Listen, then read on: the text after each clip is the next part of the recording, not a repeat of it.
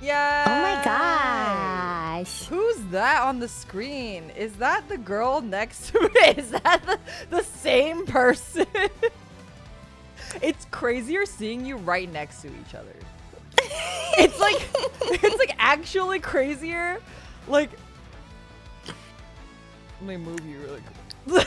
like you, that's the same person. Corporate wants you to tell me the difference between these two photos. It's the same photo. Hi, Mina. Hello, everyone. Hello.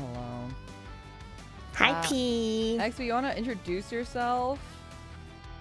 Yeah. Hi, P. I'm XP. I'm your banished demon VTuber who dreams of being a little more evil every day. Nice to meet you. Yay, hi, P. This is not the Hell Zone, but it might as well be. Yeah, it's not the Hell Zone, but welcome to Limina's Hell Zone. My Hell Zone, yeah. My personal hell. No kidding. We're taking over. This is the temporary Hell Zone today as well. Yeah. If you guys are not aware, you probably should be, because we've collabed a couple times now, and XP has been in on the channel via Peak.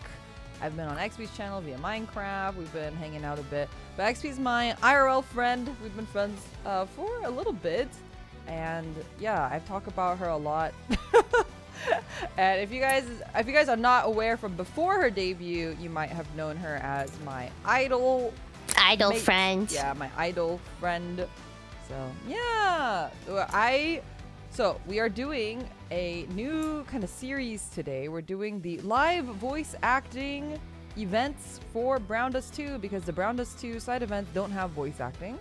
So we're gonna go ahead and do the voices ourselves, and I thought, who better to voice act Sonia than Sonia herself? Hi, it's me. I'm Sonia. Yeah, this is Sonia from Brown Dust 2. Can we also get, let me know if the audio sounds okay, if the audio volume sound okay, everything sounds good. XP has not, mine's a little bit low compared to hers. Okay, wait, give me a second. I can, the horns are not detachable. My horns are not detachable. The detachable horns. It's like in Azumanga Daioh when you pull off Chio's pigtails. She just starts ceasing to function. Yeah, that's what happens when you take off XP's horns. How's that? Is that better? Is this better, chat? Yeah. Are we like the same volume now? Yeah. But yes, we're doing a new series where we're going to be voice acting the events.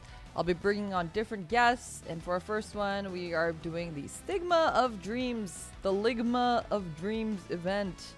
And XP, what's your understanding of Brown Dust 2? I watch you play it sometimes. I know that there are cute little sprites where you run around on the map. Yeah. I like that part. I know that there's some sus animations. Yeah. It's a very say-so game. Yum. Yeah. Yeah, you keep saying that.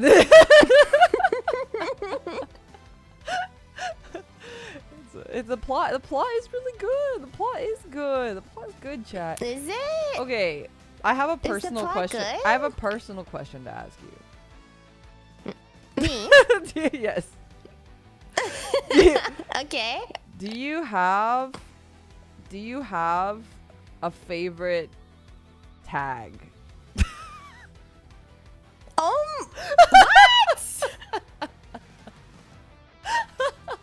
Oh my goodness, Limina. What does that mean, huh? Yeah. What? Oh, yeah. What I mean, what? Yeah. What does that? mean? Yeah, that's crazy. Anyway, it's not like my favorite tag is Mind Break or anything, and it's not like this particular event has Mind Break in it or anything. But I just wanted to give you fair warning. Oh, okay. You know, yandere character. Like, I'm not too sure. I guess we'll sure find either. out, right? Someone did mention. Okay, so we just got a message here that says the current event is the third story event in a series. I'd recommend reading the first Sonia event first. Okay, I did not know that. That is really good to know. I'm sorry that your Discord got hacked. I hope you get your Discord back soon. Everyone, be careful of the Discord phishing scams. Man, you really think that you won't fall for them? You're like, I would never fall for it until you actually see one of those messages for the first time. Have you fallen for it? No, what? But almost. Almost. I had... oh my... It's crazy. They're so advanced now. The way that they do it is so advanced. So I know. I have to tell people like XP family, don't get confused if a voice sounds like mine. There are bots online that do that. Like, I had one where it was a mixer, like a vocal mixer that I work with pretty often, and I got a DM from him. And this is the most insane part, and I don't mean to say this as like a knock to myself or to put myself down, but in the message he was like, hey, I got invited to this big project and I wanted you to be one of the vocalists for it. And the reason why I knew this was a scam was because I knew there was no way that he would ask me to be this project. Like, I just like, again, not as like a knock to myself at all, but like in the sense where I was like, I know that this person knows so many amazing singers. There's just no way that of all these people that he would pick me to you know. I had a moment of doubt too where I was like, well, maybe he does want to work with me. Maybe he does. I had a moment where I was like, that's such a bad phishing. That's like so evil, to be honest. It's so evil. And then so I, at first I said something like, oh, can you tell me more about it? Because I was not 100% sure. And I felt like the way that he was talking was a little weird. Like his English wasn't very good, which like, you know, normally his English is very good. So I thought it was a little weird, and he wasn't using capitals, and normally he uses capitals, like stuff like that, right? So I said, oh, can you tell me more about the project? And then he responded, and that response was very, like, obviously not him. Like, it didn't have any links or information in it, but it was just like, again, the typing style was just so suddenly off that I immediately messaged him because he had DM'd me on Twitter. I messaged him on Discord, and I was like, hey, I think you got hacked. And I sent the screenshots. And sure enough, he was hacked. So I was right to doubt. I was sad though. It is sad because I had a moment. I really did have a moment, that 1% of like, wait, what if he does actually want to work with me? Like, that would be crazy. That would be so cool.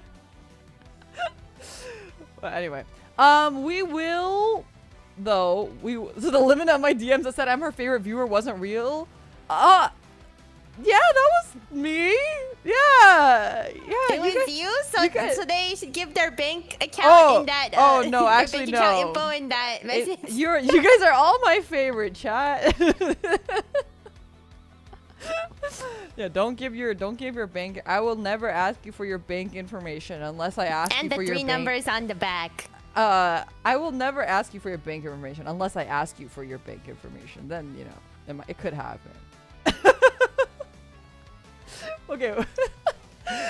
We gotta get to it because apparently we gotta read a couple other story stuff.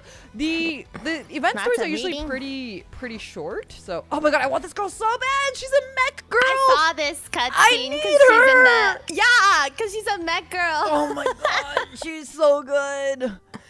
Women holding laundry. Yeah. Super Eyebrow, thank you so much for the super chat. Remember, give Mina the numbers on the back. The funny numbers on the back. Oh wait, I don't want the woman holding laundry. I meant to do. Wait, I gotta. You don't want her? Damn. No, I don't. She's like probably old, and you know, old and no longer spry. Who would want an old, beyond the expiration date woman? You know what I mean?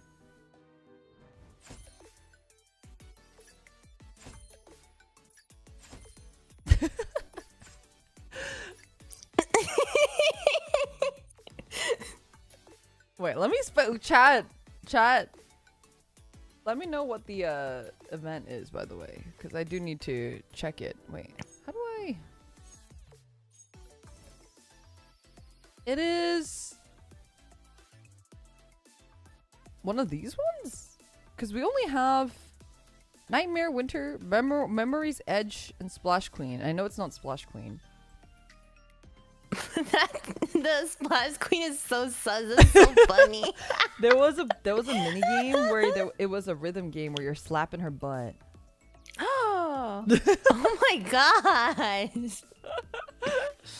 Wait, I'm just thinking of the super chat. Does that mean that the XX Limina XX message me on AOL isn't actually new? I'm in shambles. It's true. It's true. It's in the main screen. It's next to the bag. Okay, wait. Bag is down here. Story. Naruhodo. Okay. Naruhodo. In here? Or I'm assuming it's aside from season events, probably. Is it this one? Ooh. Yeah. Oh my goodness. So you guys said it's 3. So this one's 1. Which one's 2? Oh, she's the single boob lady, right? Is it just this the second one? Single boob. Okay, but she doesn't actually have a singular boob, but it's just, you know.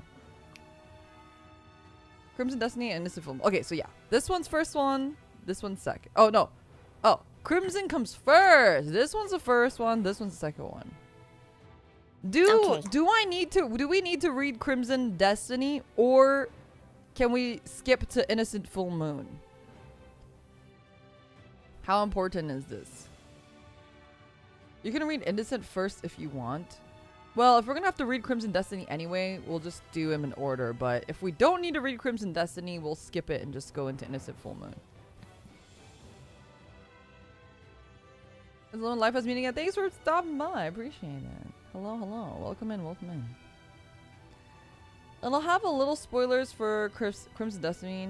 Crimson is Darien. Crimson is less important, but it gives still gives backstory on each character. Okay, XP, how much time do you have today? I don't want to hold you for too long. I mean, I don't have like a limit or anything. Okay, the event stories are pretty fast, I think. So, I think we can do. Let me see. They should be like 13 episodes. Yeah, they're 12 episodes each, and each episode's really short, like maybe 5 minutes or so. Okay. All right, let's just do all of them then. Okay, we're gonna do Crimson Destiny. All right, we will separate all the parts. But we'll do it as we go. I'll do the narrator parts, so we will we'll figure it as we go along. But obviously, you will be doing Sonia, but I don't think Sonia's in this one, so.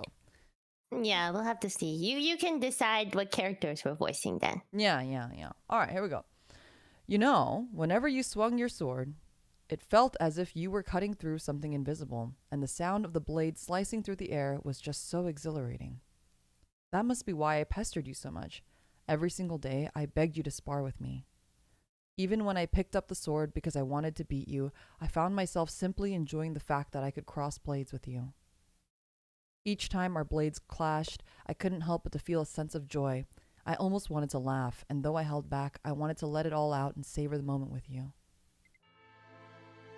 Okay, so there's 2 girls. Right, chat? It's Sienna, and then there's the blonde one. The uni-boob one. Uni-boob is not Sienna, is it? Is Sienna the uni-boob? Sorry, I keep saying. What do you mean? You'll know. Okay. You'll know when you'll understand why I'm saying that. Okay. Okay. Sienna's a different character. So, it's Sienna and Darien. Okay, I'll voice Darien because Darien will be in the next one. So you can voice Sienna. How's that? Okay, she's purple, so it's fine. Ha! Okay, there we go. Ha!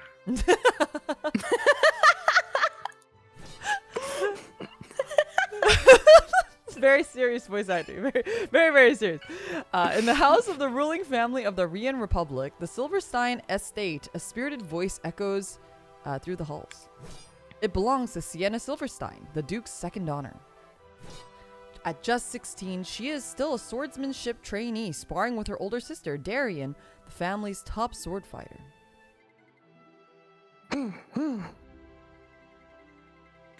This time, I'll definitely win.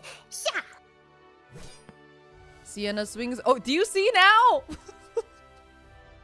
Oh! Like, what is the design choice here? Why would they do that? It's like so that it can breathe? Like, is it for breastfeeding? No. Whoa! I don't think it's that practical. if it's for do you think when you breastfeed, do you use only one breast or do you have to alternate breasts? I'm assuming you alternate. Why would I don't know. I don't know. Maybe you have a sibling or someone who's told you about. Okay, I was just curious. I don't know. Two people who don't know anything about breastfeeding. No, I know literally nothing about breastfeeding. All right. Sienna swings her sword hastily, her movements tense and impatient. Meanwhile, Darian effortlessly counters, her expression calm and unhurried. There it is again, that relaxed smile. No matter how out of breath I am, my sister always looks composed and even smiles. I know this is how it ends every single time. Growing tired, Sienna musters all her remaining strength for one final attack. Darian nimbly evades it, spinning her body and parries with ease. The clash of their blades sent one sword flying, clattering weakly to the ground moments later. It was Sienna's sword, a standard blade used by all knights of the Rian Republic. I always lose. Sienna peers down at the sword laying at her feet. To her, it looks as plain and unimpressive as her skills. Sienna, your movements are getting sharper. Your stamina has improved too. I was having trouble blocking your attacks. Stop lying. Huh? Me? Lying? You're not serious, right? You didn't even break a sweat. But you said you were having trouble blocking my attacks? That's a lie. Sienna, I've always said, one day you'll surpass me as a sword fighter. Until that day comes, I'll always help and support you. It's something I wholeheartedly believe, so remember. Even if you lose your sword, you must always pick it up again as if nothing happened. Darian picks up the fallen sword and places it gently back into Sienna's hands. Sienna looks down at her sword, just an ordinary, all-too-common standard issue in the Rian Republic. Then she turns her sights on her sister's sword. Blade, also known as the Violet Glory, is a family treasure, a weapon given to the best sword fighter in the Silverstein household. Right now, my sword and I are both small and insignificant compared to you and Blade. I know. I can't read it. I know that. I'm covering the screen, Limina. I can't read it. Oh, yeah. One second. How about that? Oh, no. It's still covering one I know that. Okay, that's a little better. That's a little bit better. Yes, put me closer to you. Not the sniffing! Alright, I think that's good. Okay, there you go. Yeah, it's good. But just wait and watch. I'll grow to be as strong as you. Strong enough to earn Blade for myself. Darian chuckles, finding her little sister's stubbornness endearing. She reaches out and gently pats Sienna's head. Ugh, stop treating me like a kid. You always pat my head, and that's why I'm not growing any taller. Is that how that works? Sienna, do you think your height will suddenly change just because I stop patting you on the head? That's... Don't worry, when I was your age, I was short too. Once you turn 20, you'll grow as tall as I am. No, you'll be even taller than I am. That's not something you can guarantee. It's fine. You don't need to comfort me with empty reassurances.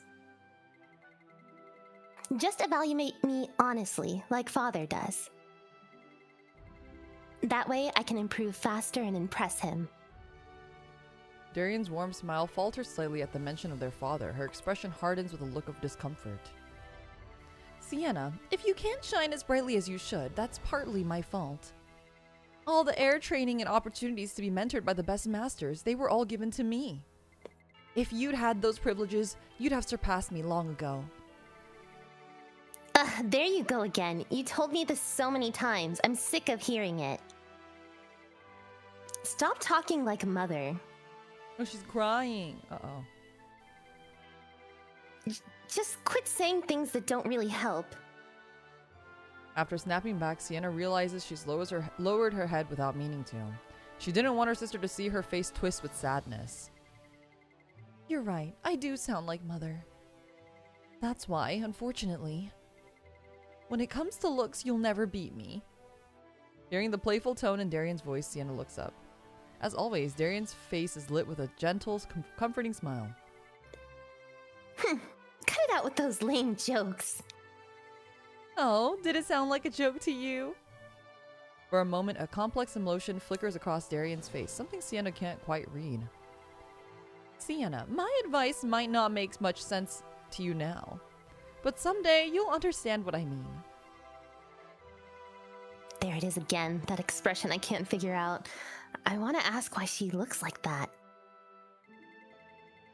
But for some reason, I can't bring myself to speak.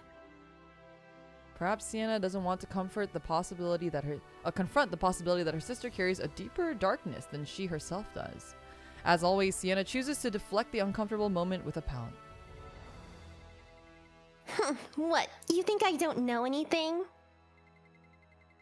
I've got a pretty good idea of what's going through your head.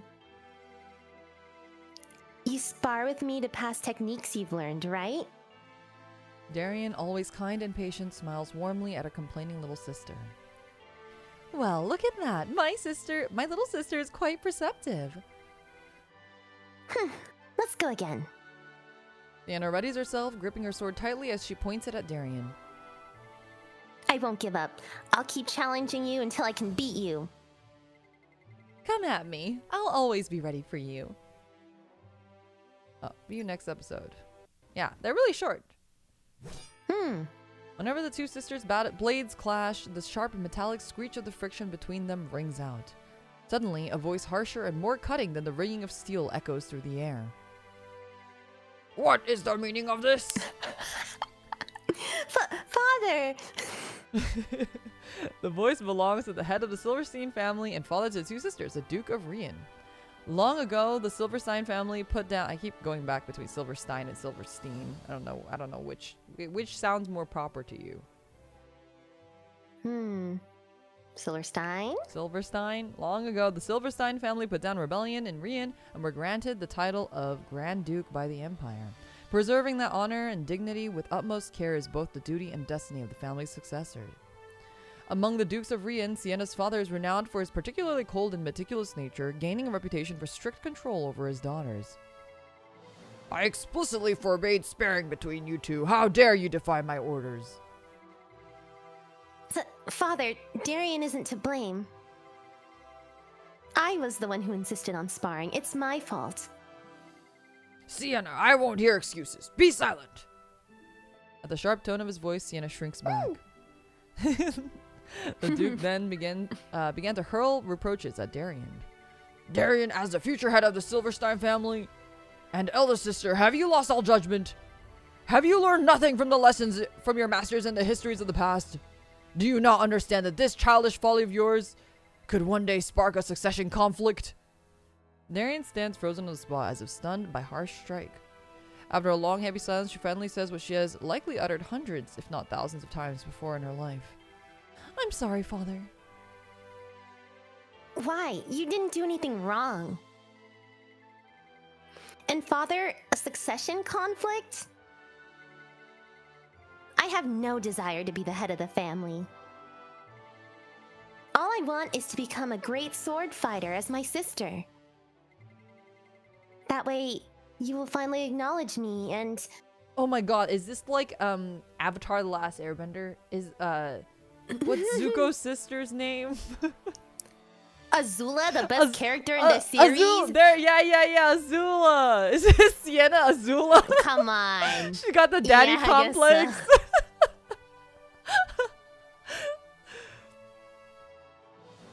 Despite Sienna's tearful outburst, the Duke remains cold and unyielding. A great sword fighter? That is a role decided by the family. And I am the only one with the authority to make that decision. Let me remind you once again, Sienna, your role is not to wield a sword. Your duty is to strengthen the foundations of the family through marriage to another noble house. That is the calling you must fulfill for the Silverstein family. Do you understand? Father, I've already told you that is not what I desire. I can bring greater glory to the family than just marriage. As a member of this family, I want your recognition. How do you expect to bring glory to the family and earn my recognition while defying my will as the head of the Silverstein family and ruler of this domain? Facing her father's unwavering stance, Sienna finds herself at a loss for words. Father.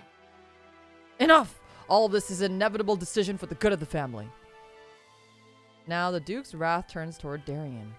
And you, who must be so thorough and flawless as the family's heir, why is it that you show such leniency only toward your sister? Do not forget your role. As the Silverstein Blade, you must always...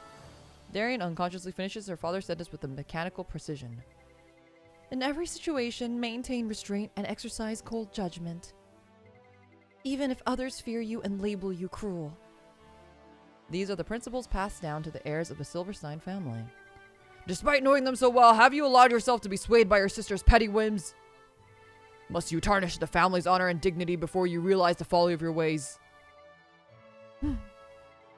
Sienna, should you defy me again, I will confiscate your sword and send you to your maternal grandparents' estate in the Empire. Her father's chilling gaze leaves Sienna frozen. She bows her head, not wanting to look him in the eye. For a moment, she locks eyes with her sister. Darien's expression is unreadable, an empty mask, as if she wants to feel nothing at all. Neither of you are yet worthy members of this family. Darien, come to my study. I will make sure you do not repeat this mistake. As the two depart, tears well in Sienna's eyes. She forces them back and grips her sword tightly. Sienna swings her sword furiously as if trying to shake off the sorrow, but before long, her strength gives out and she collapses to her knees. How pathetic. Whenever I feel like this sword feels impossibly heavy. I can't move it like I want to. Limina's armpit sweat, thank you for the super chat. Hey! People pay good money for that, okay?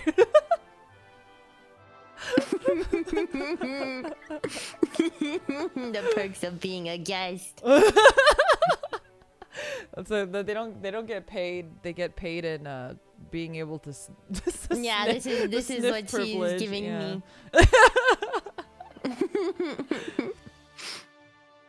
I remember what Darien told me once. I must think of myself and my sword as one. If I cannot control myself, I cannot truly master the sword. She meant I must not wield the sword with emotion, didn't she? But I still have far to go. I can't even focus on training because of how sad and frustrated I feel. How am I supposed to wield a sword when I can't even control my own emotions? If I could just carve out these pitiful emotions, would I become a better sword fighter? Sienna slowly rises to her feet and begins walking. She arrives in a small room tucked away in the corner of the estate. Is that... Oh my god, Mom! Is that their mom? Does she also have a uni boob? It's a passed down tradition of the Silverstein family. I see. Only the head of the... Do you think the dad at one point had a uni boob uniform? Yeah, maybe he does right now. True. A place filled with memories of her father gently telling her old stories, her mother singing softly, and moments of holding hands and dancing joyfully with her sister, unburdened by swords. Now the room is layered thick with dust. The fireplace long extinguished and cold. In the corner of the room hangs a faded portrait of a woman softly smiling, someone who can never be met again. Mother. When Mother was here, Father always smiled. Sienna sinks into the armchair her mother used to favor. Sitting here, it feels like I can still smell her. It's just like it's just like oh, how the turntable. It's the same thing. Oh my god. History repeats itself. It's so comforting, like being held in her arms. I can't help but close my eyes. Exhausted from her sparring with Darien and her father's rebuke, Sienna soon drifts into a deep sleep.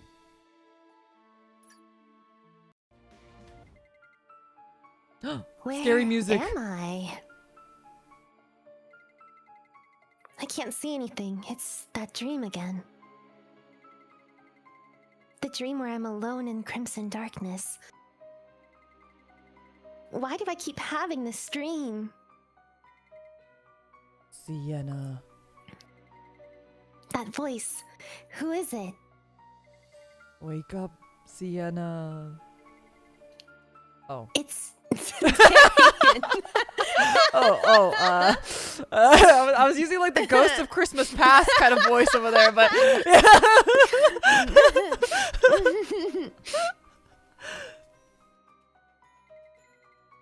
Sienna, wake up, Sienna. As she opens her eyes, Darien is looking at her with a worried expression. Were you sleeping in this room without heat? You could have caught a cold. Darien? I knew you'd be here. Whenever you're struggling, you always come here. Yeah, it's the only place traces of Mother remain. After she passed away, Father erased all traces of her from the estate. But he left this place untouched, although he never comes here. Sienna gazed at the portrait above the fireplace. Her mother's eyes are as vividly blue as a clear, cloudless sky. Even though it's just a painting, looking into her eyes, sometimes it feels like my troubled heart becomes clear. Why can't Father see that? He always avoids speaking about her. Even though she's gone, just seeing her face gives me strength. Father hasn't been able to accept it yet. That Mother is gone. Darien, do you think Father will ever go back to how he was? Darien doesn't answer immediately. She just looks at Sienna with a sorrowful expression. Sienna shifts her gaze to her sister. Darien's sky blue eyes, so similar to their mother's, are looking right at her. But unlike their mother's clear and vivid eyes, Darien's carry a faint glimmer of sadness. As if she's trying to hide tears, Darien closes her eyes gently. She takes a deep breath and finally responds. It's unlikely Father will ever return to the way he was. I knew it was pointless and foolish question. Sienna, I understand why you said that. You miss the father who used to look at us with warmth. I know you miss him terribly. Sienna lets out a deep sigh. But what good does missing him do? Right now, all Father cares about is the family. I don't even matter to him. If I want to gain his respect, the only way is to grow strong enough to be useful to the family. At least that way, I won't be a daughter who's a thorn in his side. That way, he won't use a marriage alliance as an excuse to cast me aside. Sienna's self-deprecation makes Darien shake her head furiously. She reaches out and gently caresses her sister's cheek. A thorn in his side? Never! Even if Father seems cold, his love for you hasn't changed. He doesn't care about me at all. He's always too busy paying attention to you. Darien's fingers tremble slightly as they brush Sienna's cheek. But Sienna seems unaware of her sister's unease. Even so, I'm not upset with you. Father worries that I see you as a rival. But with Mother gone, you're the only one I can confide in. Sienna suddenly blushes, fumbling over her words. That's why I'm always so grateful. Sienna's cheeks turn beet red as if almost ready to burst. Darien watches her as she breaks into a playful smile. Sienna, your face is exactly like when you were a baby. You looked like a little red-faced beet scrunching up your face and wailing. My little sister's all grown up, but some things never change, huh? Oh geez, stop teasing me. Darien, finding her sister's pouting adorable, gives her a soft smile and gently pats her head. I said stop treating me like a child.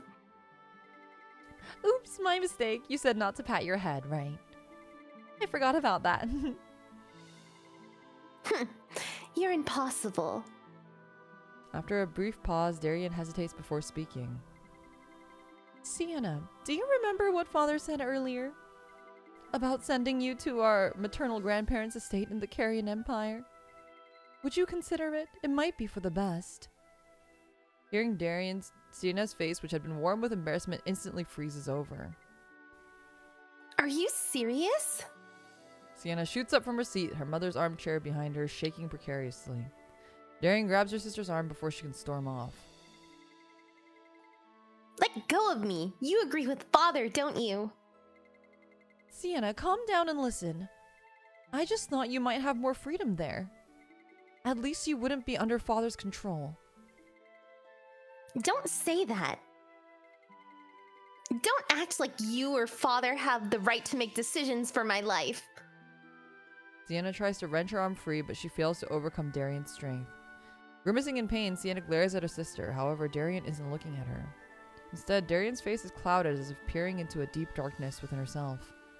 Then, as if resolving something internally, she shuts her eyes tightly. Perhaps as a reflex of her emotions, her grip on Sienna's arm tightens further. Ow! You're hurting me! Sorry, Sienna. Actually, I have something to tell you. At that moment, a deafening vibration rocks the castle, followed by the shrill blast of a horn that seems to rend the air. That sound!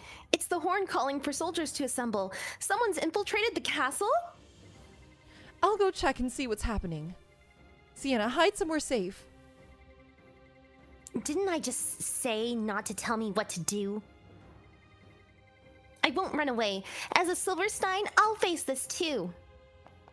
Sienna shoves Darien aside and bolts from the room. Sienna!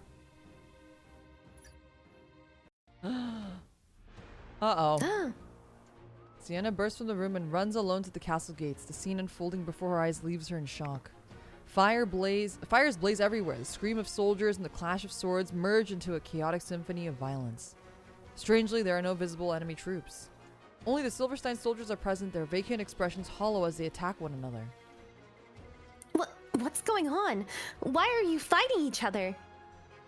Sienna's shouts ring out unheard, drowned out by the soldiers who continue their frenzied battles. This must be a rebellion. But where's Father? Sienna frantically scans the area, searching for her father, who should be handling the situation, but is nowhere to be found. Just then, Darien, who had followed her sister, grabs her arm firmly. Sienna, this place is dangerous! You must find somewhere safe! Before Sienna could process the sudden pain of the grip, Darien suddenly releases her arm, as if her strength had left her. This is... Darien stands frozen, her eyes wide with horror at the scene before her. That's right. This must be a rebellion, right? A rebellion has broken out. Father isn't here. What if he's in danger? We need to find him quickly.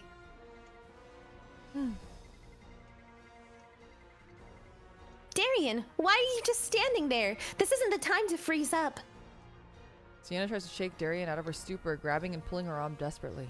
But despite Sienna's urgency, Darien remains motionless, staring blankly as if transfixed by the carnage. What is wrong with you? This isn't like you. The time has... Oh! Her eyes are red! Wait, does her voice change, you think? The time has come. What are you talking about? We don't have time for this nonsense. A strange gleam flickers in Darian's eyes as she mutters in an unusually exhilarated voice. Under the violet sunset, with the castle burning and soldiers stabbing and killing each other madly. I've seen the sight hundreds, no, thousands of times in my dreams. Today is the day it comes true. What are you talking about? Snap out of it. My destiny, which I saw in my dreams, it's being fulfilled today. With an expression of wild exhilaration, Darian whispers heatedly before dashing into the chaos, leaving Sienna no time to stop her. Darian? Darian, where are you going? Sienna tries to chase after her, but the chaotic crowd sweeps her away and she loses sight of her sister. Soon, a group of soldiers approach Sienna. Their large, intimidating frames make Sienna look even smaller in comparison. Damn it. Are you going to attack me? Sienna hastily draws her sword, pointing it at the advancing soldiers. Her hand trembles with tension, making it difficult to hold it steady. Get a grip, Sienna. As a member of this family, you must uphold order. Those who rebel must face immediate execution. It was then that Sienna realized something. She had never taken a life before.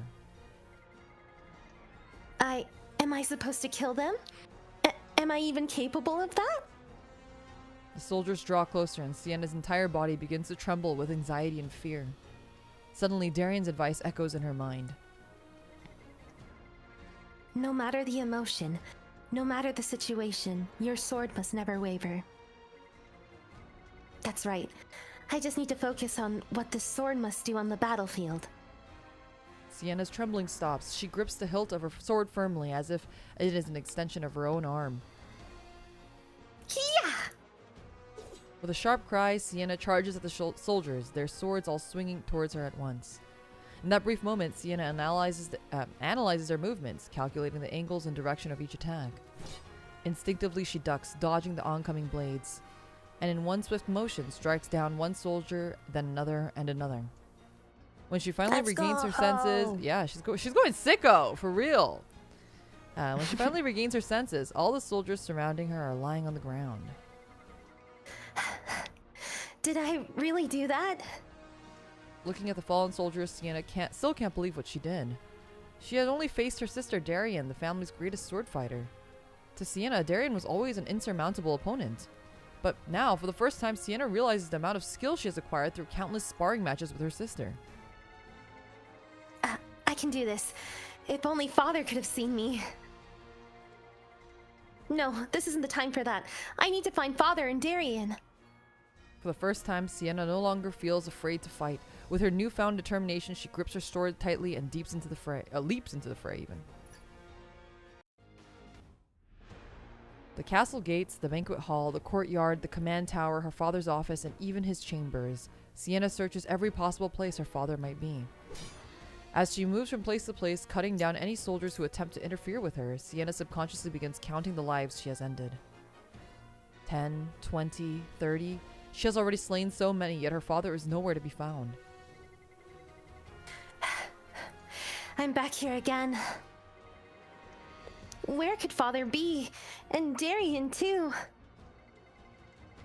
The two people who should be commanding the soldiers in this chaos.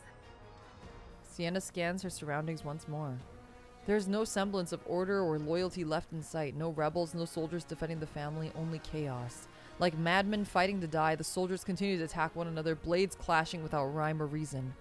With pallid faces and unnatural movements, they seem to be bewitched, leaving the scene incomprehensible to her no matter how long she watches. Someone must be controlling them with magic. But who could be behind this rebellion? No, there's no time to think about that. I need to find Father, now. Suddenly, a location comes to Sienna's mind. Could he be in that room? Ooh, where the mom room? Dead mom room? Maybe. Resolving to confirm her suspicions, Sienna hastens towards the room in her thoughts. Cutting down any soldiers blocking her path through the central courtyard and the entrance of the estate, she accelerates towards her destination, the urgency growing with each step. When she finally reaches her mother's room, Sienna shoves the door open with force. The room, once filled with memories of their family's happiness, had become a bloody battlefield. At the center of that battlefield, standing alone with a sword in hand, was her father. "Ah, you dare! Have you forsaken the Silverstein family's honor? Speak, traitors! Who is the mastermind behind this rebellion?" The Silverstein Duke, exhausted and worn, is surrounded by soldiers, forcing him into a corner. His body, already battered from countless battles, is covered in wounds and bloodstains. Father! Sienna! Without hesitation, Sienna charges into the fray, her sword flashing with relentless fury. One soldier falls, and another. Sienna skillfully dispatches them one by one without showing any signs of fatigue.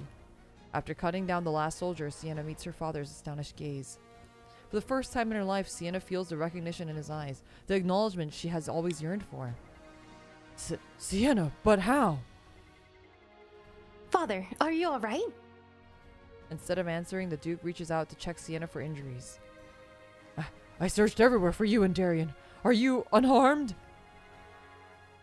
I'm fine, Father. I'm unscathed. Which is true. Sienna, despite cutting down well over 30 soldiers, hasn't sustained a single injury.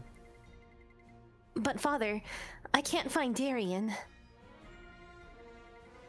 She muttered something strange earlier, then ran off. I haven't been able to locate her since. What? In the midst of all this chaos? I thought she would be protecting you and ensuring you'd take shelter in this room. The Duke's face betrays his unease, and for a fleeting moment, the word destruction flashes through Sienna's mind, conjuring the worst possible scenario. Father, our family, what will happen to us?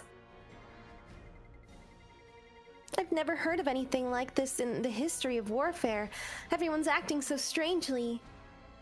Sienna's lip begins to tremble with anxiety. It feels as though no one will be left alive. Silence, Sienna. Reflect on the many rebellions in our family's history. Has our family ever been defeated? The Silverstein family has never surrendered victory, not once. As long as you and Darian survive, this family will never fall. Therefore, you and I must find your sister and devise a way to overcome this ordeal. Yes, Father. The Duke firmly grabs Sienna's shoulders and nods. His gaze is filled with the warmth and affection Sienna has been longing for. Sienna places her hand over his and meets his gaze. In that brief moment, the years of strained misunderstandings between them seems to dissolve like melting snow. Wordlessly, they finally understand each other. Just as in the days when his wife was still alive, the Duke smiles faintly. He opens his mouth as if to say something, but before he can speak... Uh-oh.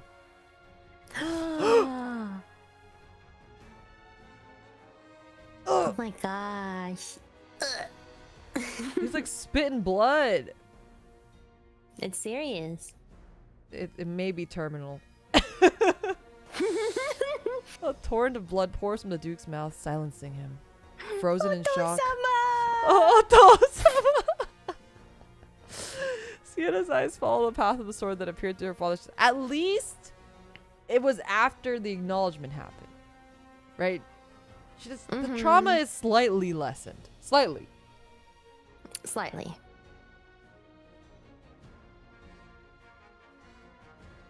Sorry, I'm like muting myself. Give me 1 second.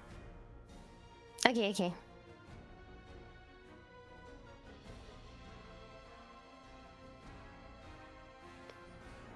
It might make it a little sadder.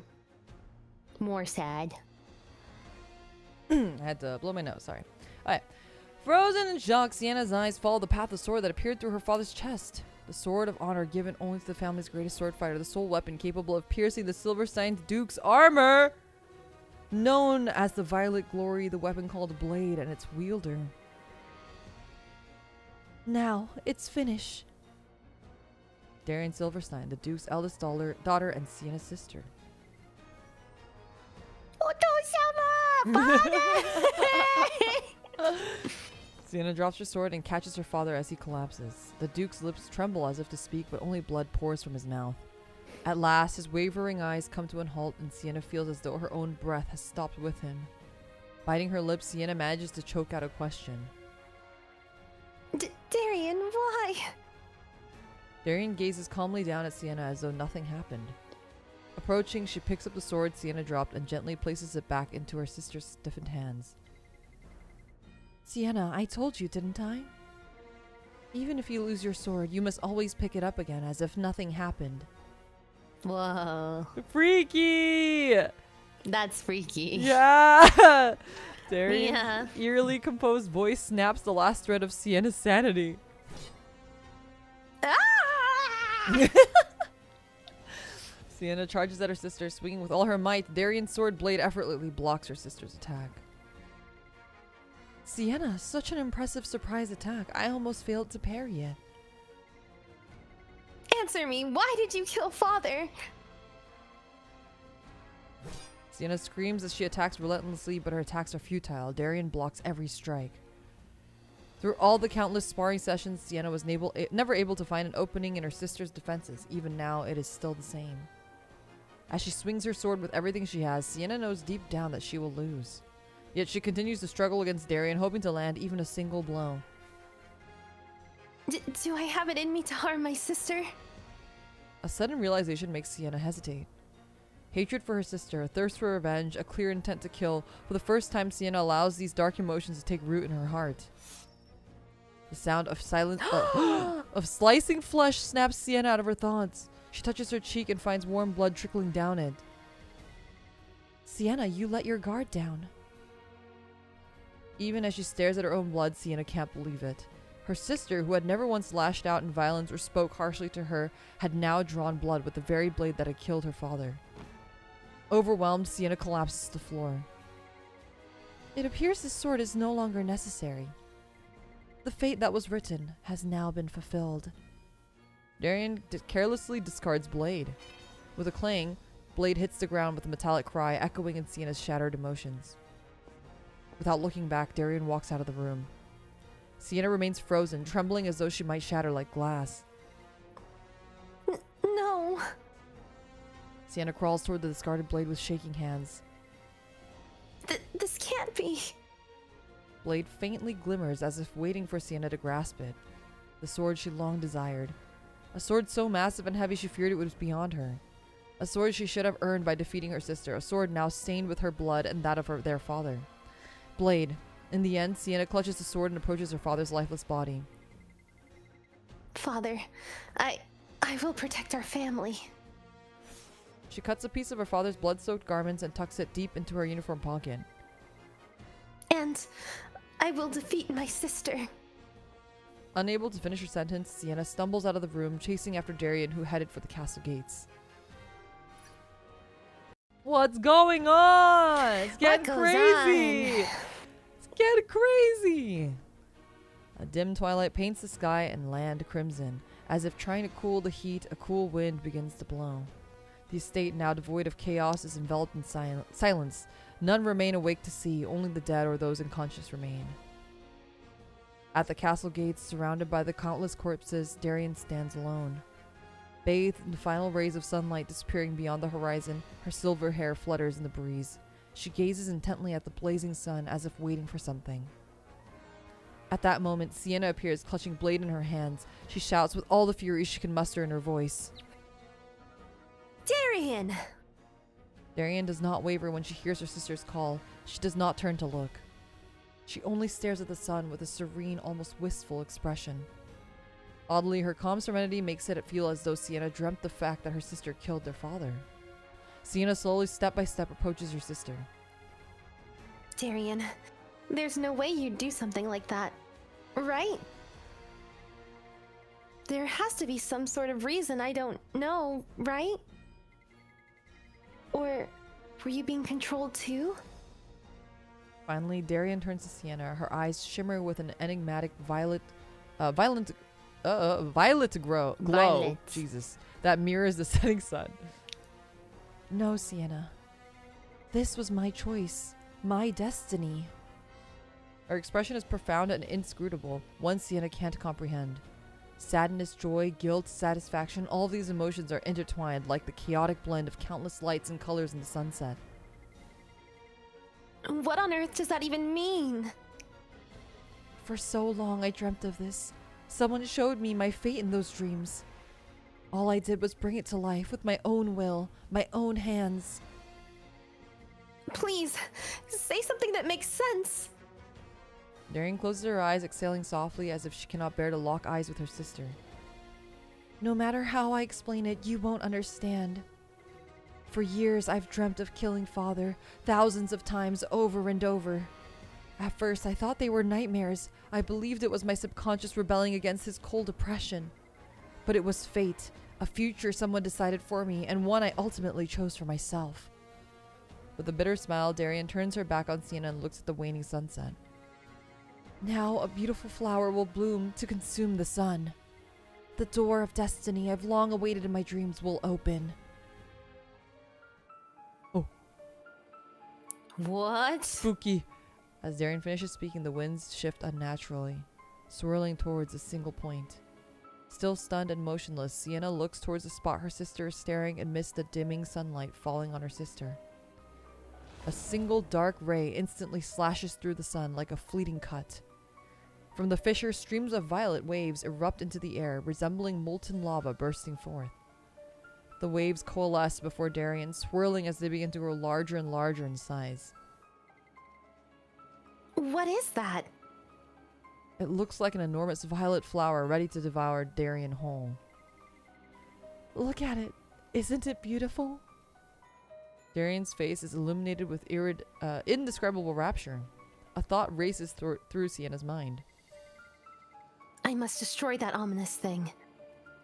She holds blade tightly, as though the weapon is an extension of her body.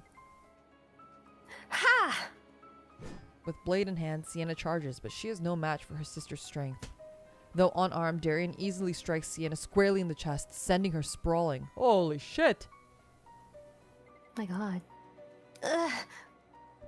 Sienna, winded, collapses weakly to the ground. Her entire body feels paralyzed, unable to move an inch. Sienna, I hope we never meet again. With that cryptic farewell, Darian takes a step forward, leaving her sister behind. Her feet, her legs, her hands, her back, and finally her face each disappear into the swirling violet waves. Even so, Sienna remains frozen like an unyielding statue. She can do nothing but gaze endlessly at her sister's disappearing figure. Soon, Darian is completely engulfed and the swirling waves dissipate like a withering flower. Finally freed from her paralysis, Sienna lets out a cry. No. No. At the same time, the sun disappears entirely and dusk gives way to night. In the darkness, the few survivors begin to awaken. Soon, chaos erupts all over once more. You want to do this guy? Oh, yeah, I'll give you a break. What in the world happened here? The Duke! The Duke has fallen! Oh, yes, you're number 2. Okay, yeah. okay. Oh god, we'll just keep switching off. What? Find the culprit immediately. Confused and panicked, the remaining people turn to Sienna. Lady Sienna, that sword in your hand. Was that the weapon that struck down the Duke? Lady Darian is nowhere to be found. Could it be that she too has been... Sienna glances down at her trembling hand, covered in blood. Clutched tightly in them as if it were part of her is the Sword of Honor, given only to the family's greatest sword fighter, the sole weapon capable of piercing the Silverstein Duke's armor. The sword that killed her father and scarred her face, blade, and now its owner. No, it wasn't me.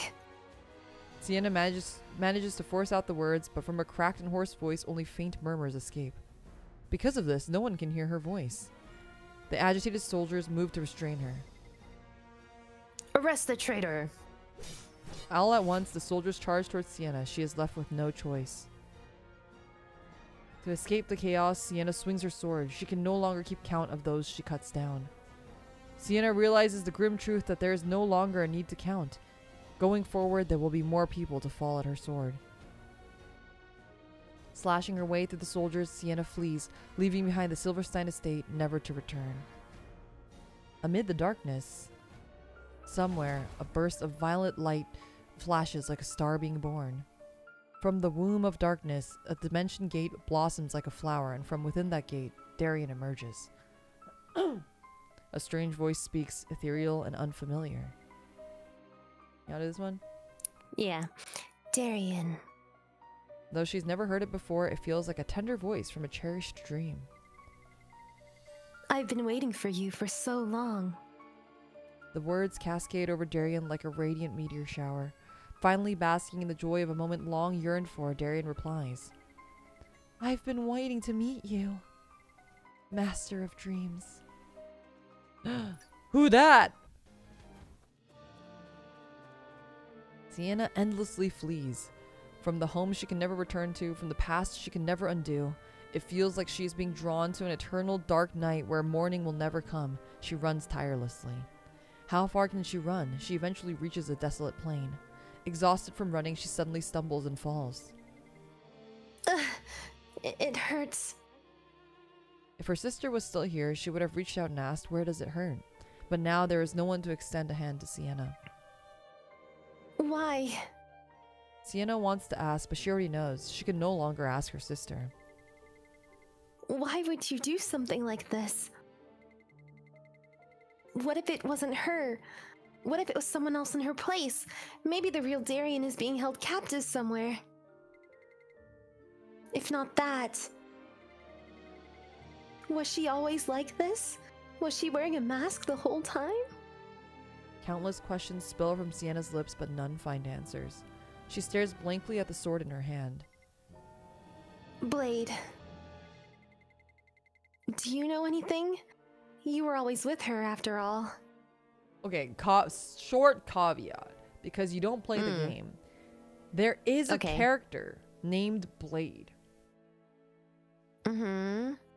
That has a similar color scheme. So I don't know the story yet, but just something to bear in mind that there is a character named Blade. I see. Yeah. I don't remember exactly what she looks like though, but perhaps we will see her. Oh, Blade is a girl? Yeah. It's a hot lady. You must know what she was thinking, right? Suddenly, Sienna imagines that if she could somehow become Blade, she might understand everything about her sister. Wait a minute. Huh? Huh? Okay. No. I will never understand her. She killed our family and father. The traitor must be dealt with. That's the Silverstein way. I'm the only one of the family left. The only one who knows the truth about father's death. I'm the only one who can enforce the code. Then it suddenly hits her, the extent of her isolation. The only thing she has left is the Silverstein family sword, Blade, glowing vividly crimson in the darkness. Blade stained with so much blood, her father's, Sienna's, and that of those who the two sisters had slain. Those indelible sins cling to Blade in streaks of crimson. This must be how I look now, just like the sword. Staring at the blood-streaked weapon, Sienna suddenly has an epiphany. One day, this sword will be soaked in more blood. With Darien Silverstein's blood, the woman she could no longer call her sister. Sienna's trembling hands grip Blade even tighter. It's decided then, Blade. According to the code of our family, you and I are bound to avenge our family's blood, our father's blood. With the death of that accursed woman. After swearing vengeance countless days past, Sienna wanders in search of Darien. She relentlessly pursues any lead, a mysterious figure seen her, or rumors of a suspicious woman there. But Darien seems to have vanished into another world. No trace of her can be found. Meanwhile, Sienna lives like a fugitive, constantly at risk. She endures the lecherous looks of strangers, thieves, and villains who stalk her.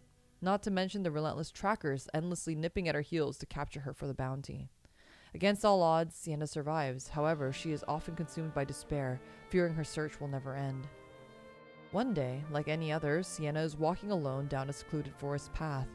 The forest, veiled in a mist as thick as the toxic breath exhaled by a fiend, is shrouded in deep shadows. The trees sway silently in the fog.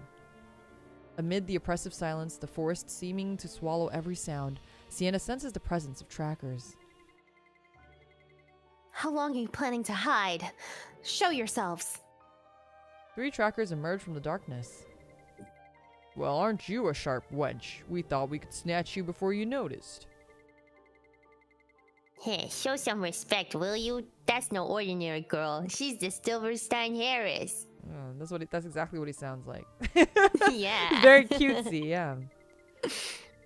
She's got a huge bounty on her head, making her life ever so precious. You've heard, right? 7 or so families teamed up to put a bounty on her head. Oh, I know. With a bounty that big, we could buy a few new estates. Shut up. Annoyed by Sienna's curt shout, the trackers begin to sneer and taunt her. So, kid, you don't exactly look like someone with a massive bounty, do you? You're filthy and look pretty pitiful.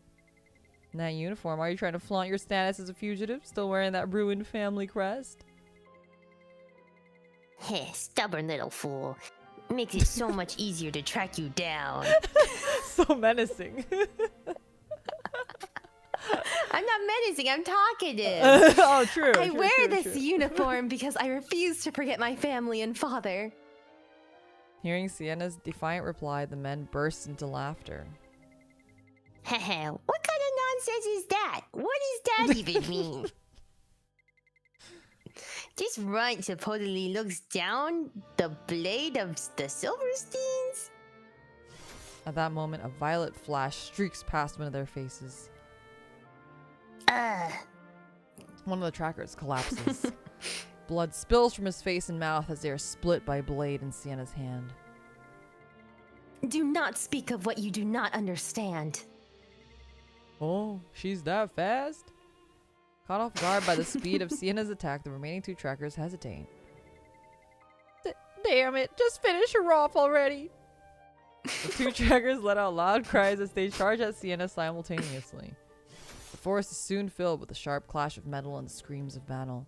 Shortly thereafter, the forest falls silent once more.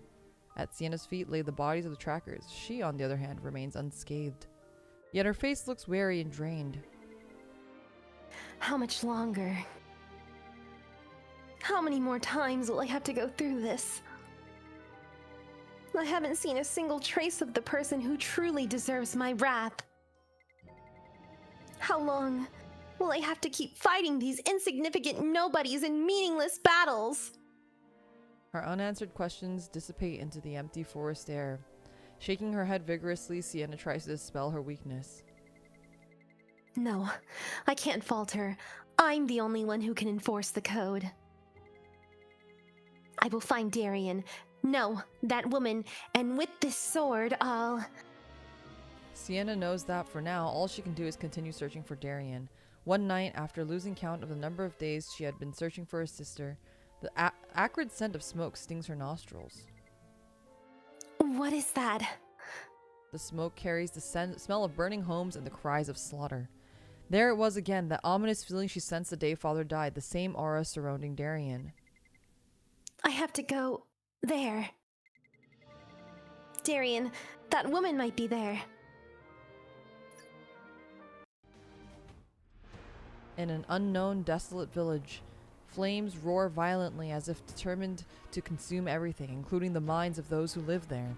The villagers, helpless against an invasion of shadowy figures, are subjected to unspeakable horrors, plundering, destruction, and slaughter without mercy. Clad in pitch-black robes which conceal their faces, the warlocks rain destruction as if life itself is an affront to their existence. As Sienna approaches the villages and witnesses the chaos, she remains composed. Her only focus is finding her sister, who might be hiding there.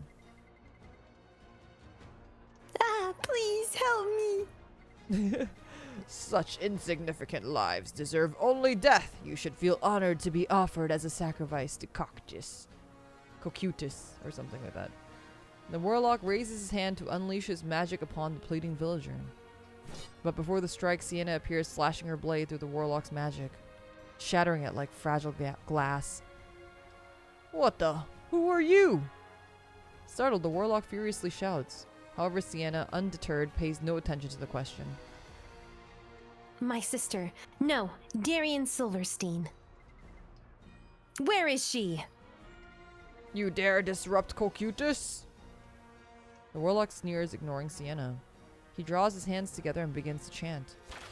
The spell he casts weaves blazing flames around him, twisting into fire arrows that shoot towards Sienna with deadly speed. With a fluid grace, Sienna dodges the arrows and counters with precision, cutting down the half-dozen warlock attempts to ambush her from behind. Ugh, how can you evade everything so easily? Let's see how you handle this. The warlock conjures whips made of fire, their heat so intense they can melt flesh and bone. They lash out at Sienna, aiming to bind her. Sienna deflects and cuts through the fiery tendrils one by one. But the flames don't die down, instead flaring more fiercely and targeting Sienna. Soon, fiery whips tightly ensnare Sienna's limbs. Sienna swings her sword, desperately trying to break free, but the magical flames, like entangling vines, refuse to be shaken off. How does it feel? Will you abandon your sword and flee, or will you surrender? Scared speechless, are you? Again. I come searching for my sister, only to find nothing but weaklings here as well. What did you say? And foolish to top it off. You dare! You don't realize, do you? Not a single thing you just said was right. Let me show you. Sienna steadies her breathing and focuses as if trying to channel all of her blood to Blade's tip. First, I will never abandon this sword, nor will I ever surrender. Summoning her unwavering resolve, Sienna swings her sword, instantly dispelling the flames. Second, I'm not afraid. Your pathetic malice is simply too pitiful to take seriously. The wave of force that erupts from Sienna's sword cuts down the warlock like a felled tree. From the very first moment we met, I knew you were no match for me.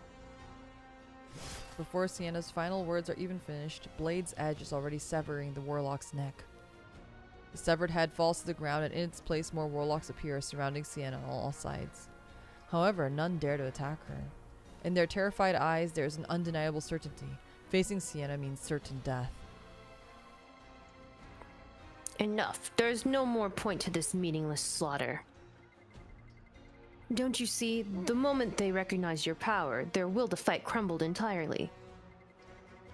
Defeating the enemies without lifting a sword, in its own way, that too is a skill. It has been a long time since I've come across such promising potential. A figure calmly steps forward from behind the group of warlocks. Unlike the others, he is a middle-aged man with an ordinary appearance. Yet there's something unsettling about him. As Sienna watches him approach, a chill crawls up her spine, unexpected and eerie. Are you their leader? Before arriving at the village, Sienna had sensed an ominous presence in the forest and now realizes it was coming from him. Sienna points her sword at the man and asks, Do you know Darian Silverstein? This guy! Who's that? This guy was in the last important, not the summer story, but because there's like goofy stories and then there's serious stories. But he was in the last serious story that we read. And he's the one that fucked up. There's another character named Olivier. He like killed her husband and then basically killed her and then corrupted her baby because she was pregnant, and he was like experimenting on her while she was pregnant, and it's great. This guy's he's the worst. This guy's the worst. Oh my god. Answer me. I'm asking if you know her. His silence only fuels Sienna's growing anger. Unable to contain herself, she charges at him. Yeah. She slashes at him with one swift motion, but strangely there is no sound of cutting flesh, not a single drop of blood. This can't be. Disbelief consumes her as she swings again. At that moment, something at the man's waist glows crimson and his body appears to split in two. One half collapses, spitting blood before disintegrating into the air. The other half deftly dodges her sword and remains standing. What is going on? The fallen body vanishes into mist, and the surviving man turns to face Sienna. His eyes glow an eerie red, radiating a sinister and malicious spirit. It feels as if his gaze alone could pierce her very soul. No matter how many times you strike me, you will never kill me. The power to shape the future and seal fate is mine as long as I hold the eye of Atraxis. The power to shape the future? Sienna's gaze falls to the strange object at its waist. For a fleeting moment, she considers that if she had it, she could achieve her goal.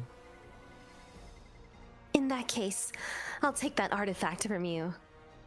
She raises her sword and prepares to attack again. As she does, a black mist surges from the man's hand, enveloping Sienna's entire body.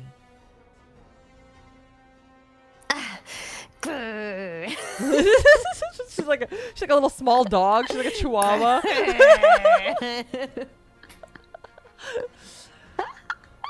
The mist inflicts a searing pain, as if Sienna's entire body is being consumed by flames. To act without understanding is folly. Did you truly think you could take it from me so easily? The mist from the man's hands coil around her like a crushing grip, tightening around her neck. Choking and teetering on the brink of death, Sienna forces out a stuttering phrase. No. Oh, her crying face is so sad. I Poor know. baby's been through a lot. I can't die here. I must live to kill her. Hearing her desperate plea, the man withdraws the mist. Sienna collapses to the ground, gasping for air as he slowly approaches her. Yes, that's right, little lady. The Eye of Atraxis has revealed everything about you to me. The shadows of your past, the darkness you carry within, and above all, what you so desperately desire. Revenge, and the power to achieve it. That is what you seek. The man extends his hand towards Sienna. His veiny palm is covered with an intricate web of lines that form a sinister symbol. One that seems born from the pure malevolence of a demon. I promise to grant your desires. Will you join me? You think I'd believe you? Sienna lunges at him again, but once more black mist engulfs her vision. Then let me show you the future you desire. Within the mist, an image emerges of Darian's lifeless body, pierced by blade, and gripping the sword is Sienna herself, her vengeance fulfilled. This is... Yes, follow me and this is the inevitable future that awaits you. As the mist dissipates, the man's piercing gaze locks onto Sienna, his eyes gleaming with the predatory focus of a hunter who has cornered his prey. You... Who are you? I am Storus, the source of Cocytus and the one who will awaken your true potential. Now tell me, will you join me? Sienna meets Storus' gaze, her eyes steady. His body seems animated not by life, but by a force of evil, and a chilling, sinister glow emanates from his face. Never before have I felt such overwhelming malice. Such evil makes my whole body tremble. If I align myself with him, I might become like him. But I clearly saw the future he showed me. A future where I achieve my goal. If I can make that a reality... Fine. I'll accept your proposal. Storus extends his hand towards Sienna. Sienna places her hand on the sinister markings as if sealing the pact. Are they both evil then? Well, she's gotta be to reach her goals. They're both gonna be evil. Imagine if they like show up to the evil base. She doesn't have anyone else, so like I kind of get it. No, I get it too, but it's just funny. Like, imagine like you just show up day one of your evil base training, you know, and then your sister's like on the other side, like, wait, what the fuck? Sienna follows Storus into an enigmatic facility hidden within a dark cave. Explain, what is this place and who are you? If we're going to work together, I deserve to know at least that much. Very well, I will explain when the time is right. Storus opens a creaky, weathered door. Inside, around a dozen boys are... Boys? About a dozen boys are trapped in a pitch-black chamber. I had to reread that like 3 times to make sure I wasn't misreading that. Their vacant stares, the result of countless experiments and torture, reveal they have long abandoned sanity. They neither cry nor groan, their empty gazes fixed upon nothing as though they no longer exist. What have you done? Why are they imprisoned here? They are vessels, tools for achieving my deepest desires. Tools? Storis, who is watching the prisoners, turns his head to fix his piercing gaze on Sienna.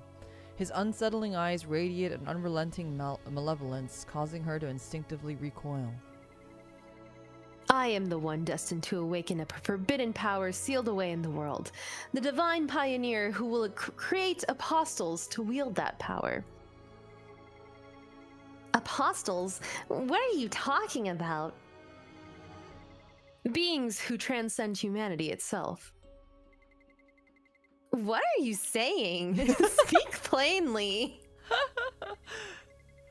Allow me to demonstrate. Witness the abilities of these beings destined to become apostles. Storis gestures towards two boys in the group. Come forth. Show us your strength. At his command, disturbing unnatural sounds begin to emanate from the boys. Crack! The grotesque noise of something breaking through a hard shell like an insect molting resonates. From the arm of one of the boys, Ew. a sharp, jagged bone protrudes, resembling a beast's fang. The other boy's body hardens, transforming into an unyielding figure like a stone golem. That's... These children hold the immense power of fiends with their fragile human shells. But their abilities remain incomplete. They're merely imitations. It's rare to find such a truly flawless vessel capable of becoming the perfect apostle. Storis turns an eerie gaze on Sienna. Uh-oh. Evaluating like a predator would prey. But you, little lady, I've seen it, I've felt it, I've predicted it. The potential within you, the profound darkness in your heart. The darkness will one day be the source of your ambition and mine. As Sienna listens to Storis, she hesitates momentarily, then breaks the silence. I understand now. You're capable of transforming humans into fiend-like beings with monstrous powers. And you think I am the perfect vessel, the one you've been searching for. So, you want me to become like them, to fulfill your deepest desires? Will I end up just another pawn to you? Hearing Sienna, Storis lets out a sinister laugh that reverberates through the chamber. What are you afraid of? His eyes gleam with the relentless determination of a hunter who never misses its mark. Dark energy begins to swirl from his hands, spreading like a suffocating mist that consumes Sienna's vision. What am I afraid of? Within the mist, the image of a lifeless body appears. Sienna sees herself pierced by blade, and holding the sword is the one person she can no longer call her sister, Darian Silverstein. Sienna screams, her voice heavy with despair and rage as she struggles against the haunting vision in Storis' black mist. That's right. Failing to exact your revenge, only to fall at the hands of the one you despise most. Could there be a tragedy more fitting for you? Desperate to dispel the vision, Sienna clutches her head and shakes violently. No, I won't. I can't let that happen. Suddenly, Sienna's body stops trembling. Sienna slowly lifts her head, appearing to come to a firm resolution. Her eyes no longer hold trepidation or fear. Fine. Even if I must become a monster, if I can transcend humanity. Uh-oh. To seek vengeance. Storis withdraws the dark mist, clearly pleased. At last, you've seen reason. So, this power you claim you'll give me, how do I obtain it? Follow me, a gift awaits you, as my chosen apostle. All the apostles have masks, so I wonder if it's going to be a mask. Storis leads Sienna to a heavily locked door secured with a number of chains. With a wave of his hand, the locks fall away effortlessly. Oh. Ooh! Inside lies a beast. Defeat it and drink its blood. That is how you will claim the strength you desire. Sienna briefly imagines herself slaying the fiend, then kneeling to drink its blood. Steeling herself, she grips the handle and pushes open the heavy door. Before her is a dark, narrow passageway. The air reeks of blood and decay, along with the sickening stench of rotting flesh. What's in there? The Serpent King, Basilisk. A basilisk? Are those real? The basilisk, a fiend from the tales Sienna's mother used to tell her when she was a child. A monster that is said to be unkillable, and if anyone dares to slay it, death awaits them. And now you're telling me to kill it? Storis hands Sienna a vial. The elixir will heighten your senses and sharpen your mind. Without batting an eye, Sienna drinks it. She then feels an inexplicable surge of energy course through her. Storis then adds quietly, Oh, and one more thing. Do not look it in the eyes. Its petrifying curse is worse than death. However, its eyes, which serve as its greatest weapon, are also its greatest weakness. Sienna nods, stepping into the corridor. An intense power, unlike anything she has ever felt before, emanates from deep within the passage. A suffocating darkness surrounds her, mingling with the stench of death. Something whose mere existence made mortals quake with fear waits beyond. Walking forward with determination, Sienna focuses solely on the power she seeks. At the end of the passage, a wide altar dimly lit by torches come into view. Around it lay scattered bones. The skeletal remains bear the final forms of the departed, frozen in the agony of their final moments. I won't end up like them. That's not how this ends for me. A sinister rustling echoes through the chamber as something massive slithers in the shadows. An ominous hiss follows, ringing in Sienna's ears. Sienna carefully surveys her surroundings, trying to memorize the shape of the space clearly in her mind. Then she pulls out something she has been keeping close, a blood-stained piece of fabric soaked in her father's blood. Oh, that's cool. That is cool. Using the bloody cloth, Sienna wraps it around her eyes, determined to fight without seeing, just as Storis had instructed. Rawr. Oh, sassy basilisk. From the darkness, basilisk. Why is basilisk so hard to say? The basilisk. Sorry. Lets out a roar that shakes the altar, a deafening sound meant to destroy everything. I will kill you and claim your powers.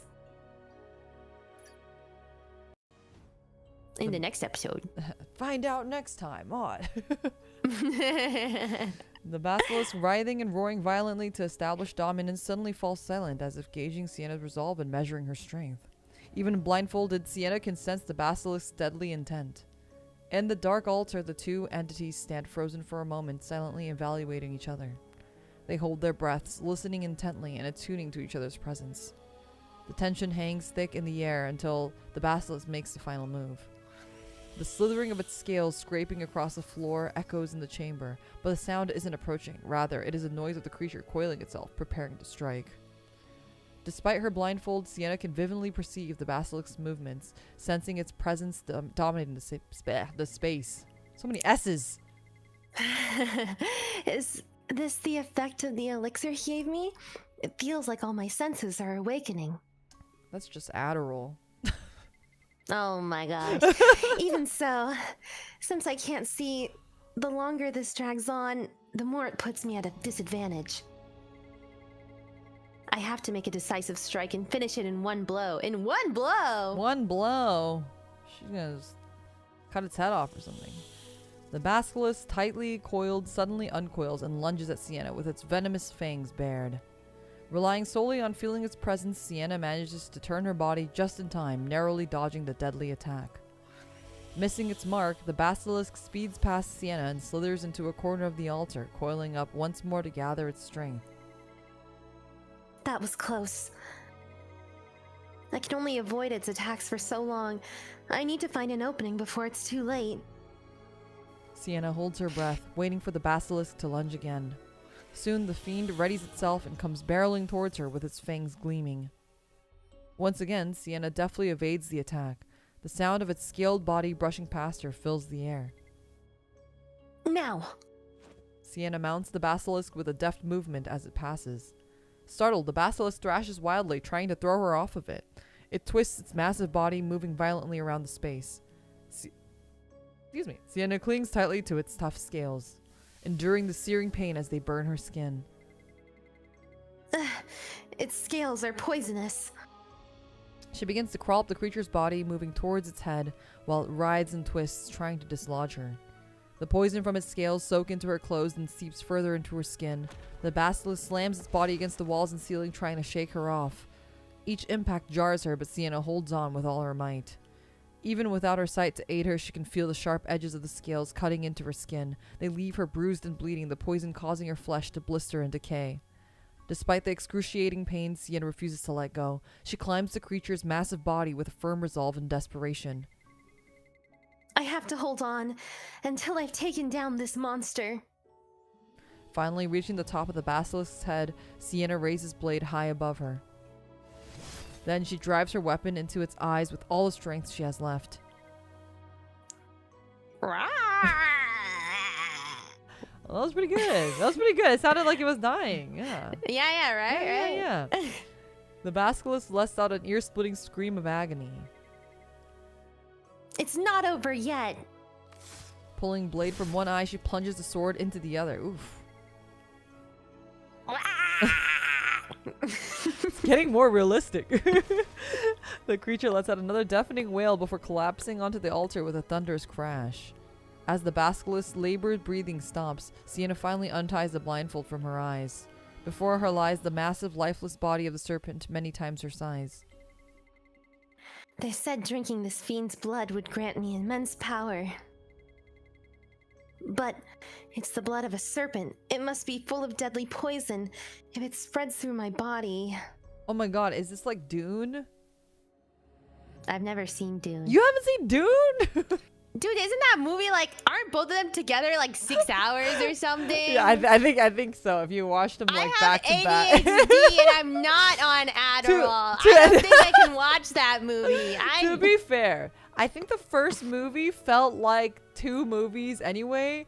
So like my ADHD was able to go through it because it felt like I was just watching another movie at some point. Like at every point where it was like, oh, it's gonna end, there was like an explosion and more people were fighting, and I was like, ooh, it's like jingling the keys. You know what I mean? Look over here, fight scene. Yeah, like ooh, explosions, ooh, spaceship.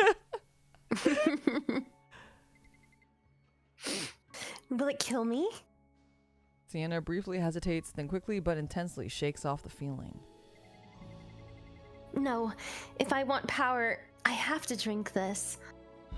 Crimson blood pools in the basilisk's eyes where blade is embedded. Cupping her hands, ew, out of the eye? Okay, cupping her hands. Ew. You couldn't pick a different place to drink. You had to pick the eyeball.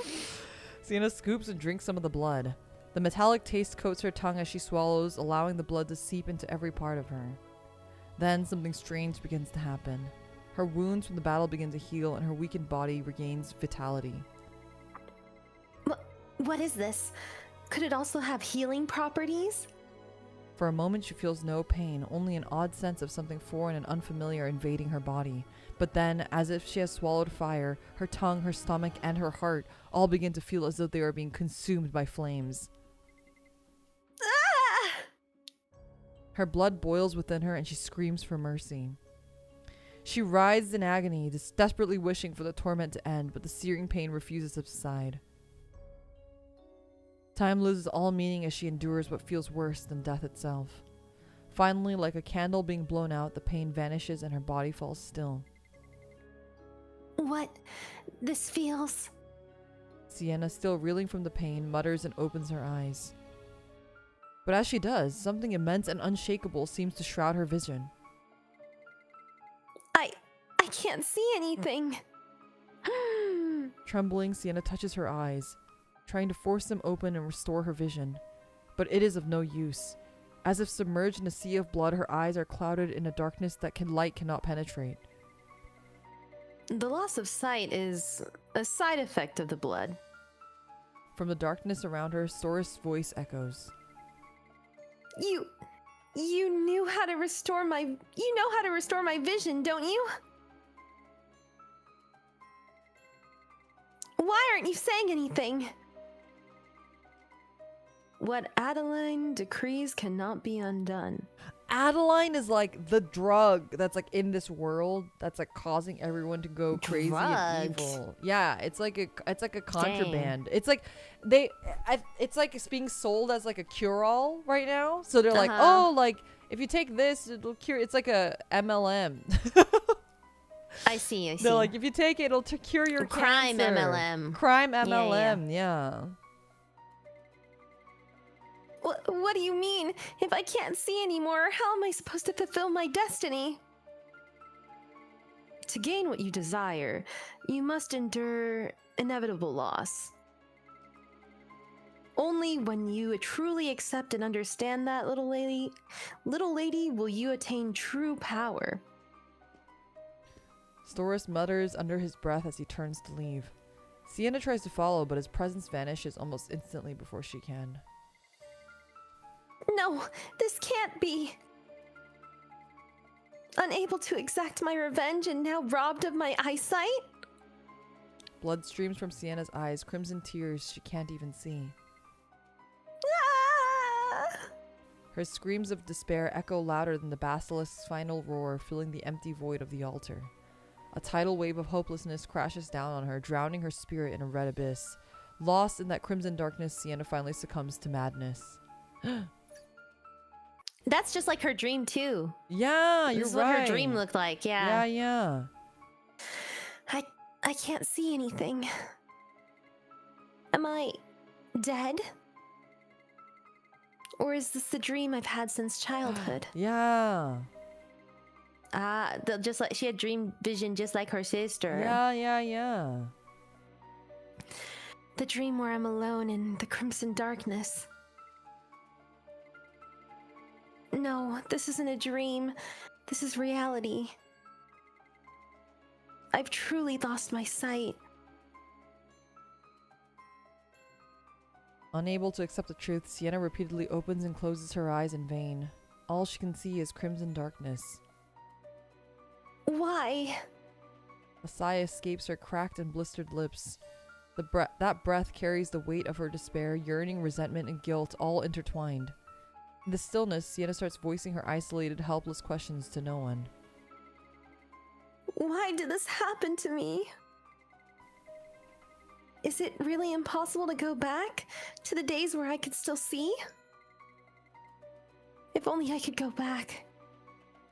As if sinking into a deep ocean no one can reach, Sienna drifts into a deep slumber. Sienna. That voice, who is it? Wake up, Sienna. Sienna opens her eyes. The place she wakes from her dream is the room filled with memories of her father gently telling her old stories, her mother singing softly, and moments of holding hands and dancing joyfully with her sister unburdened by swords. Have you fallen asleep here again? That warm voice that used to comfort her, the gentle smile that would thaw her heart. The one Sienna can't bring herself to hate despite knowing that she should. Deep within her, Sienna longs for her with an aching heart. Darien appears before Sienna looking unchanged. Behind her stands their father and mother gazing warmly at the two daughters with gentle, affectionate eyes. Darien, father, mother? Does this mean everyone is back just like before? My wish has come true? Hearing Sienna, Darien's once kind expression hardens. She closes her eyes if she can't bear to look at her sister. When she opens them again, her pupils shimmer with an ominous hue, resembling the violet sunset from that fateful day. No. I've come to remind you of what you've forgotten. Darian extends her hand as Sienna's eyes follow it. And there it is, blade soaked in crimson blood, its violet radiance ominous. The sword Darian used to kill her father, the one she used to cut her sister's flesh, and the one that might one day take her own life. This sword belongs to you now. Seeing blade, Sienna's eyes sting as though being burned. She shakes her head violently, stepping back. No, I don't want to be Blade's master. We're back to how things were before, right? Mother and father are alive, aren't they? I don't have to kill you anymore, do I? Darian adjusts her grip on the blade and turns towards their parents. In one swift motion, she cuts them both down. No!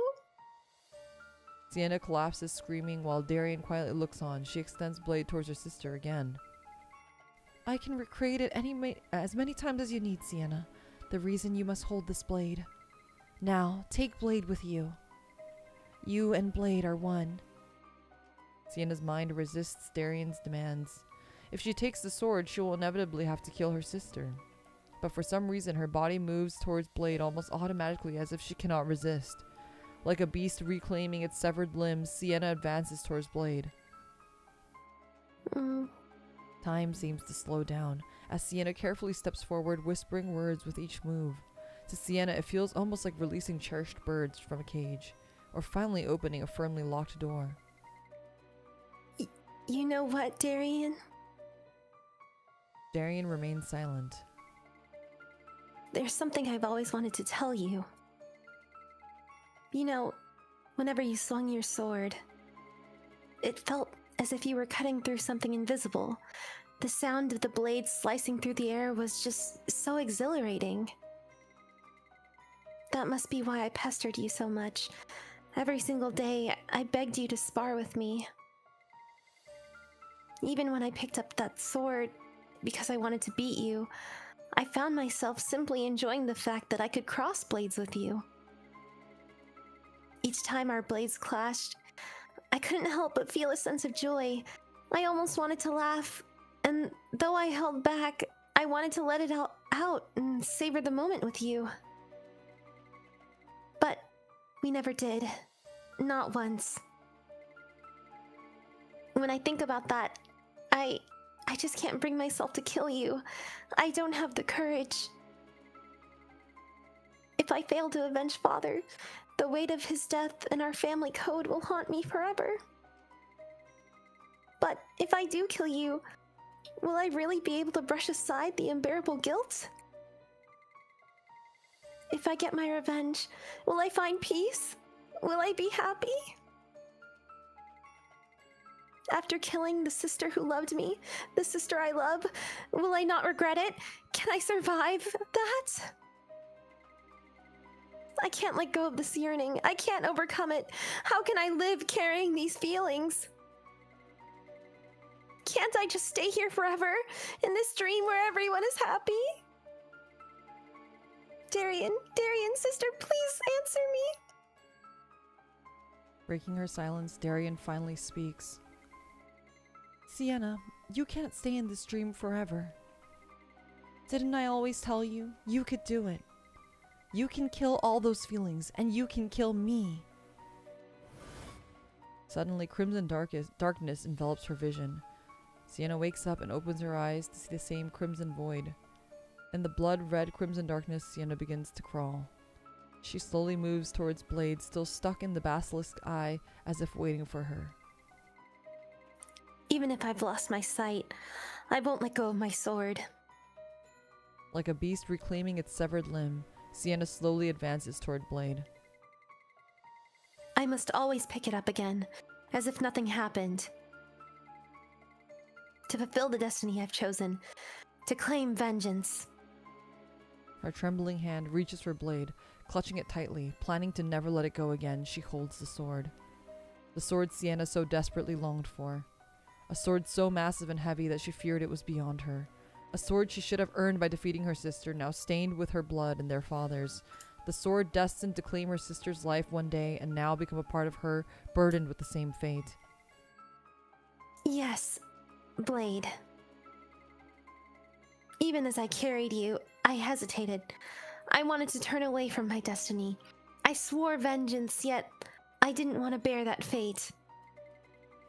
But now I understand. My family code can't dictate my destiny. I must decide and fulfill it myself.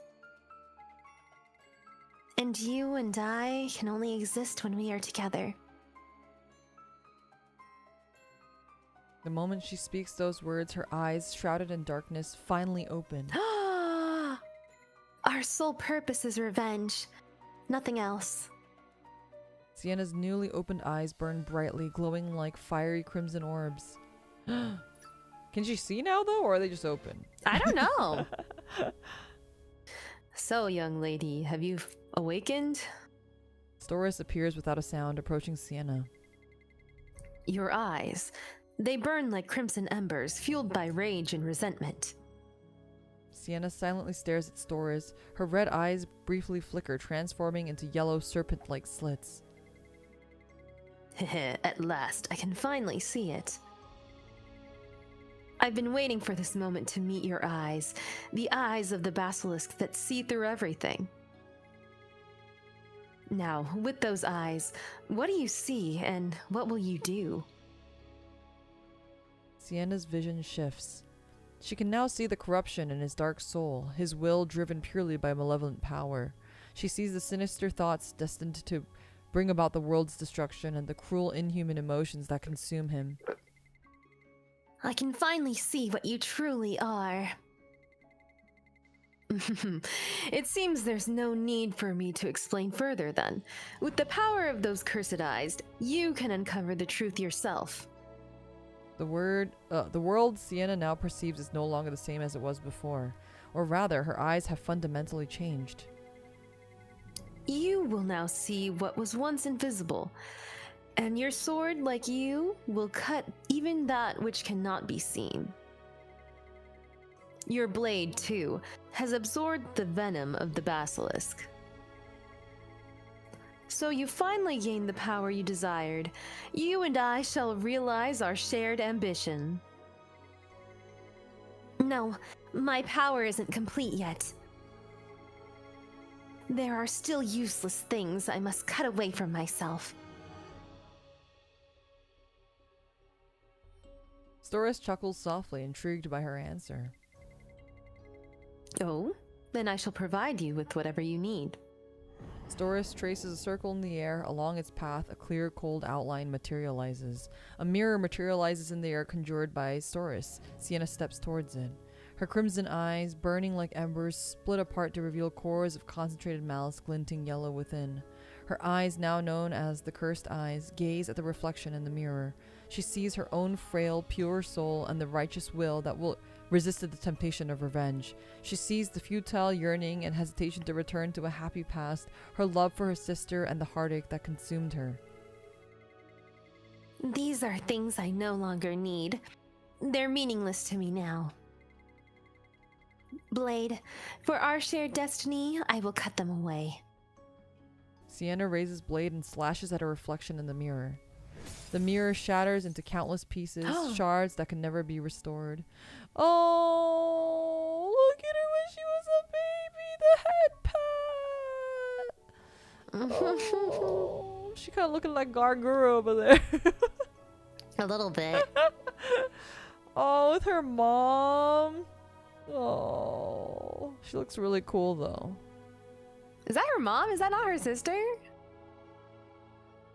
Oh, maybe it's a sister. The sister and the mom look really similar. They do. You might be right.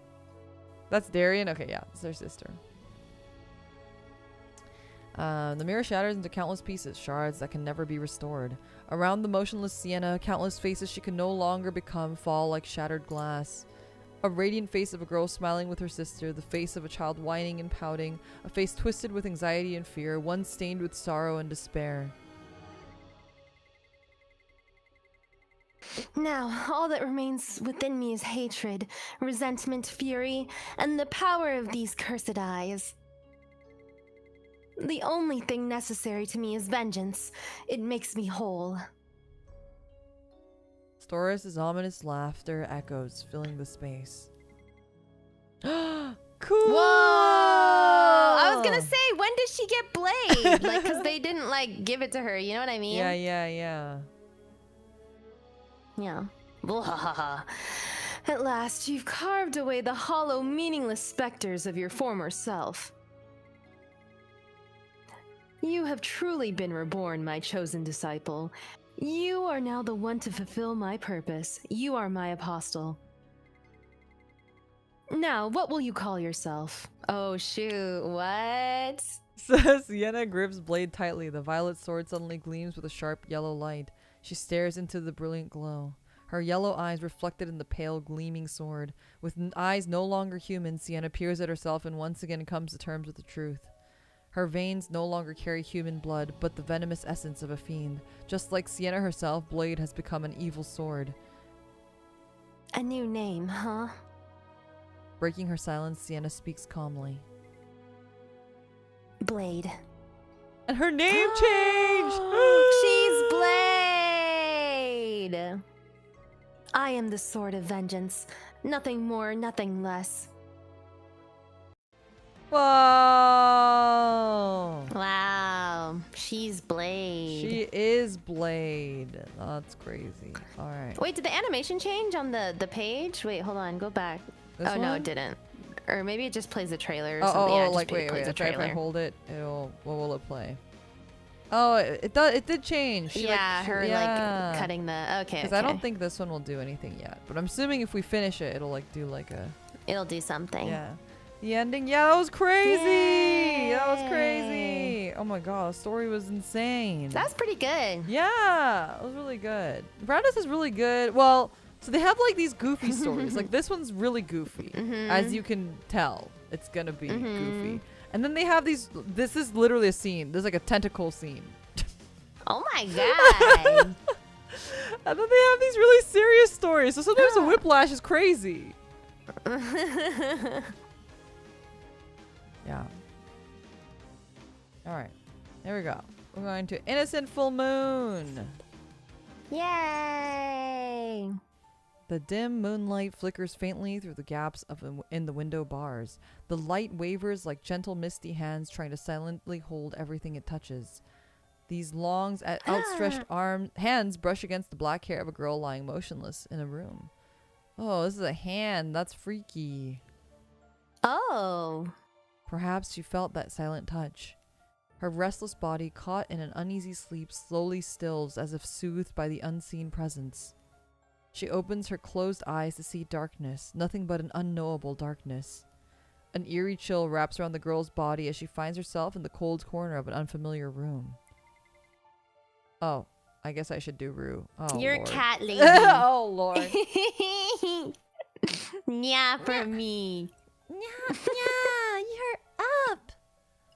Someone cautiously steps up into the girl's line of sight. I love Rue, by the way. This is my daughter. This is Rue. Anything Dude, happens her to hands Rue, are muzzled. That's crazy. If anything happens to Rue, I end up like Blade. I will kill everybody on sight. Rue was really worried. You didn't wake up for 3 whole days.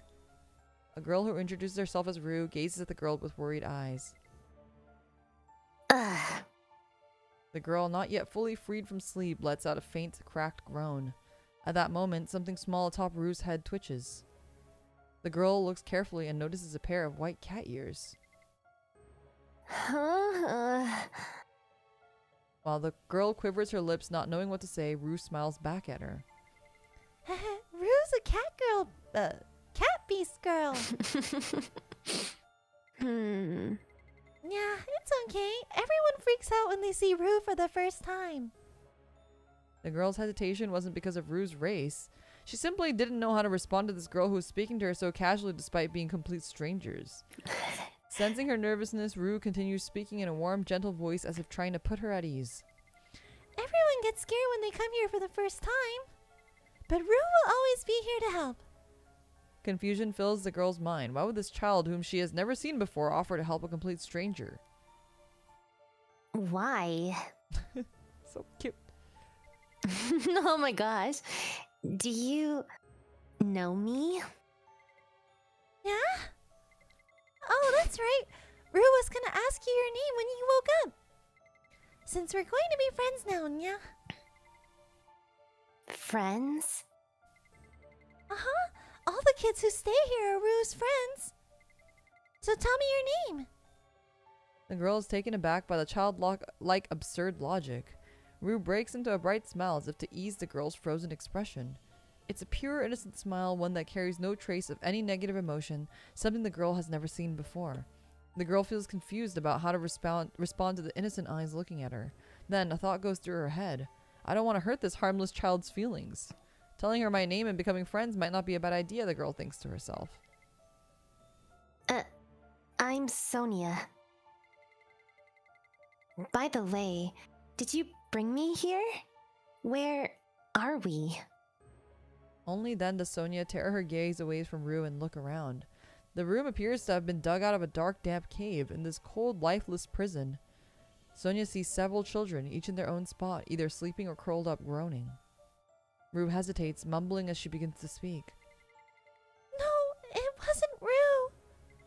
The Cocutus people are the ones who brought you here. This is the prison where Cocutus keeps us locked up.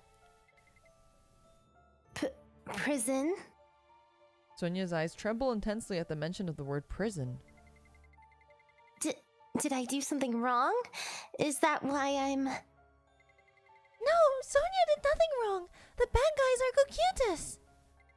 They're the ones who keep kidnapping children and doing nasty experiments. Cocutus? Nasty experiments? You wanna do the random you're kid? saying too much again. A sharp voice it's a scolds kid, okay. Rue from across the room. I'm assuming it's another kid in the Yeah, prison, it's a kid. right? Okay, Maybe? it's a kid's kid. Yeah. Oh, Ember. She's like a tsundere-ish blonde. Oh, okay, girl. okay. Ember! You could put us all in danger if they hear you. Yeah, I'm sorry. Rue reluctantly nods with a sullen look on her face. Ember, the girl with the sharp voice, glares at Sonia with a look of disapproval. You'd better watch your mouth as well. No matter what they do to you, or what you go through here, accepting it is the only way you'll survive. After throwing out her cold remark, Ember walks away, making it clear she no longer wishes to speak with Sonia. Fearing that her voice might be overheard by Ember again, Rue cautiously approaches Sonia and whispers softly. The Cocutus people keep making us take some medicine. When we do, our bodies hurt and feel all weird. Rue has been here since she was really, really little. That's why. Rue holds out her arms in front of Sonia. Thick leather restraints are in the place where her hands should be. Then, does that mean I'll have to go through that experiment too? After a brief silence, Rue struggles to open her mouth and give Sonia an answer. Yeah. But if you get sick, Rue will look after you. Rue will help you get better. As Sonia looks at Rue's Oh. bright, cheerful smile, she can sense the genuine kindness in her voice. But suddenly, the wariness and doubt that has been lurking in the corner of Sonia's heart push their way to the surface. Those feelings take shape as sharp words escape from her lips. Why? Yeah? Why would you look after me? Do you really think just being in the same room and knowing each other's names is enough to make us friends? I don't know anything about you, and you don't know anything about me. Yeah? Sonia, you're making a scary face. As if trying to swallow the harsh words she has spilled without realizing, Sonia covers her mouth. I'm sorry. I didn't mean to say that. Filled with guilt, all Sonia can do is open and close her mouth like a fish.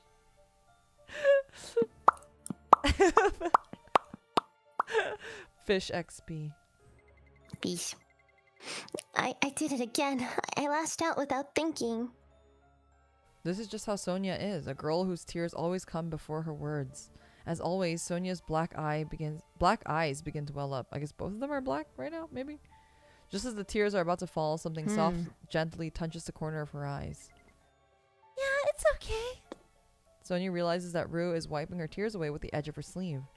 That gentle kindness soothes Sonia's heart. Sonia thinks to herself, it might be dark here, but Rue is so bright and pure that her presence lights up this room. Does that mean Rue can be friends with Sonia if we get to know each other more? Then Rue wants to hear it. Rue wants to learn more about Sonia.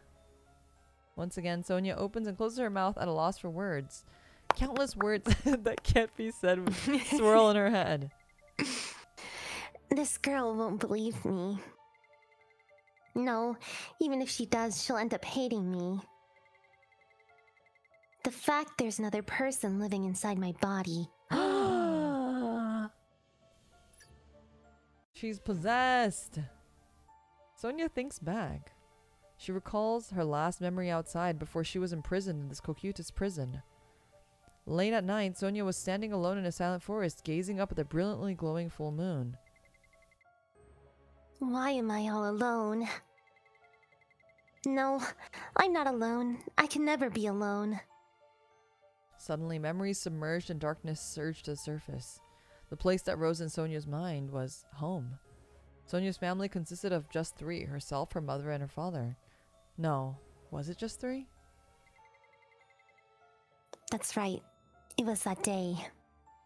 Is it supposed to look exactly like the other room with a different painting, or do you think they're just recycling That's so assets? funny. It really does. They're recycling the assets. Yeah. I wonder if it's intentional, or if they're just recycling. Sonia's birthday felt like a nightmare that replayed year after year, a day so unbearable that she'd rather die than experience another birthday. On the oversized dining table, far too large for just 3 people, sat a lavish feast that was enough to feed 20 and still have leftovers. In front of Sonia was a massive cake that was nearly as big as her own body. Atop it sat some decoration in the shape of a young girl. At a glance, the figure resembled Sonia. But there wasn't just one figure, there was 2. My dear Sonia, happy birthday! Sonia's mother said while lighting the candles. And happy birthday to your sister who couldn't be here with us today. Was there a draft in the room? The candles flickered uneasily as if they might go out at any moment. Sonia, you should blow out the candles before they go out. Oh, honey, Sonia needs to make a wish first. Her parents look freaking scary, by the way. Now then, Sonia, make a wish. Don't forget to make one for your sister, too. Yes, Mom. Sonia closed her eyes and clasped her hands together. She pretended to be making a wish, as if she were earnestly praying for something. She acted as though she was honoring the soul of her twin sister, who was stillborn. But inside, she simply wished for this meal to end as quickly as possible. Okay, I made our wish. Sonia blew gently at the candles. As they flickered out, shadows began to creep up her parents' face, which had been illuminated just moments before. It was as if they, too, were waiting for the day to end, for the darkness to fall. Now, this was the moment her father would speak. The same dreaded words he uttered every year on her birthday, a sentence that marked the painful meal she was about to endure. Now, Sonia, it's time to eat. Your mother put a lot of effort into preparing it, so you have to eat it all, okay? Oh And my with god. I know. Didn't they say the birthday cake is as big as her body? And food for 20 people? Oh, Lord. And with a sickeningly sweet tone, her mother would continue. Eat all you want, Sonia. And don't forget your sister's share. But Sonia couldn't refuse. She had never learned how to. She had been taught that every action of her parents were for her own good, born out of their deep love. As always, Sonia could only obey. She was raised to believe that this was what good girls did. Thank you for the meal, Mom and Dad. A large pot filled with soup, an assortment of bread piled high and overflowing from their basket, various fish and roasted meats laid out in a massive plate, fruits and desserts stacked precariously and teetering on the brink of collapse. All of this had been prepared for Sonia's feast. Or was it really just for Sonia alone? Sonia gripped the fork and knife with trembling hands. She then began to dig into the vast array of food laid out before her. You understand, don't you, Sonia, that this food is filled with our love for you? Yes, Mom. And so the feast began. How much time had passed? Her wrist ached from lifting food over and over. It felt as though the food was rising to the very top of her throat. Sonia's parents washed her face with faces shaded in dark, like blackened shadows, as their daughter stuffed food into her mouth. This is terrifying. I know. To Sonia, it felt as if the food was devouring her rather than the other way around. Sonia had reached her limit. A wave of nausea rose in her throat as she started to retch. But her parents didn't even flinch at the sight. On the contrary, their reaction was one of disappointment. Sonia, is this all you can manage? We always told you that leaving leftovers is almost the same as rejecting your parents' love. Honey, that can't be right. Our kind-hearted Sonia would never do that. She's just tired, that's all. At times like this, it's the parents who must help. Sonia's mother scooped up a large spoonful of cake. Here, Sonia, let me help you. Open up. Sonia couldn't open her mouth. The food she had eaten up until this point felt as though it might spill out. Sonia pressed her hands tightly to her mouth, trying to hold back the rising urge to retch. Witnessing this, her father's face twisted with betrayal, and he began to grow agitated. Sonia, how dare you defy your mother? With a violent motion, Sonia's father seized her hands. He roughly grabbed Sonia's face and forced her mouth open. Sonia began to vomit, expelling everything she had forced down. Her frail shoulders trembled uncontrollably with each retch. When she finally stopped, her mother spoke as if she had simply been waiting patiently. Are you done? Come now, have some more cake. Sonia's father pressed hard against her cheeks once more, forcing her mouth open. A cold smile lingered on her mother's lips. A silent, unrelenting pressure bore down on Sonia, crushing her beneath its weight. And then, without hesitation, her mother shoved the food into her forcibly parted mouth.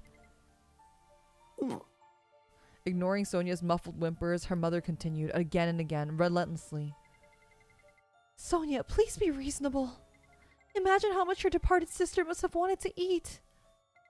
To make up for the amount she couldn't eat and the amount she couldn't live, you must eat more. You must be loved by us more. Sonia writhed in agony, but her mother kept forcing food down into her mouth.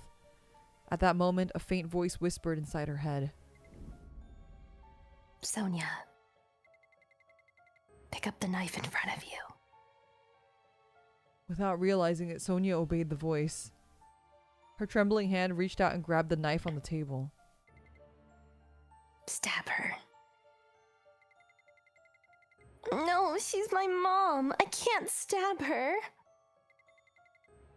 Don't lie to yourself. I know you want to stab her. I know you want her dead. Do as I tell you. If you do, you can put an end to this nightmare. The moment Sonia tried to resist the voice's will and let go of the knife, she saw it. Like black ink spreading across clear water, the shadow that was looming over her hand was starting to stretch out. It was the hand of the voice that had been whispering in Sonia's mind. The shadow seized control of her hand, moving at its own will, and before she could stop it, the knife plunged towards her mother's chest. Yeah!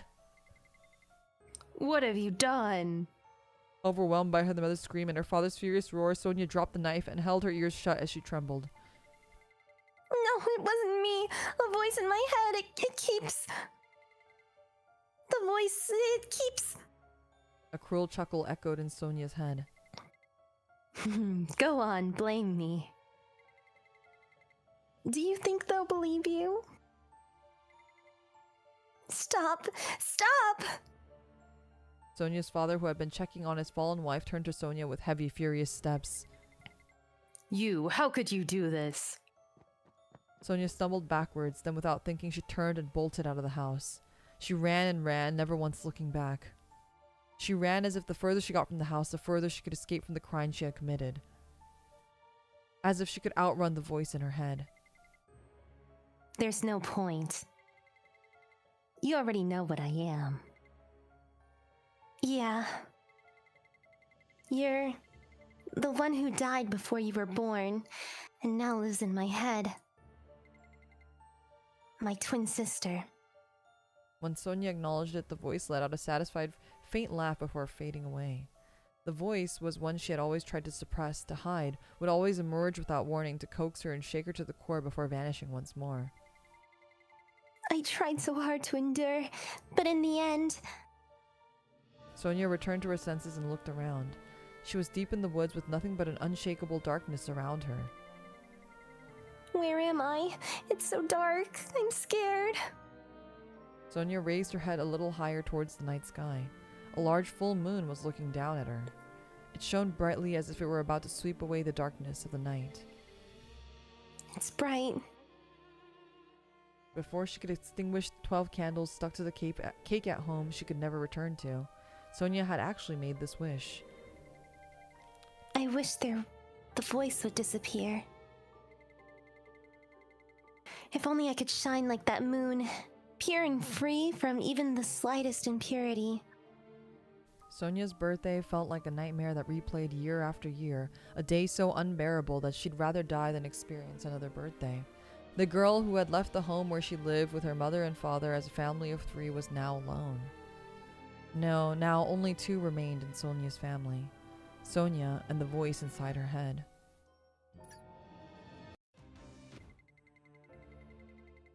I lost consciousness while looking at the moon like that. When I opened my eyes, I found myself here. Sonia must have been lost in thought for a while. Yeah? Sonia? Seemingly curious as to what Sonia is lost in thought about, Rue looks at her with a puzzled expression and cautiously calls her name. Hearing Rue's voice, Sonia snaps out of her daze. Oh, I'm sorry. I was just... As Sonia struggles to speak and hesitates once again, Rue smiles warmly as if trying to ease her discomfort. Yeah, it's okay. Rue can wait. Huh? You don't feel comfortable telling Rue yet, right? It's okay to tell Rue later. Rue will be waiting. Okay. Sonia answers reluctantly, but deep down she knows. She'll never be able to tell Rue the story she wants to hear. I can't tell her. She's such a kind and pure child. If she finds out about the horrible thing that voice made me do, she'll hate me for sure. The silence was then broken by a noise. Ugh. Ugh. A boy in the corner lets out a groan of pain. Yeah? The boy clutches his chest in pain, his whole body shaking violently. Rue quickly rushes to him with Sonia. Ember, who had been checking on the boy, speaks up. He's going through withdrawal. There's nothing to worry about. He'll feel better after he drinks Adeline. Fortunately, they'll be here soon. What's so fortunate about that? A girl standing nearby with a scowl on her face starts to vent her frustrations at Ember. It's because of Adeline that we ended up like this. And here you are telling us he'll get better if he drinks more? How much longer do you think we have to put up with this? The girl roughly thrusts her dark red, almost decaying hands towards Ember. Ember simply stares at her coldly in response. Why are you taking this out on me? The sharp, cold retort from Ember leaves the girl speechless. What? And right now, is there anything other than Adeline that can solve this situation? You know it too. We'll eventually die if we don't drink it. The only thing that can stop Adeline is Adeline itself. If you don't want to accept it, we can fight. That might be even better since the one who dies will be freed from Adeline. Stop it! Don't you remember what Therese told us? Friends shouldn't fight. Once Rue steps in to stop the fight, the girl who seemed ready to lunge at Ember reluctantly steps down. Fine, whatever. I'm only backing down since it's Rue who's asking. Sonia thinks to herself, just like the girl's actions a moment ago, maybe everyone ends up becoming kind in front of the innocent Rue. Rue might be like the one of those angelic children who only exist in fairy tales. Yeah, I hope they make up. Therese could make everyone get along. Rue's tail droops as a sullen look appears on her face. Seeing her like that, Sonia can't help but to want to comfort Rue. However, no words of comfort escape her lips. Sonia was never taught how to console others after all. Left without a choice, Sonia says the only thing she can think of. Rue, about the Adeline thing they mentioned. Yeah? Adeline is the medicine Rue told you about earlier. What kind of medicine is capable of? Before Rue can answer, the sound of a rusted iron door creaking open echoes. Sonia turns her head to see a group of people dressed in black robes. Are they Cocutus, the group Rue was talking about? It's time. All of you, get a move on. The children obey the warlock's order without a word. They all stand up in unison, form a line, and begin heading somewhere. The scared Sonia hesitantly follows behind the line of children. They enter a spacious area after passing through a dark corridor. Sonia and the other children arrive at what appears to be a combination of a laboratory and a training ground. The weapons and training devices evoke a sense of danger just by looking at them. Experiment beds with shackles attached, bizarre medical tools, and ominous chemicals. What are they planning to do in this unsettling place filled with such unpleasant things? There isn't a trace of resistance in the children's eyes. Like frightened lambs succumbing to their master's instructions, they simply follow orders and lie down on the beds. One of the warlocks speaks while fastening shackles to the hands and feet of children lying on the beds. Since the incident last time, when a kid drank Adeline, lost control, and broke free because their shackles were old, we've replaced the shackles with new ones to ensure that won't happen again. Does taking this medicine make you lose your mind? Is that why they're tying us down? Despite Sonia's curiosity, she's too scared to ask the warlocks, whose mere presence is enough to intimidate her. Once all the children are securely bound, the warlocks begin performing a ritual, now holding cups filled with a red transparent liquid. This blood is an elixir that will save you from your inferior bodies and grant you true power. Oh, pitiable flesh stained with blood, may Adeline bring you eternal liberation through suffering. The warlocks muttered words that could have been prayers of salvation or curses, then tilted the cups into the children's mouths. Most of the children, including Ember, swallowed the liquid eagerly, as if they had been waiting for it, but some, like Rue, hesitated and seemed to force themselves to drink. Swallow it. Drink it. Sonia hesitates, but the warlock's piercing gaze, which is sharp enough to send a chill down her spine, makes it impossible to defy. They might hurt me if I don't drink this. Sonia squeezes her eyes shut and swallows the red liquid. A bitter taste briefly touches the tip of her tongue. Even after swallowing it all down, Sonia is unable to open her eyes. Fear has caused her body to tense up. What if, like that boy earlier, her heart suddenly starts to hurt? What if something happens to her body like the girl with the decaying hands? But nothing happens to Sonia's body. Slowly she opens her eyes. The warlocks, who had been observing Sonia closely, step closer and begin to converse. You wanna do this one? Yeah. Test subject number 15. Even after the first dose, no notable symptoms have appeared. Though we administered an extremely diluted form of Adeline, her adaptability is remarkably high considering her current state. Heh, I knew it. I had a feeling this child would be promising since the moment we snatched her up. Next time, let's try increasing the concentration of her dosage significantly. The warlocks turn and leave while muttering words Sonia can't fully comprehend. Ember grumbles, clearly displeased with the conversation that just took place. Promising her? No matter what they say, there's no way she could ever measure up to me or Rue. Sooner or later, she'll break and... Ember, please stop. Don't say bad things. What, that she might die here? It probably would have been the same if she were still outside. If she hadn't ended up here, she probably would have lived as a beggar or wandered aimlessly until she died. Don't you get it? Cocutus is doing her a favor here. They're generously giving her a worthless life a chance to survive. Sonia wants to deny Ember's words, but... I like what she's saying. What do you think would have happened if you had kept wandering after running away from home? Be it Thug's assault or Beast's jaws, your fate would have been sealed. Sonia can't even refute the voice that suddenly chimed in to agree with Ember. Because both Ember and the voice have clearly defined her situation. Because in the end, they're right. Yeah, if these kids had nowhere to go or were sick from the start. Is it like Ember said? Is Cocutus actually helping them? Adeline isn't bad medicine then? Could this place be better than home? Maybe actually. Maybe in your case, actually, maybe.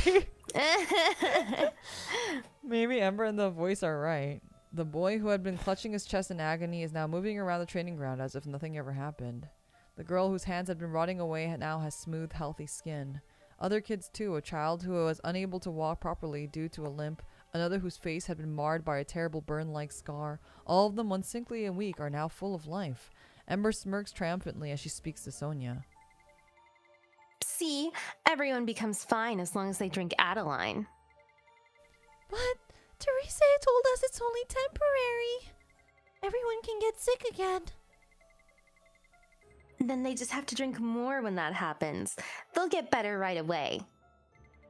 But Teresa also said it'll make our bodies fall apart over time. Even so, I'd rather be like this. Rue, you remember how I was when I first got here, don't you? I was basically a cripple since I could barely move my body. Cocytus fixed me, so why wouldn't I drink Adeline? As if used to Ember's confrontational attitude, Rue simply lets out a soft sigh. Yeah, Ember is Rue's precious friend, but talking to you can be really exhausting sometimes. Sonia hesitates before finally voicing the question she's been holding back. Hey, I was wondering, the three of us, we just took the medicine, but why hasn't anything changed with our bodies? Ember puffs up with pride as if she'd been waiting for this moment to show off her knowledge. I'll explain this just once, so listen carefully. You could say that we're trainees gathered here to be raised into Cocytus's strongest warriors, apostles. To reach the rank of apostle, you have to become an apostle candidate. Of course, even becoming a candidate is tough, since only the best trainees are chosen. You'd have to be at least on the same level as me or Rue. Anyway, if you don't experience side effects from the diluted Adeline, that means you have the potential to become an apostle. Only those who can fully accept pure Adeline can ascend to apostleship. Wait, why am I even explaining all this in such detail? Ember grumbles and walks away, seemingly annoyed at herself for giving out so much information to Sonia without meaning to. She heads towards the area filled with weapons and training equipment, joining the other children as they throw themselves into their training. Sonia still doesn't fully understand what Ember just told her or the situation she now finds herself in. All Rue can do is watch Sonia with a worried gaze. In the cold prison, long after all the other children have fallen asleep, Sonia lies awake, unable to close her eyes. Sonia would look up to the moon outside the window whenever sleep refused to come. On nights when she feels like she's been left alone in the darkness, the moon has always been the one thing shining, keeping her from feeling lonely. But tonight, as she gazes up at the sky from within this prison, there isn't a single star in sight. It's so dark. On nights when the moon doesn't rise and darkness fills the sky, Sonia has nightmares of black shadows swallowing her whole. That's why Sonia couldn't sleep. No, she couldn't even close her eyes. Yeah, Sonia? Are you still awake? Rue seems to sense Sonia's restlessness as she rubs her sleepy eyes and slowly approaches her. Yeah. Rue suddenly rests her head gently against Sonia. Oh, they're so Aww, cute. child. Oh. Then, would you like to touch Rue's ears? Huh? Ember said that Rue's ears are so soft that touching them helps her fall asleep. You don't have to go that far for me. Rue is willing to do anything if Rue can help a friend. So here. Rue's eyes sparkle as she wags her ears in front of Sonia. It's impossible for Sonia to resist Rue's innocent stare. Fine, if you insist. Sonia carefully places her hands on Rue's ears and is met with a soft sensation. It's true. This does make me feel better. Aww. Rue's happy to help. Sonia is about to respond to Rue's cheerful smile with her own. At that moment, Ember's jealous voice rings out sharply inside the prison. Rue, what are you doing right now? Yeah, Ember, Sonia couldn't sleep, so Rue... Wasn't Rue's ears only something I could touch? Are you really giving permission to someone else this easily? Sonia is also Rue's friend. If Rue can help a friend, then... Rue, you shouldn't show kindness to just anyone. Do you have any idea how foolish that makes you look? Anyway, half the children here probably won't even survive. You'll just end up suffering more if you get attached to everyone, so... Just as Ember keeps lecturing Rue, a girl who had been asleep in the corner suddenly begins to seize. It was the girl with dark red hands who had previously berated Ember. Yeah, this is bad. We need to do something. The dark red Ugh. Thank you so much for the dono, $50 dono.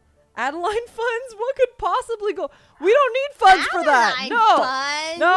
funds? No. Take back your Adeline funds. We don't need that. What do you mean Adeline funds?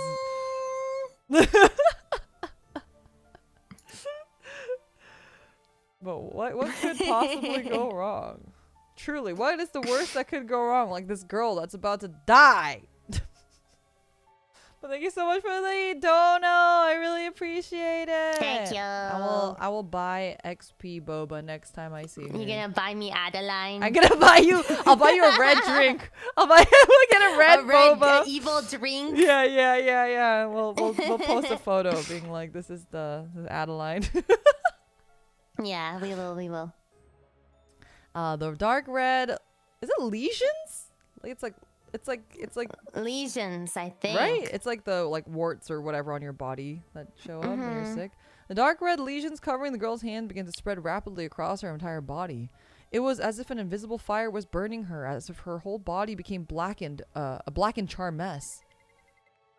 It's no use. She's a goner. Yeah, if Therese were here. Even if Therese had been here, do you think it would have made a difference? It was obvious this girl was gonna die. Tears begin to well up in Rue's large eyes. Rue. At that moment, the sound of the iron door opening echoes. The warlocks entered to handle the corpse of the dead child. Looks like we have a casualty. The warlocks thoroughly examined the dead child's body. Yeah, why? The person who appears to be the highest ranking warlock answers indifferently without even turning to look at the sobbing Rue. The chronic illness the subject had got worse. In other words, this is an outcome we already predicted would happen. That means she didn't die because of the Adeline, right? At that question, the warlock finally turns to Ember and answers in a reprimanding tone. Do you dare question the power of Adeline? No, that's not what I meant. I'm sorry, I was just... The warlock loosens his threatening expression once Ember hastily apologizes in fear. There's no need for excuses. I'm sure that was nothing more than a question that came from your naive, childlike curiosity. While the other warlocks carry the dead child's body outside, the overseer scans the remaining children. His gaze is devoid of emotion, as if he is not looking at people but evaluating objects for their worth and defects. You will all do well to remember your goal. You must shed those pathetic, frail bodies and be reborn as apostles. Only Adeline can elevate your bodies. It is the one and only elixir. Do you understand? Yes! Understood! Yes, understood.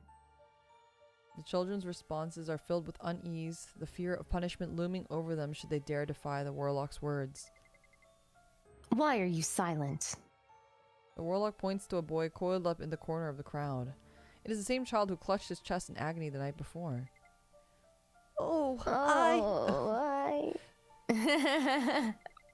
I don't need to look closely to see that you're an inferior specimen.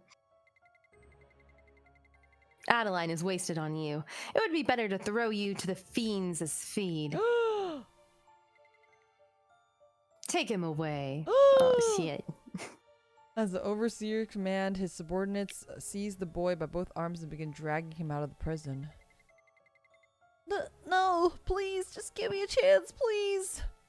The boy cries out in desperation, but the warlocks pay him no heed. Ah! What the? Then it happens. A surge of violet terror magic erupts from the boy's body. The energy takes the form of a sphere growing larger and larger. It seems as though it will swallow everyone inside the prison. That boy had this much power. The overseer chants a spell attempting to destroy the violet sphere of energy radiating from the boy's body, but it fails. Damn it. A terror explosion will occur if this continues. Everyone, evacuate. What pathetic and utterly worthless fools. Why must I always clean up your mess? A cold voice echoes from somewhere. Sonia turns towards the direction of the voice. A white mask hides the speaker's face, and their blue hair is cold as their voice. Lady Morphia. Morphia, an apostle of the Cocytus. She begins chanting a spell at the boy who has lost control. Your anger and fear, I shall quell them. Boobies! I know, that's crazy. Sink into the depths of my illusionary sea. With those words, a massive wave of blue magic surges from her hands, engulfing the boy's terra. A tremendous burst of magical energy then ripples through the space. Unable to withstand its force, Sonia and the others collapse to the ground and squeeze their eyes shut. When the surge subsides, Sonia cautiously opens her eyes. The once rampaging boy now lies peacefully asleep. Lady Morphia, thank you. How dare you make me set foot in this wretched place? Do you have any idea how many could have died today because of your foolish judgment? I'm sorry, I will make sure this never happens again. Terrified by Morphia's fury, the warlock trembles and falls to his knees, begging for forgiveness. Morphia snaps irritably. If you fail to keep these kids under control again, remember this. You'll be the ones thrown to the fiends instead. Of course, Lady Morphia. Before the warlock can even The way they walk off sometimes, I'm sorry, is so goofy. funny. It's like so comical. Like when they walk towards the camera or off screen. Yeah, it's like so funny. it has the whole like They walk like two this. frames and then and then they disappear. We got to meet Morphia though. Exciting. Wait, I gotta move your head again. Yeah, a little bit. It's happening again! I'm gonna call the police. No, I swear I didn't do it. Someone also said at least she covered her belly button. I was laughing at that. That was pretty funny.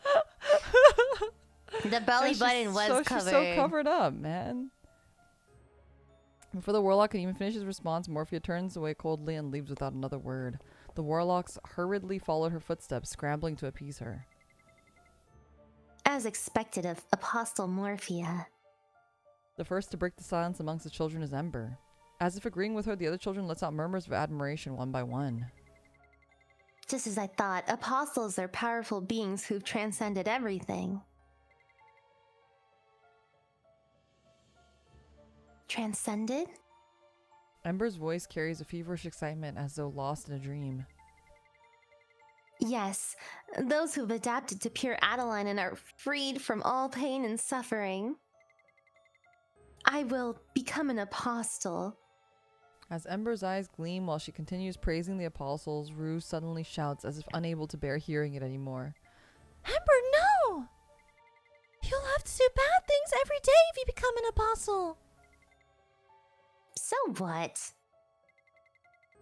What's wrong with doing bad things? As long as I'm happy, that's all that matters, right? From that moment, the voice suddenly echoes in Sonia's mind. She's absolutely right. As long as I'm happy, that's all that matters. Don't listen to her. It feels like the voice is tearing apart in Sonia's head. Sonia covers her ears, but the voice raises its tone as if to mock her. What's the use of blocking your ears? I'm inside your head, remember? Hey, doesn't being an apostle sound appealing? The voice tries to coax Sonia, speaking in a tone that almost sounds like childish whining. Hey, I want to be an apostle. That's a bad thing. You're boring. You're so boring, Sonia. Why do you always try to stop me? Your body feels like a prison to me. I want to be free. I want my own body. Oh, scary. I'm gonna become an apostle. No! Sonia's small cry towards the voice startles Rue. Yeah? Rue looks at Sonia with a worried expression, but Sonia fails to think of an excuse and just fumbles awkwardly. Well... As always, there's nothing she can do. After all, she can't bring herself to talk about the voice in her head. Rue knows how you feel. You're scared, right? Rue approaches Sonia and whispers to her. Rue will stop anyone from becoming a bad person. Huh? In a tiny voice that no one can hear, Rue leans close to Sonia's ear and shares her secret. Rue's holding back now, but someday Rue will leave. Does that mean... Rue smiles. It's such a pure white smile that stirs up a sad emotion. We'll all go back home together. Uh-oh. She probably doesn't want to go back home. Sonia and a warlock are alone in a damp laboratory filled with a foul stench. The warlock fastens iron shackles around Sonia's hands and feet as she lies on the experiment bed. Why only me? You're the focus of concentrated research. We've decided to speed up your experiment. The warlock now holds a goblet filled with red Adeline. This blood is an elixir that will save you from your inferior bodies and grant you true power. O pitiable flesh stained with blood, may Adeline bring your eternal liberation through suffering. He tilts the goblet, attempting to pour the red liquid into Sonia's mouth. Fear grips Sonia. The thought that drinking this might turn her into a monster assaults her mind. Open your mouth and accept the elixir. The warlock's tone becomes forceful. He has the same look in his eyes as Sonia's mother did when she tried to force food into her mouth. Drink now, girl. If you don't, you'll die. From the warlock's threatening expression, it becomes clear. She'll face severe punishment if she doesn't drink the Adeline. Reluctantly, Sonia opens her mouth and swallows the diluted Adeline that the warlock pours. A sudden heat overwhelms Sonia's body after drinking the Adeline. My body's getting hot. Whoa. Whoa. That's a normal reaction when you drink diluted Adeline. Sonia's head spins as her entire body feels as if it's turning into a ball of fire. It hurts so much. Is this really a normal reaction? The warlock continues to observe Sonia's condition like an arsonist watching the flames they created consume everything. Ugh. The sudden heat sweeps through Sonia's body, and before she knows it, it's gone almost as fast as it came. Huh? Now I feel fine. Just as expected, you have an exceptional adaptability to Adeline. When you first drank it, there were almost no symptoms at all. Even now, aside from the mild fever, there are no other side effects. Your results are comparable to those of Rue. No, they might even be better. We're done here. Let's go to the training grounds. Even better! Even better. As Sonia arrives to training grounds with a researcher, Rue comes rushing over with a welcoming expression. Yeah, Sonia, are you okay? Yeah, I just had a slight fever. What? Didn't they say they were going to increase the concentration? How are you still alive? Ember seems disappointed that Sonia is unharmed. Ember, don't say bad things to your friend. You should say that you're glad she's not hurt. We're not friends. Ember mutters and after complaining returns to her spot to focus on training. Right then, the trainer, who had been listening in on the researcher, approaches Sonia.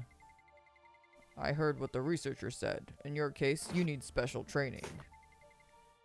Special training? I will help bring out the potential within your body. Go in there. The trainer points into a metal cage in the corner. What the? This is getting crazy. What Inside, a the? large shooting machine is loaded with a bulk of arrows. What?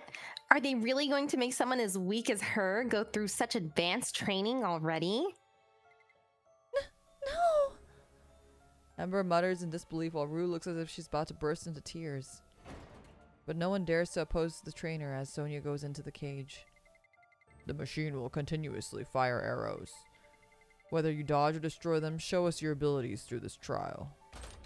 A clicking sound comes from the machine. A small arrow no bigger than the palm of a hand flies swiftly and sharply grazes Sonia's shoulder. Ouch! Fresh blood starts running down her arm. Another arrow is fired and just barely grazes her leg. Overwhelmed with the pain, Sonia collapses and curls up. The more you shrink away, the closer you get to death. Release the power you've been suppressing. Survive with the power that exists solely within you. What is that supposed to mean? The arrows begin flying towards Sonia once again. In this moment where death seems imminent, Sonia cries out for dear life. Save me, please. At that moment, that voice in Sonia's head chirps with excitement, as if it had been eagerly awaiting this moment. It's really, really fun, you know, watching you suffer. But if I just enjoy the show like this and you actually die, I won't be able to survive even in your head, right? That's why I'll help you, Sonia, my sweet twin sister. Uh-oh. After the voice Whoa. finishes speaking, a black shadow begins to creep out from beneath Sonia's feet. Sonia's face, hands, and legs become tainted by the shadow, making them appear as if black paint was splattered all over her. The shadow of the voice surges like a black wave and swallows the arrows flying towards her. Then, without powerful force, it shatters the shooting machine. Been pretty impressive, right? I feel like I've gotten stronger since you started taking that red medicine. An encroaching feeling of fear creeps up on the trainer, who had been watching the entire situation with intrigue. Wait, how can she manifest this level of power all at once? The voice's shadow morphs into the shape of a hand, slipping through the iron bars and seizing the trainer by the throat. Stop it! Why should I? He's the one who caused your pain. Why shouldn't I kill him? Asphyxiated by the darkness of the shadow, the trainer's breathing comes to a stop. The voice's hand now reaches towards the children. That's enough, please. Come on, Sonia. Please stop whining already. I can't even remember the last time I felt this alive. Do you have any idea how suffocating it was being entrapped inside your body all this time? Hey, I just had an idea. Don't you think it'd be good if I had a name too? So I came up with one just now. Listen, from now on, my name is going to be Tanya. Whoa, this is like Freaky Sprite. That is, yeah, that's a little creepy. Oh, they have like opposite eyes. Oh, yeah. The name takes hold of Sonia's mind, echoing through her thoughts. At that moment, the fragile light of her reason, which she had barely clung to, flickers out. Now the only thing that controls Sonia's body is Tanya's dark, untamed will. Tanya's hands surge in every direction, mercilessly tightening around the throats of the screaming children. Sonia, Rue will save you! And then Sonia sees it. Through the haze of her fading consciousness that's sinking into the depths of darkness, Sonia sees Rue rushing forward to save her. When Sonia comes to her senses, she finds herself in Rue's arms.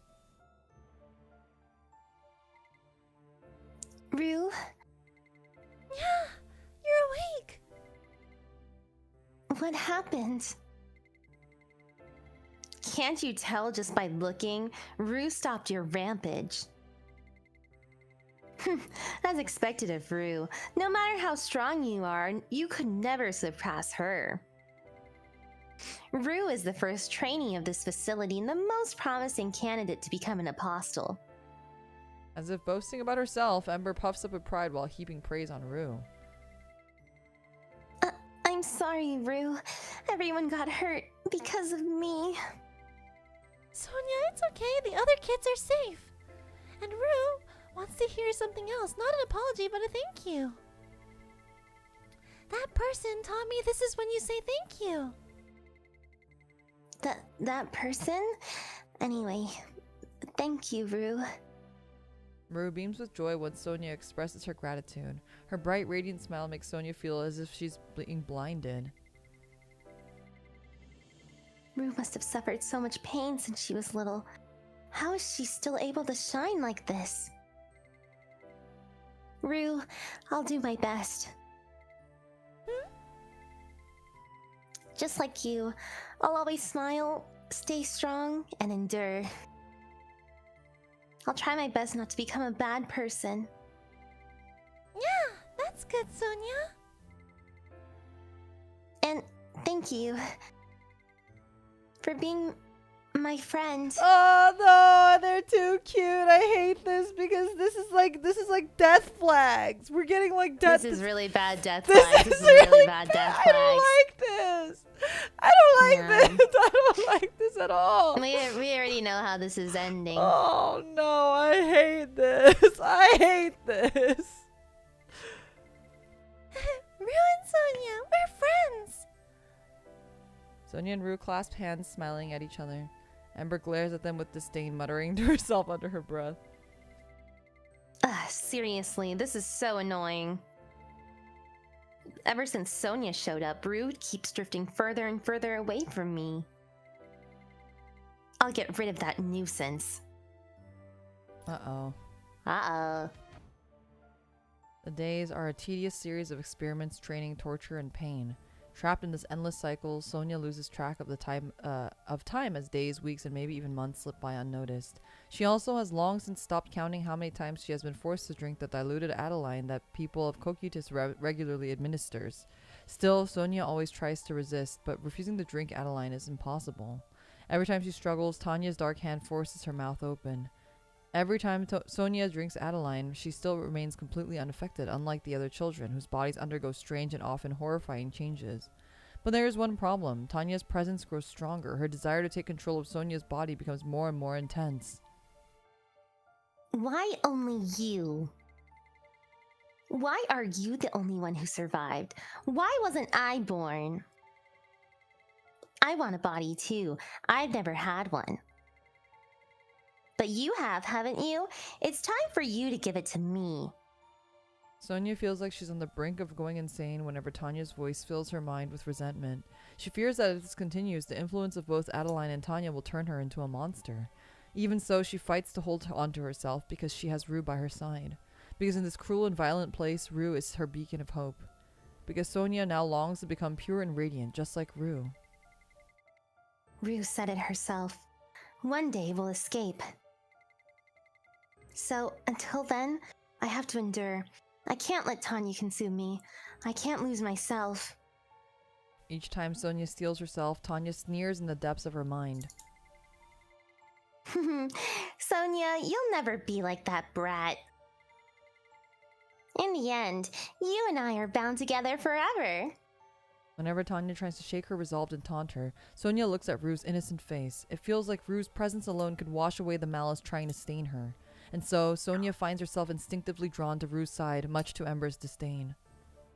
Days pass in this way, some filled with silent vows, others with growing resentment, until finally the day arrives, the trial to determine the fourth apostle candidate. The children gather on the training ground, their faces filled with a mix of tension and fear. Does anyone know how to choose the apostle candidate today? I don't know either. But those people, they're probably gonna bring something even more horrific than the devices we've trained with until now. Everyone, stay strong. We can get through this if we stick together. Rue believes in us. Despite their fear of what's ahead, the children find courage in Rue's words. They begin to cheer each other on, lifting one another's spirits. Yeah, me too. I believe in Rue.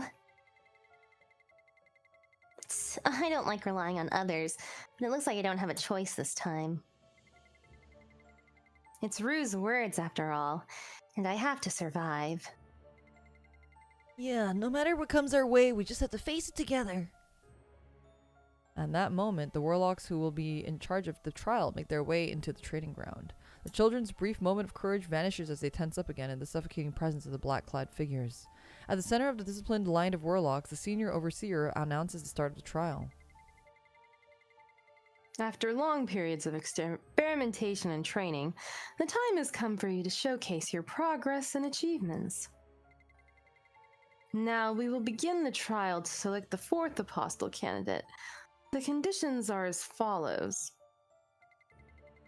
Compete against each other until only one remains standing. Oh, man. It's Battle Oh, Royale! man. We got Squid Game up in here! We didn't want This this. is Squid Game! The children struggle to comprehend the overseer's words. No, it's because they cannot accept them that they are now frozen in shock. In the midst of the silence, the one to ask the difficult question about this unbelievable situation is none other than Emperor. Wait, you're telling us to fight and kill each other?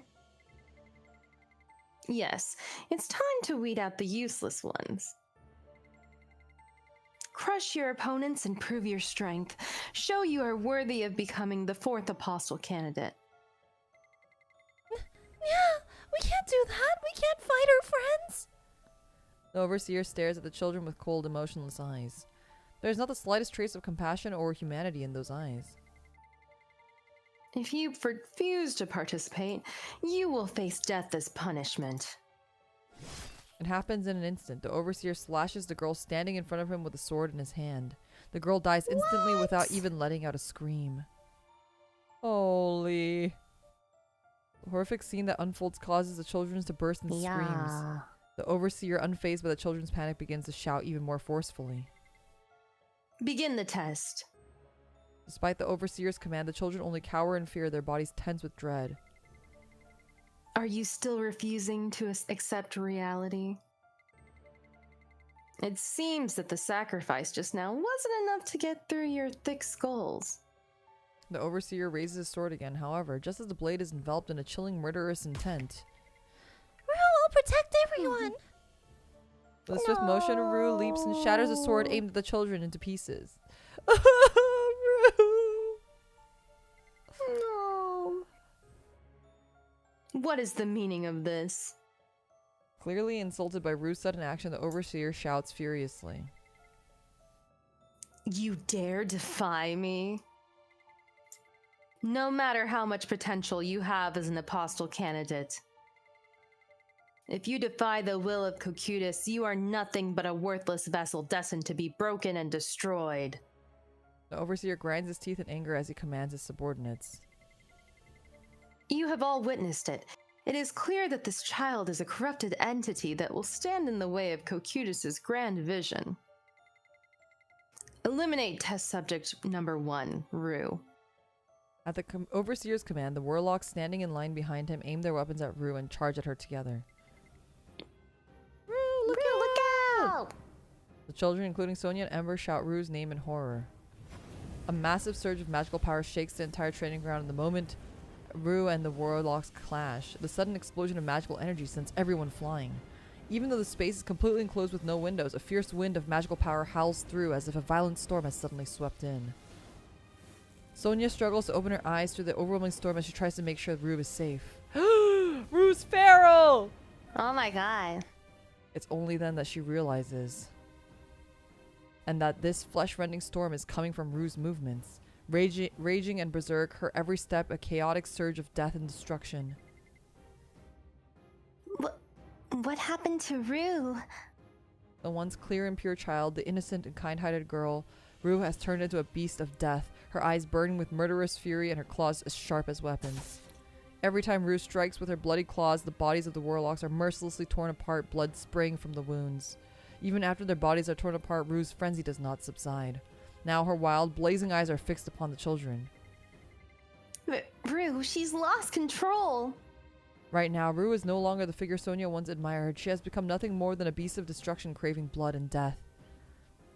What was the emotion that gripped Sonia's heart in that moment?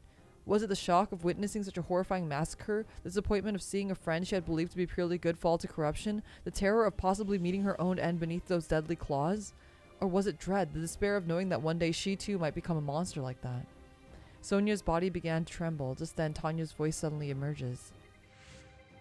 Turns out she was also a monster, huh? No, that's not Rue. That can't be Rue. You still don't believe it, even after seeing it with your own eyes? Sonia, you have to become like that too. For me. You can be just like her. Let's kill them all. Come on, let's do it. Together, Sonia. No, I don't want to be a monster. Why not? If you become a monster, you can do whatever you want. Let's do it. Tanya's voice relentlessly urges Sonia towards hatred and misdeeds. If Tanya's voice had a form, Sonia would have wanted to destroy it. Oh. Please, just leave me alone. It was the first time Sonia had ever screamed so loudly in her life. The moment she let out a cry so deafening that even her own ears felt as if they would go numb. She felt a massive power surging within her, one she had never realized was there. Sonia's screams burst forth as a brilliant wave of light, exploding like a newborn star, determined to sweep away all darkness in an instant. The radiance is blinding, more dazzling than the sun itself. Rue, along with everyone else, loses consciousness beneath its overwhelming brilliance. What was that? The source of that power is unknown to Sonia. Did it come from Tanya or was it her own? No, she doesn't want to know. She just wants to escape from everything.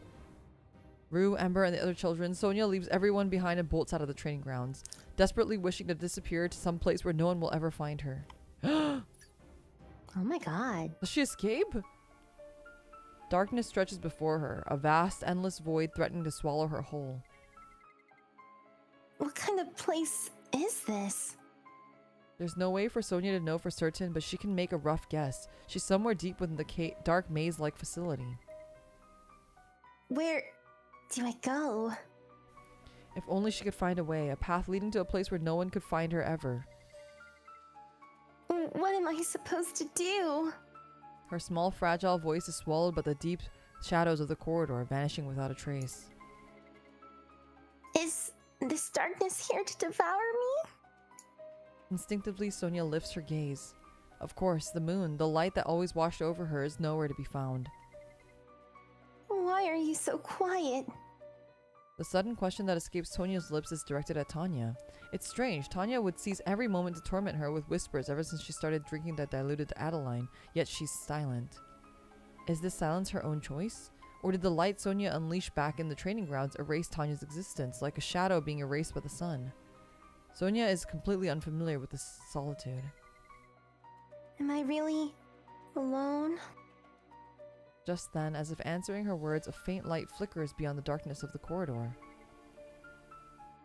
What is that? Like a lighthouse guiding a sailor lost in the night sea, the light shines brighter because it's surrounded by nothing but darkness. With the darkness of despair closing in on her, Sonia starts walking towards the light. Finally, she reaches the source. I guess I'll do this one. Right here. Okay, go ahead. Yeah. Right here. I've been waiting here for quite a while. A radiant figure approaches Sonia. No, it's not a person. It's a necklace in the shape of a glowing moon that's been being held in someone's hand. What is this? Who are you? Like a warm light, a soft laughter echoes through the darkness and brightens it. Hello. The owner of the voice reveals herself. Oh!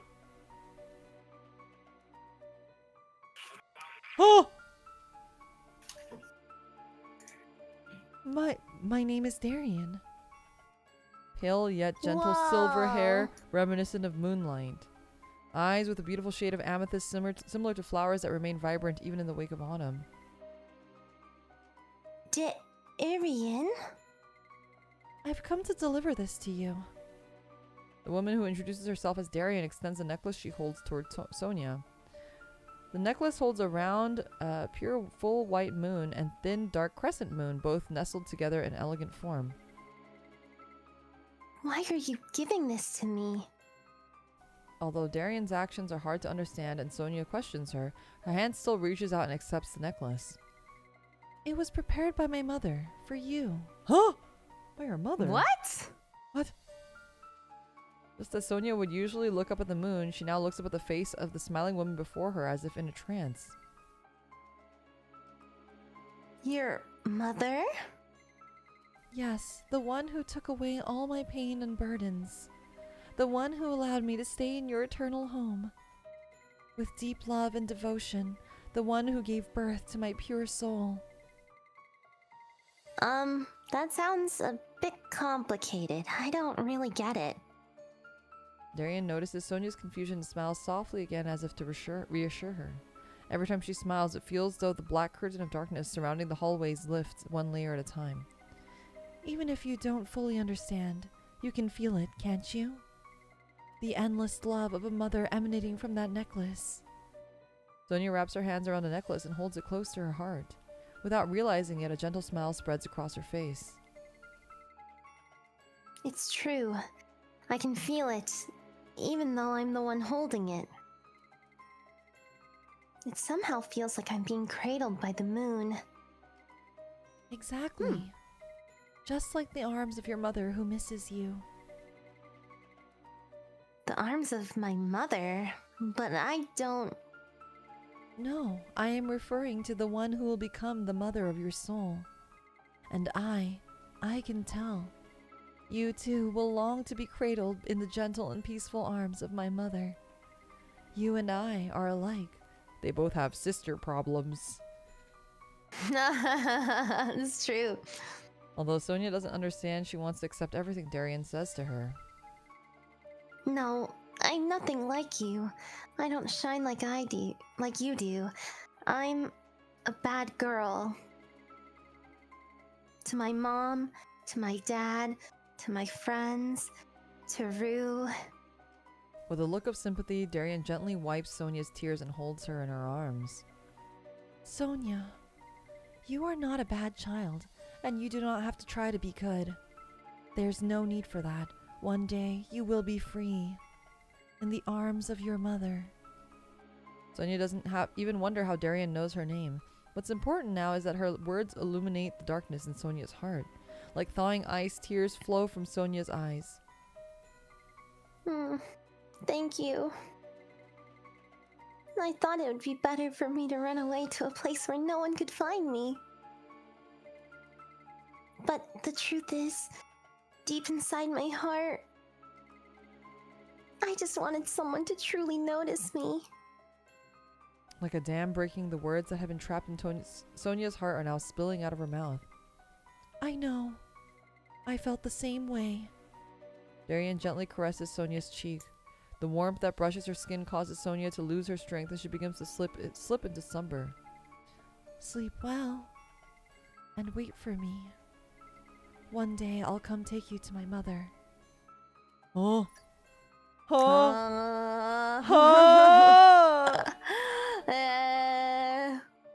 Deep within a dark, gloomy cave, Sonia lies unconscious and alone. The sound of footsteps breaks the overbearing silence before eventually stopping beside Sonia's head. Is this the one? Oh. Yes, Lord Knox. Fortunately, she's asleep. After Rue, test subject 1 went berserk. Number 15 here released an enormous amount of power as well.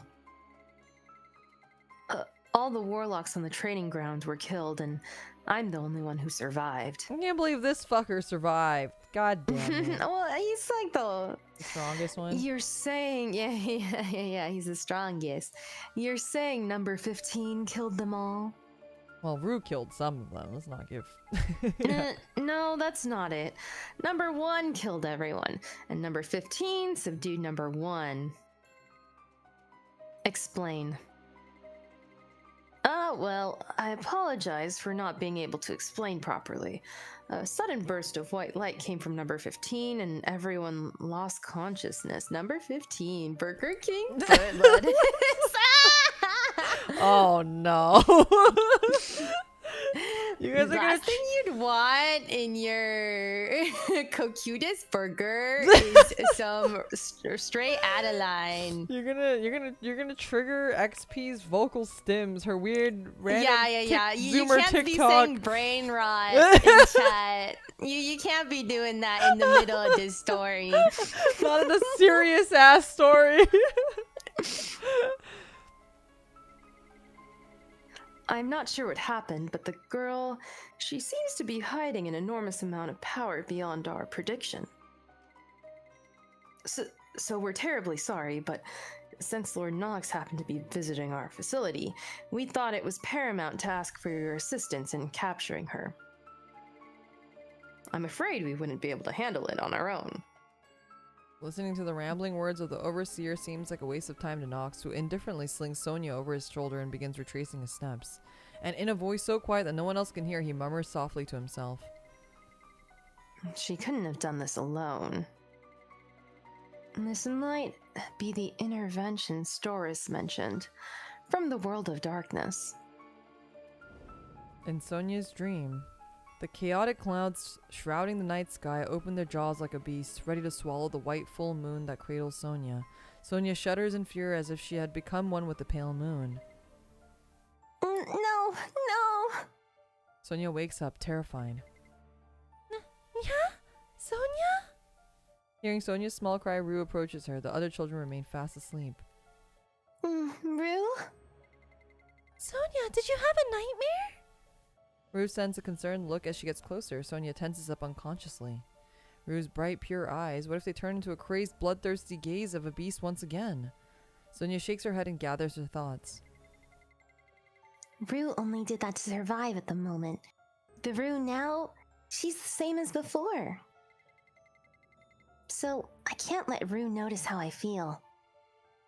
Sonia unconsciously clenches her fist. At that moment, she feels something inside her hand.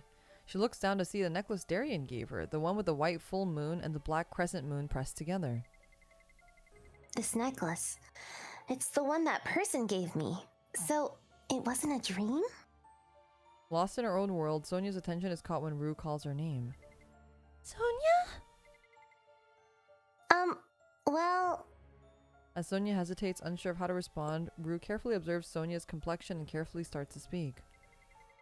Sonia, is it because of Rue? Rue stretches out her arms, revealing the new restraints fastened around them.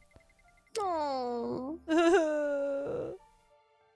When these gloves come off, Rue changes. Rue, sorry for scaring you. Rue starts to tear up with a gloomy expression. No, Rue, it's not because of you. Thanks to you, we all managed to survive that day. So, thank you, Rue.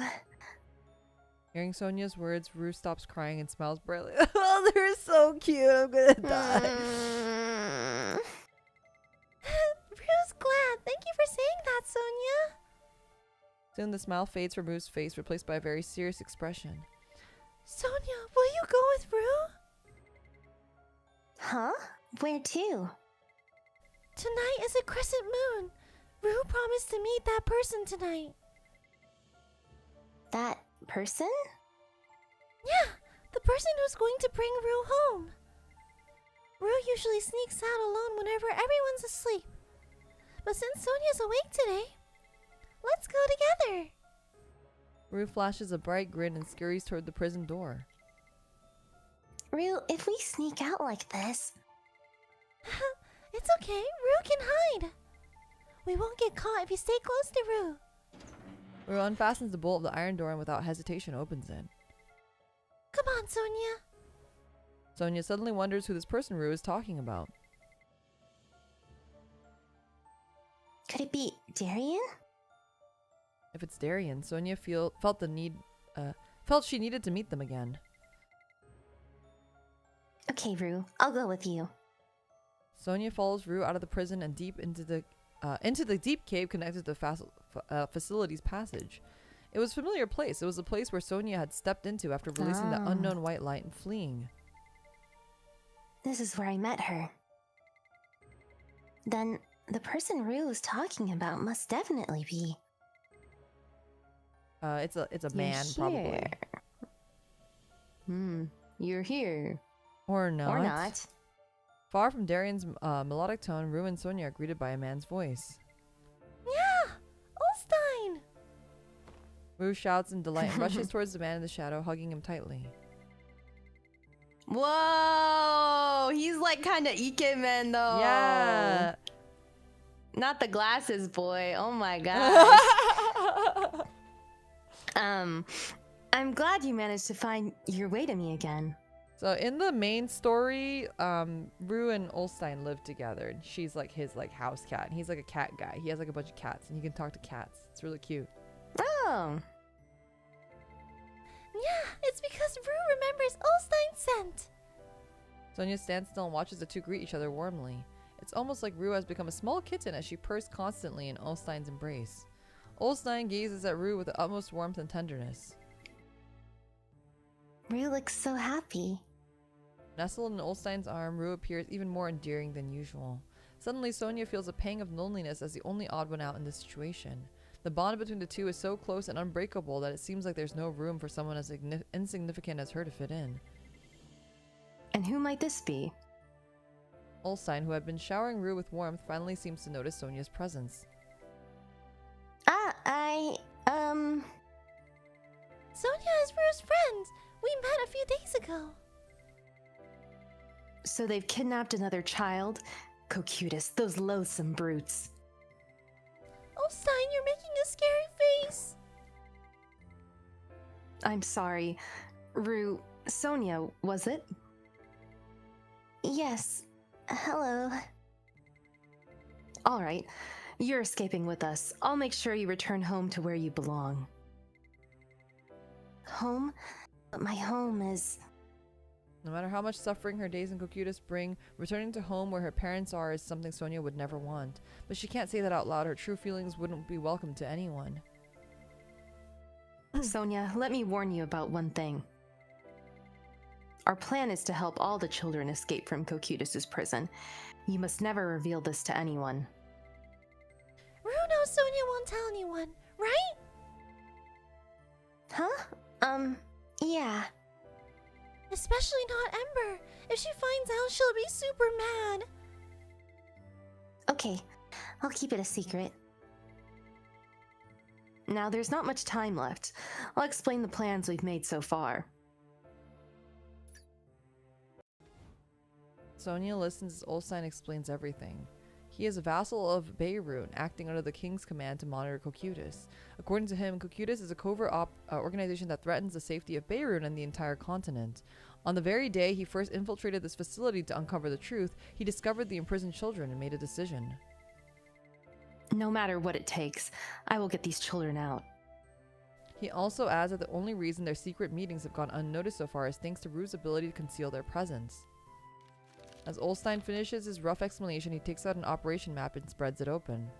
The map, obtained over months of infiltration into this facility, marks the locations of the children's prison cells, the escape route, and a hidden exit. I'd like to hand this over to you, but I can't. Everything will go up in smoke if it somehow gets discovered. Rue, Sonia, your roles are the most critical. You must never forget this escape route. Commit it to memory. Olstein draws a dagger from his belt and carves a crescent moon symbol into the corner of the cave wall. That's a pretty crescent moon, Olstein. Why did you draw that? On the day of the escape, you must return to this exact spot. We've always held our secret meetings on nights when the crescent or full moon is out, so I'm sure you won't forget this mark. 14 days from now, on the next full moon, we'll carry out the escape plan. I learned from my covert surveillance of Cocytus that they'll be focusing entirely on recovery efforts and mobilizing personnel for the next month. They're obsessively meticulous and utterly despise unexpected disruptions. As long as we keep the escape plan completely secret for the next 14 days, nothing should go wrong. If, by any chance, there's an emergency, the spies I've stationed inside the facility will inform me. Yeah, you mean the little kitties? Yes, and that's why you two have to stay strong. Hold firm in your belief that you'll be able to return home together. Okay, Olsen, we'll meet again on the next full moon. Rue responds with enthusiasm, but Sonia finds herself unable to answer with the same certainty. Darian's presence lingers in her mind. What if she's searching for her? What if Darian is in danger and Sonia escapes without her? Worry creeps in. She has to see her again. The words Darian had spoken, promising to come for her, echo in her thoughts. Sonia hesitates as she considers whether to tell Rue and Olsen about Darian, but in the end she stays silent. For some reason, something in her heart tells her not to reveal the truth. And so, Sonia buries her thoughts once more in the darkest depths as she returns to prison with Rue. Hey, what gives? Where have you two been?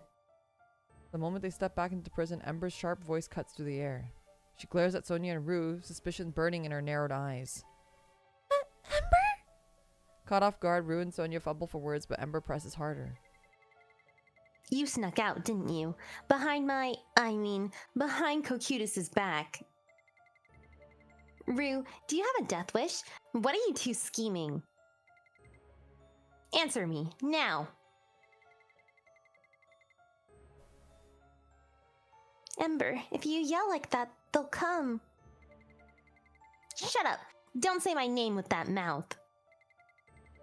You'd better start talking. If you don't, I'll scream and bring them here myself. I'll tell them everything, like how you two sneaked out of the prison in secret. Sneaked out. If Ember causes the warlocks to storm in, the escape plan will be exposed and everything will be ruined. The lives of all the children will be in danger. Ember, please don't. Rue will tell you everything. It seems Rue decided on confessing to Ember as a better choice than being caught by the warlock, so she starts spilling everything. Surprisingly, Ember doesn't react with shock. She simply listens in silence. So, to sum it up, you're planning to rescue all the children, and this guy named Olsen has agreed to help? Yeah, that's right. We're all going together, you too, Ember. Olsen said he'll prepare a home for everyone. I get the gist of it for now. It's late. We'll talk more in the morning. With that, the three children each settle into their places for the night. Sonia can't sleep, but it's not because she's afraid of the dark. For the first time in her life, an unfamiliar emptiness and longing consume her heart. Is it because of Darian, who held her so warmly in the darkness that night? No, it's actually because of Tanya. The voice that used to constantly torment Sonia's mind has not spoken a word since that day. It's strange. Despite desperately wanting Tanya to leave her head, Sonia can't stop thinking about her now. Why? Why is this happening? I thought I'd feel relieved without her. Why do I keep thinking about her? Did she die? Because of me? And is that okay? Engulfed in endless thoughts, Sonia eventually drifts into a deep sleep. Plan compromise, frame 0. I know. Jesus. An Ember of all people. I can't believe they said the real name too. Like, I know. of Not who's even helping a fake them. name. That sucks. Yeah. I know. A dream? This dream again? I didn't want this one again. The chaotic clouds shrouding the night sky open their jaw like a beast ready to swallow the white full moon that cradles Sonia. Sonia shudders in fear as if she has become one with the pale moon. I hate it. It's so dark. I'm scared. Perhaps in response to her frail cry, a black shadow stretches out beneath her small feet. A black crescent moon? The frail and thin crescent moon wraps the pale full moon tight with its black shadow. As her fear subsides, Sonia's trembling ceases. Strangely, Sonia's fear of the dark vanishes. She feels a sense of comfort, warmth, and longing, as if she's wrapped in the black darkness of a womb, where no light can seep through. Soon, an unfamiliar and ethereal voice speaks. Though she's never heard it before, it feels like a tender voice from a cherished dream. Child born from the depths of the void, fear no longer the darkness. Darkness is the source of all things. Even light was born from darkness, for darkness is the primordial force that gives birth to all life. I am the deepest and only darkness in this world. You shall become my star and shine brilliantly. The slumber of the flesh slips into the darkness and dreams. I declare that I am the master of the dream, and that awakens the truth. My form is an amniotic fluid of life that wraps around all souls. Thus, do not doubt that you were born from me. I shall guide the weary to my holy home, where eternal rest shall be granted. The strange jumble of words make no sense to Sonia, yet she feels her heart drawn to the voice. What is this deep longing she feels? It's something Sonia has never felt even for the mother who gave birth to her. Is this what a mother's lullaby is supposed to feel like? Warm, comforting, enchanting? As Sonia listens to the mysterious voice that awakens to forgotten longing within her, like memories from before her birth, she falls deeper into a blissful dream. How long has she been asleep? Ah. Uh-oh. Rue is shaking Sonia's body roughly, trying to wake her up. Yeah, Sonia, wake up! Sonia opens her eyes to see Rue's face covered in tears. Rue, what's wrong? Our friends were all dragged away. And they left the two of us? Even Ember? What's going on? They said something scary. They said they're going to feed them to the fiends. Everyone was sobbing, crying that they wanted to go home. So Rue tried to help them and wake you up. But you kept sleeping. You wouldn't wake up. What should we do? Rue, let's stay calm. We have to save our friends. Just as Sonia tries to calm Rue down and head out of the prison, warlocks rush in and point weapons at the two of them.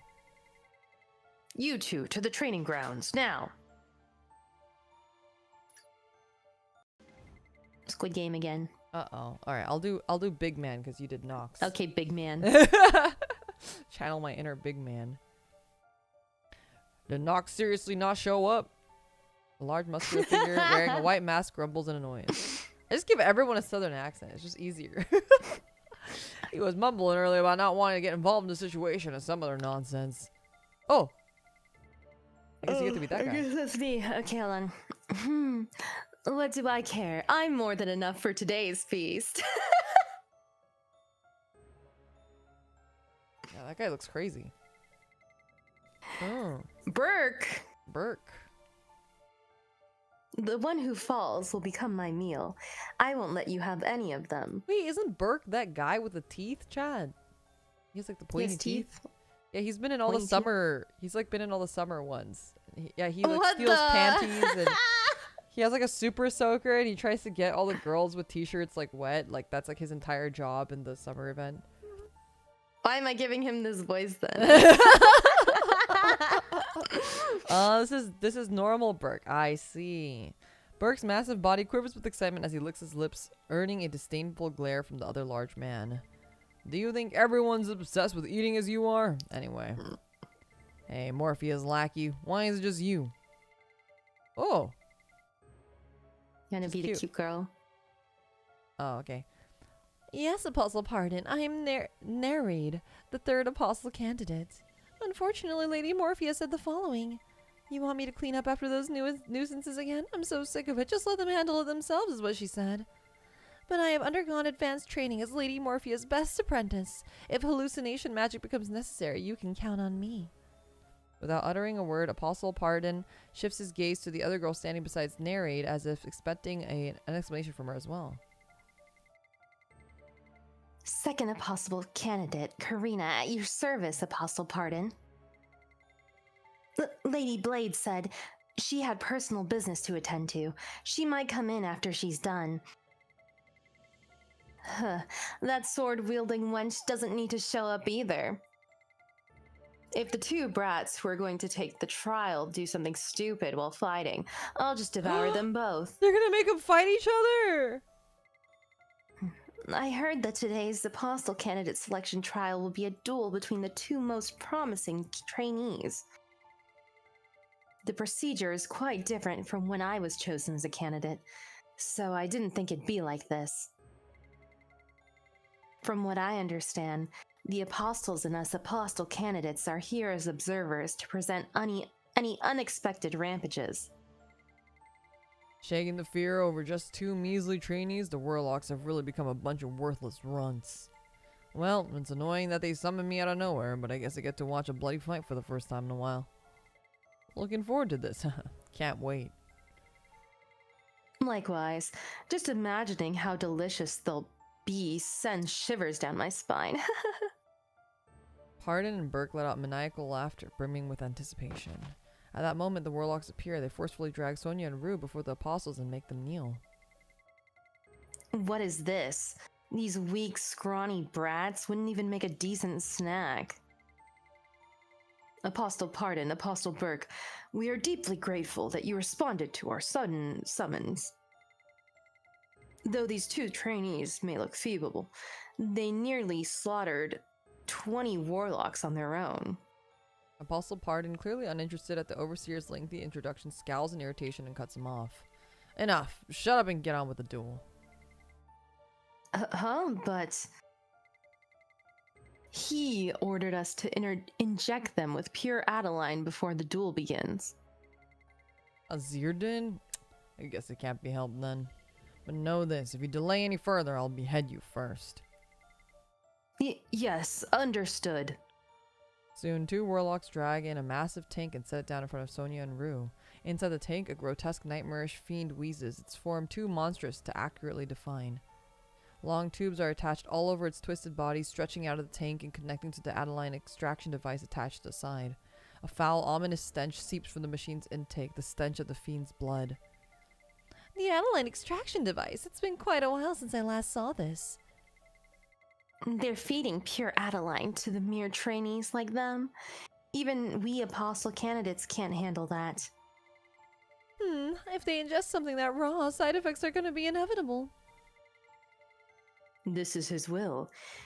There must be a reason beyond our understanding. Sonia and Rue tremble violently, horrified. Neither of them has ever seen such a grotesque life form before. I've been drinking the blood of such a gross monster until now. Yeah, it looks scary. The fiend has consumed high-quality food and is now full. This is the perfect time to extract the freshest and most potent Adeline, so you 2 must drink it as soon as it's extracted. High-quality food? Is there something like that here? Oh. The kids!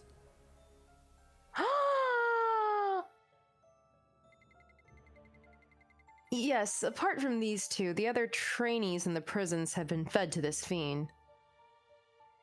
At the Overseer's words, Sonia and Rue are struck with a shock that their eyes widen in disbelief. Our friends? No way. How could they do something like that? The only use they had was fertilizer for creating apostle candidate. Nothing more, nothing less. Now, let the ritual commence. No! Who was that? The sudden voice that bursts out belongs Ember. to Ember. Oh, Ember, whom the 2 had thought was dead, shouts violently as she rushes in. Yeah, Ember, you're alive! If they drink this and Root, no, both of them die, then you won't be able to choose an apostle candidate, right? The sudden appearance of Ember seems to amuse Apostle Burke as he lets out an unpleasant laugh. So it was you? The one who confessed that these 2 were plotting to escape? We freaking knew it! Duh. Ember did? Faced with Sonia and Rue's expressions filled with disappointment, reproach, shock, and resentment, Ember hurriedly offers a desperate excuse. What? Why are you both looking at me like that? Do you really think your choice was the right one? I did this for myself. No, for everyone. How despicable and utterly ruthless. Truly an indispensable asset to Cocytus. Your judgment is quite commendable. Why not come under my wing? I could make you an apostle candidate. Enough with this nonsense before I kill you all! Out of patience, Apostle Pardon shoots a furious glare, terrifying the warlocks into hastily beginning the ritual. Behind them, Ember mutters to herself in a voice so small that no one can hear, her voice filled with despair. I didn't want this. I just wanted Sonia to get away from her. If Rue dies because of me, Oh no. Oh no. This blood is an elixir that will save your inferior bodies and grant you true power.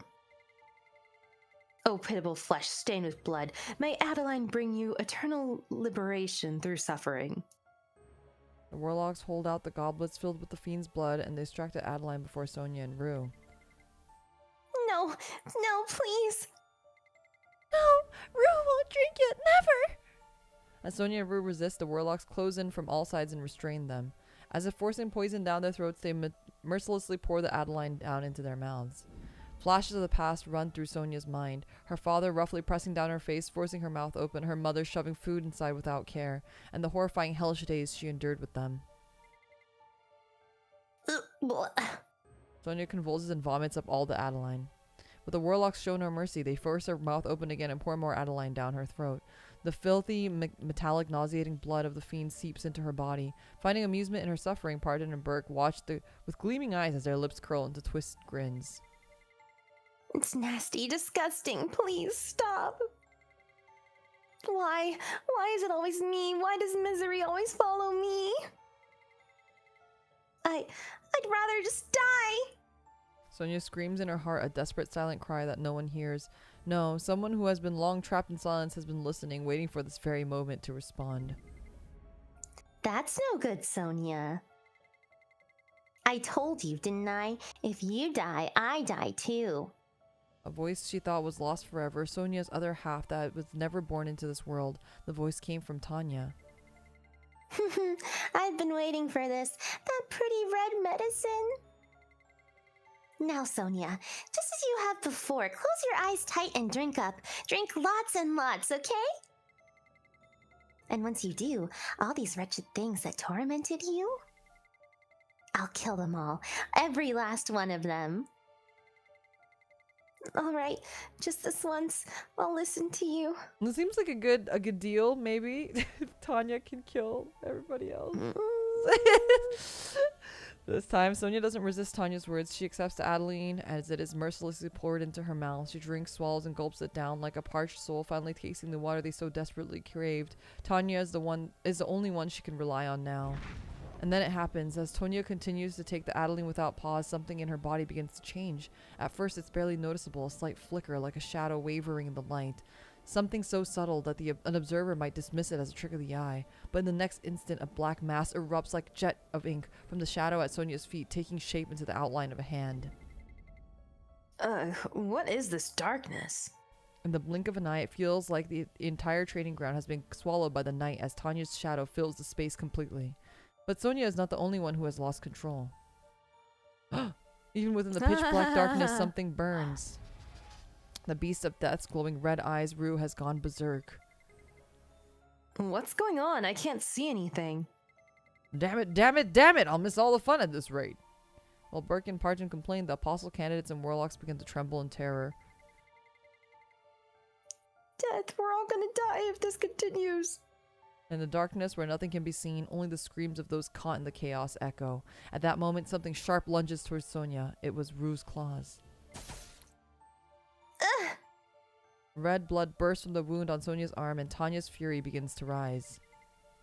I'm not letting you off.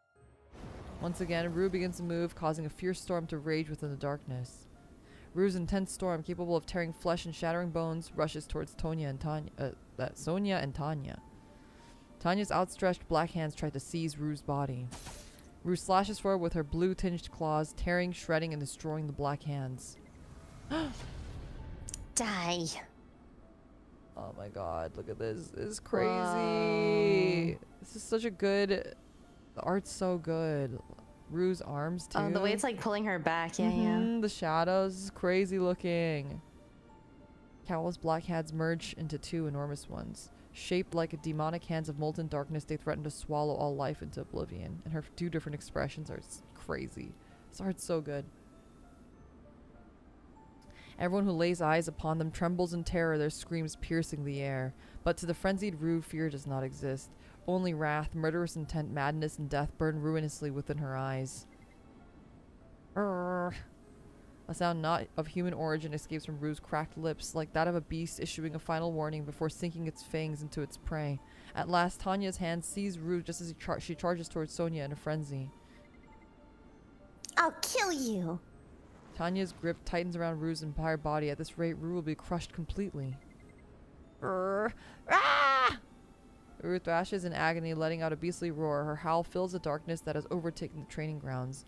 Sonia, who has briefly lost consciousness, hears Rue cries of pain from within Tanya's mind. No, stop! I won't stop. I'll kill her. I'll kill her! Please, please don't hurt Rue. Why are you stopping me again? You'll die if we don't kill her. Still, I can't kill my friend. Friend? Maybe to you she is. Tanya lets out a cold, mocking laugh. Then she tightens her grip around Rue's body even further. Rue no longer struggles or resists, almost like she's lost consciousness or dead. Tears flowing down Tanya's face as she attacks Rue, but tears belong to Sonia. Let's stop now. Tanya. The darkness comes to a halt and the shadows waver. Tanya releases the black hands gripping Rue. What did you just say? Did you call me by my name? In that moment, it feels as if time itself has stopped. I'm scared. Me too! Sonia looks at Tanya. Tanya looks at Sonia. In this space, which seems to exist outside the world itself, no one else exists. Even time has ceased to flow. Sonia and Tanya, two beings born at once, stand face to face. Let's stop. I can't let you kill Rue. Why? Why is it only Rue you think about?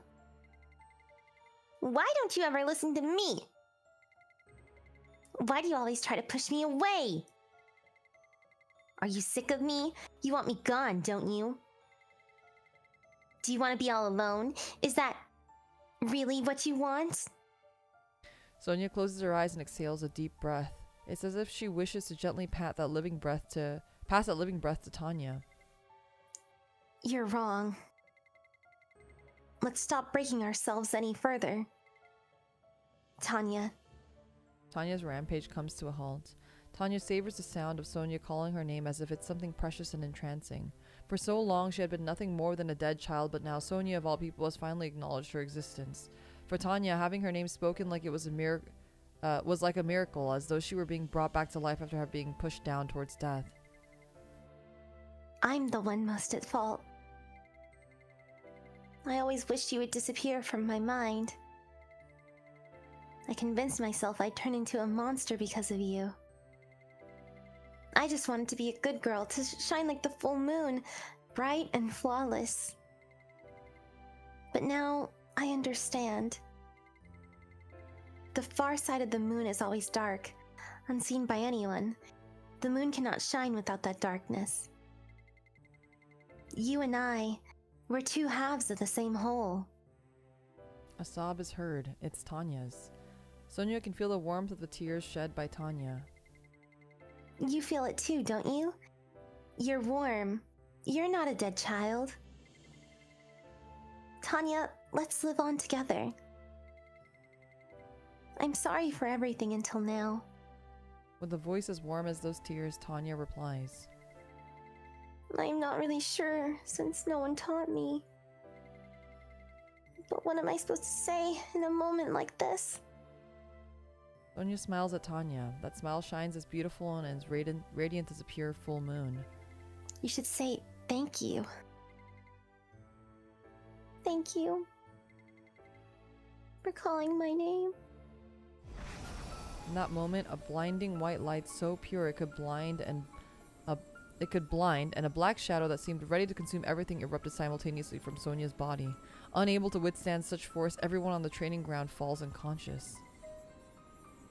That's far enough. That's far enough. Oh! Following my that God. voice, a sharp violet flash emerges, slicing through the light and shadow pouring from Sonia's body. Sonia, now finally awakened from the space within Tanya, asks the owner of the violent sword. How are you still able to see? The person reveals herself. With eyes as sharply yellow as a flash of light, she stares at Sonia. Sonia feels as if the woman's inhuman eyes are gazing through her. No, through the presence of Tanya within her. I am the Apostle Blade. I possess the evil eyes of the basilisk. I will quell your rampage with the sword. I see. It's because of those eyes. But the white full moon will not set. It will shine even brighter than the black crescent.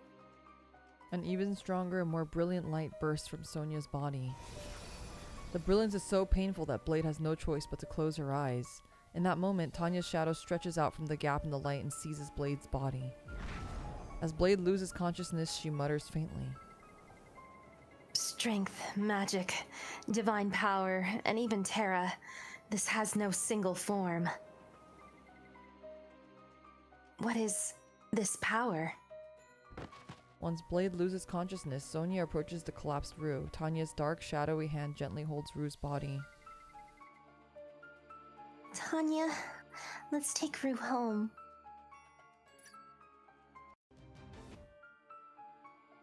In the dark and gloomy cave somewhere deep inside, someone's desperate prayer breaks the stillness. Don't die. You can't die. You have to live.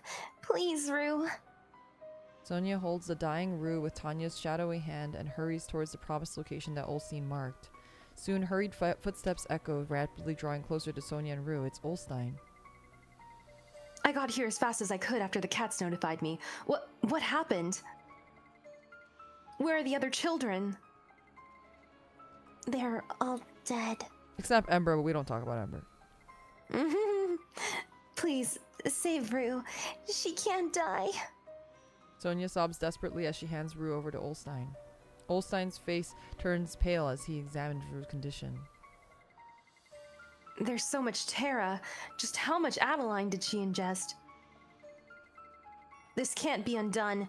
She's going to she's undergoing a severe, uncontrollable mana reflux. Rue's body convulses violently as it turns into a charred husk. It looks like it's being consumed by the violet flames of terra. If it continues, Rue won't survive. No, our friends are already dead. At the very least, Rue has to live. It's dangerous, but there is a way. I won't let Rue die. Olsen places his hands over Rue's heart, once pure but now most likely tainted by Adeline. He chants an incantation as he begins channeling his own magic into Rue's heart. The terra surging from Rue's body intertwines with the blue radiance of Olsen's magic. Bit by bit, the terra-consuming Rue begins to diminish. However, it's impossible for terra to simply disappear. It just seeks a new host. Now Olsen has become another victim to Adeline. Ugh. Olsen draws Rue's terra into his own body. Sacrifice, that was the method Olsen spoke of.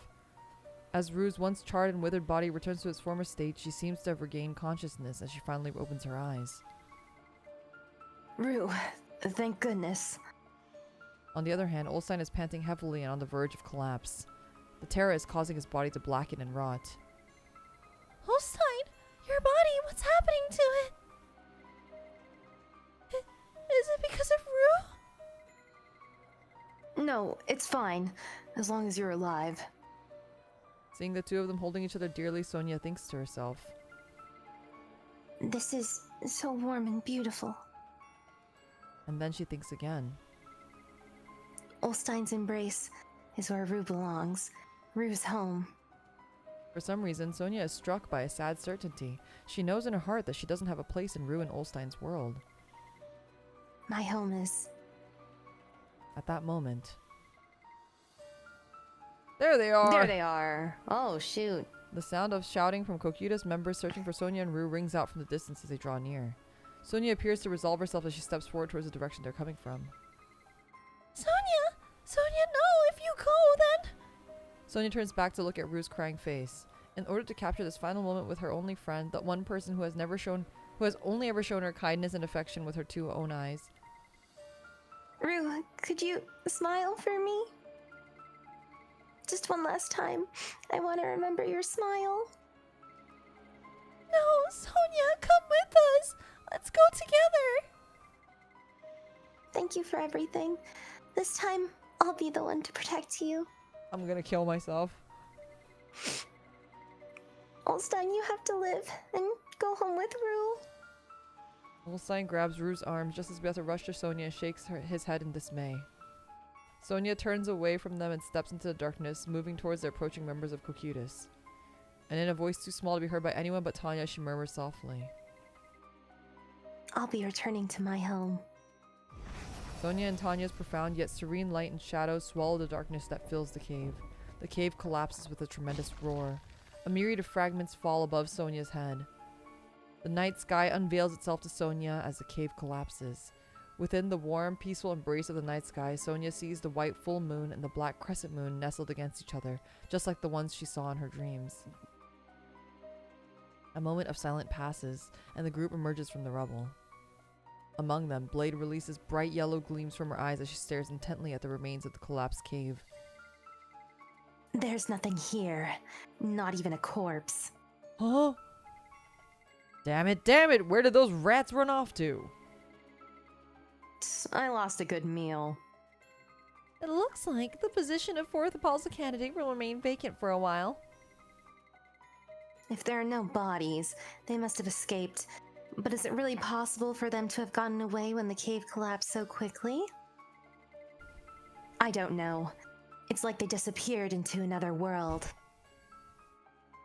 With unresolved doubts still lingering in their heads, the group leaves the pile of rubble behind. Rue! Rue! Rue! Only Ember remains, repeatedly muttering Rue's name, the name of the beast girl who will never return. In an endless expanse of darkness, in this unknown place, black and white flashes erupt like the explosion of a star and the birth of another. Sonia lies unconscious and curled up where the flash booms. Is this a dream? Am I dead? No, Sonia. We aren't dead. We're finally home. A place where we can stay. Mamie, thank you so much for the raid! Welcome, Raiders! Welcome. Hi! Hello. I'm sure, Raiders, maybe you are familiar with me.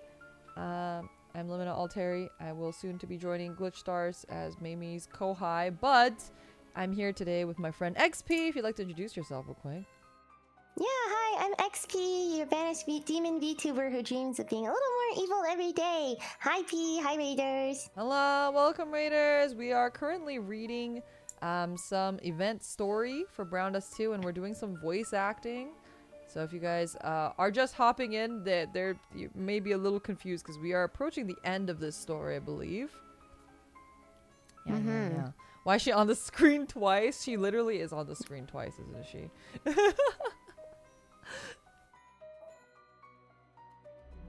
Within the same unknown place, a violet flash erupts and Darian appears. Sonia, let's greet her together. Our mother. Soon, an unfamiliar and ethereal voice speaks with a tender voice from a cherished dream. I have been waiting for quite some time. Sonia and Tanya, my beloved daughters who will shine beautifully, I am the darkness that exists for you. Sonia's throat tightens as she hears the voice that she has waited and yearned to finally echo in her ears. She can feel Tanya shedding tears of bliss within herself as well. Sonia answers without thinking, as if it's something that she has known since before she was born. Yes, I'm no longer afraid of the darkness, master of my dream and mother of my soul. That's the end! That's crazy! Oh my god. That's crazy. Alright, since we have raiders though, let's do some gotcha. Gotcha. Oh my gosh, gotcha. how much or who? Oh wait, you wanted the mech girl. I do want the mech girl, but I don't even know. You can see all the maid banner. Whoa! I don't even know where the mech girl is. I don't think she's out yet. I don't know where you can get her. Oh, she's like the second banner. Oh, she can get it from the dust store. Oh, okay. We have dust. I think we can. Oh, the one's not. Okay, she's not. The mech girl isn't new. Oh. She's more like a. Here it is. I guess it's an upgrade. Well, I have a lot of dust, so we're gonna just buy it. Do you have her? I don't, so we're gonna get her. And now, when we get them, we can add them to our home screen. I have a lot of random stuff on my home screen. Let's add our You new... put so many on the home screen. Actually, I didn't. Yeah. Oh So my what you can do gosh. is you can cycle through them. So like there's arrows. So Oh, yeah, I know most gacha games have this, but they give you so many options. yeah, they actually there's like so many options. Oh my god, it's so good. It's so good. It's so peak, you guys. It's so peak. It's because okay, there's like these are the skill animations, and then they have like just the regular characters, like the standing character. If you just want the regular character. Okay. And then yeah. these are the saucy ones. These Oh, are like they have the sussy ones and an extra like channel thing. That's crazy. and then these are the story ones. So all the story scenes, like we can add Okay. the Rue one now and the Blade one. Oh, because we did those. Okay. Yeah, Cool. so every time you play them and you unlock new ones, you can add these scenes. Ah, this one's so cool. Ah, that one is really good. This one was also incredible. Such a good scene. I know, so sad. The sussy ones are like, cause yeah. Wow! Wait, why Oh my did she God. reset? Wait, why did she reset? What do you Why mean was it- reset? What? Okay, What- wait, give me a second because she's What not do you supposed to mean be. She's not supposed to be doing that. Okay, wait, give me a second. Give me a second. She wasn't supposed to. She wasn't supposed to be doing that. I'm gonna die. Wait, give me a second. I'm gonna reset this. 1 second. 1 second. How do I reset? Reset. How do I reset? Oh God! Don't do that. Okay. Reset. Oh, here. Okay. Okay. See. Okay. Wait. Yeah. Yay! It's so normal. Oh. Yeah. It's very, very normal. Very normal. You can, give her a massage. Oh wait, you gotta put massage oil, and then you can massage her. See, very normal. Just giving her a little massage. Just give her a little massage. Just massage. You're just massaging. you're just massaging. It's just a massage. Nothing. It's just normal massage. But you wouldn't give your homie a massage. Just don't look at this. This is a massage gun. You guys don't have massage gun. I have a massage gun. You guys don't have a massage gun? No. Yeah, this is a normal massage. You don't have a massage gun? No. Mine doesn't. I mean, mine doesn't look like this, but yeah. This is an electric massager. Like you just do like little. That looks like an iPad or an iPod or something. Yeah, it's just like a What is little that? like a shock. You never used one of these like a shock massager? Yeah. Very normal. What? Very normal. Yeah. And then we have this one. Isn't she so cute? Limina, you're embarrassing us in front of XP. No, this is normal. You could knock down the just spill the milk. I was trying to show my roommate the mini game, and I couldn't get the mini game to show up. She'll pour you a glass of milk. Yay, yummy. Drink up.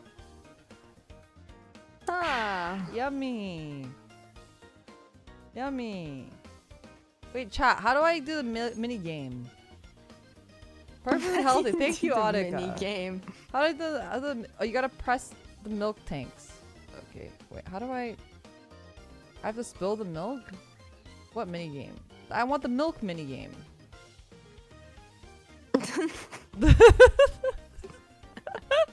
The milk minigame is not drinking the glass of milk.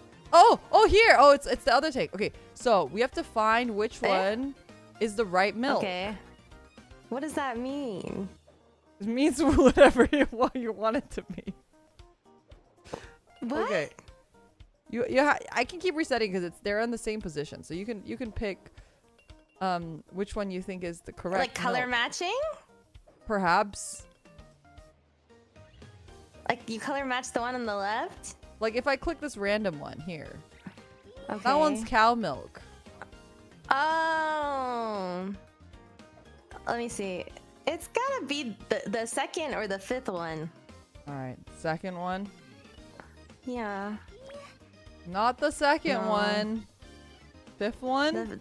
The fifth one, Okay. right? Fifth one is incorrect. She's lying. She's lying. She's lying. she's lying to me. Okay. We're gonna. Okay. What's your next guess? There ain't no way. Okay, second to last. Okay. Second to last. Second to last one. I don't think it's that one. I think we already did that one though. Oh, that's correct. What? No, she's lying.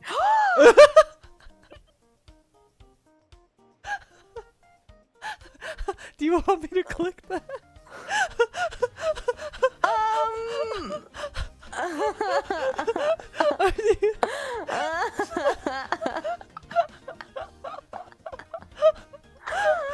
I did pay for the skin. This is a paid skin. I did pay real money. Oh no, I didn't mean to do that. Sorry. I'm sorry. I didn't mean to do that. I'm sorry. I didn't mean to. Yep. That. Be brave. Okay. Second to last one. We're gonna for the chat. Everyone wants it. It's not on her nib nops though. It's accident. Whoa! Okay. Okay. Now we changed. Now we go back to something else. We can't. After that, everything after that is paywalled content. Sorry, chat. You get it. Yeah. It's yeah. Oh, we also have one more. Wait. Okay. I have to reset it probably. Oh yeah. I gotta reset. How do I reset this one? Chat, how do I reset this one? They said like the top right or something. Is it always the top right or the top left? I have to click on her and then I can tip. Okay, here we go. It's Morphia! We just met her earlier in her bunny suit.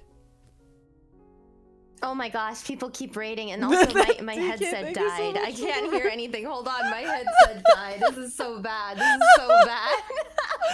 Hello, Raiders. Hello, welcome. I'm crying. Let me know when your headset's back. Okay, I'm here again. Okay. Hello, Raiders. My name is Limina Alteri. We are doing Am I here again? Very say-so stream right now. No, I'm actually not. I didn't fix it. Ah, shit. I did not fix it. Nothing sus at all.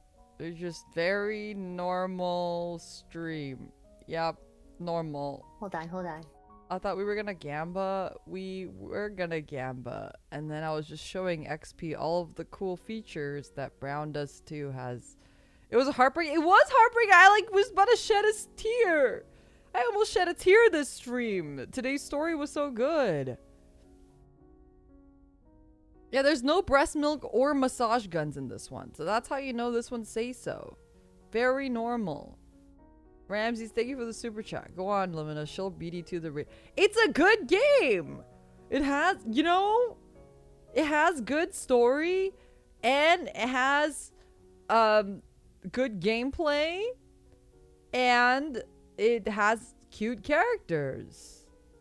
This one, look at the plot. The plot is so went from throbbing hearts to just throbbing. Okay, it was. Yeah, the gameplay is really good. The gameplay is like Mega Man Battle Network, which is one of my favorite games. So obviously, I'm all over it. The plot is overflowing. It is very free to play. Okay, genuinely, gooning stuff aside, I really like this game on its own. I like all of the gameplay and I like the plot, like actually. And all of the event story have been crazy. It's been so good. I mean, not all of the event story. Some of the event story is just, you know... It is what it is, but a lot of the event story has been really, really good. Mega Man Battle Network, yeah, that's what I'm saying. It's the gameplay's genuinely good. We got Jaden. We have Jaden too. Oh my god. Oh, Are you Okay. alive? Can you hear now? I'm alive. Yay! Yeah. Sorry. Okay. XP, you want to introduce yourself to the raider? Hi, I'm XP. Hi P. I'm your banished demon VTuber who dreams of being a little more evil every day. Hi P. Yay! We were showing XP some of our skins. So this is the Morphia one. This was one of the tamer ones because it was like an earlier one. So you can just kind of like, you know, normal stuff. And then You poker. And then there's this part of her suit. This is like her tail. Oh. Yeah. Whoa. Yeah. You So woke her up. She's like, what the hell, man? yeah, sorry, didn't mean to wake you up there. Basically this one goes into phase 2 once you link her up with the oops, sorry, didn't mean to do that, ma'am. Oh, you can pull her like garter belt? Wait, how did I do that? Oh, I don't know. Did you? Or was it It just sounded like it. Oh, I guess not.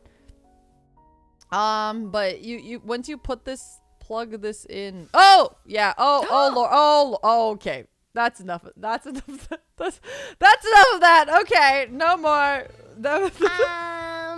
I was just trying to show how you get there. I wasn't trying to show the whole thing. So yeah. Yeah, so when you do that happens? Yeah, that's how you get to phase 2. You know, like when you're fighting a boss in a video game, and there's like different stages of the boss. There's like the first phase, and then you get into the phase 2. Like you know, you play Final Fantasy 14. Like it's like a primal. The raid plan for this. Yeah, raid mechanic. That's all that was. Yeah. Yeah, it's fine. We're gonna go pull some gacha. So we're gonna pull the one that we care about less first, which is Rubia. Mage name C. So you get one free pull on every banner every day, which is really nice. Whoa, that's crazy. Yeah. So we'll save the best for last because obviously the ones that we care about. We're gonna. Yeah, Brown Dust needs to sponsor Limina. I do show So the game a true. lot. I do show the game a lot. All right. Here we go. Now we can get Sonia and Tanya. Look, she's right here. She's right Sonia next and to Tanya. us. We'll do our free draw first. A free draw. Well, now I have to get her. See, I wasn't really that interested in getting her, but not only does she look like XP, but now we're like, the story is so good. We haven't even gotten to the actual event story yet. We all just did pre-story. Yeah, I bless your pull. Okay. Do you have a ritual or something? Not really. I've been pulling a lot in Blue Archive lately, and so I'm not gonna give you my Blue Archive luck because I had to spark today for Dress Aru, and that was very painful. Well, but maybe that means you've already given me your blue archive look. No. That means that you get the opposite. Because I had to do a lot. Already. So all my gacha grinding I did today should count towards this. So you should get it right away, actually. Yeah. I believe. In one shot. We get it. Right here. Okay. It's so easy. Okay. Oh, not quite. That's okay. Just the It's just a warm up. purples. It's the first time Yeah, XP's yeah. pulling for us here. So this is the first time. Yeah, we're warming up. In the second one though.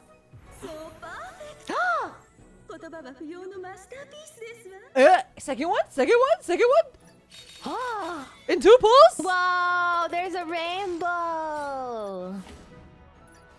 The Limiluck. No, this is the XP luck. She's bringing luck to Limiluck. us. Okay. Alright, here it is. Please, Sonia. No! Helena.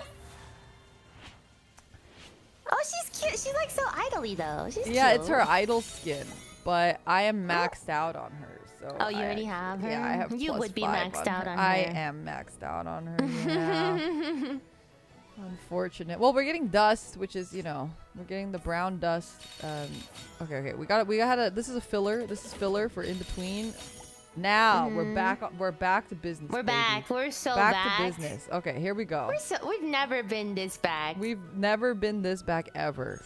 It's so back. Okay. Yes. Okay.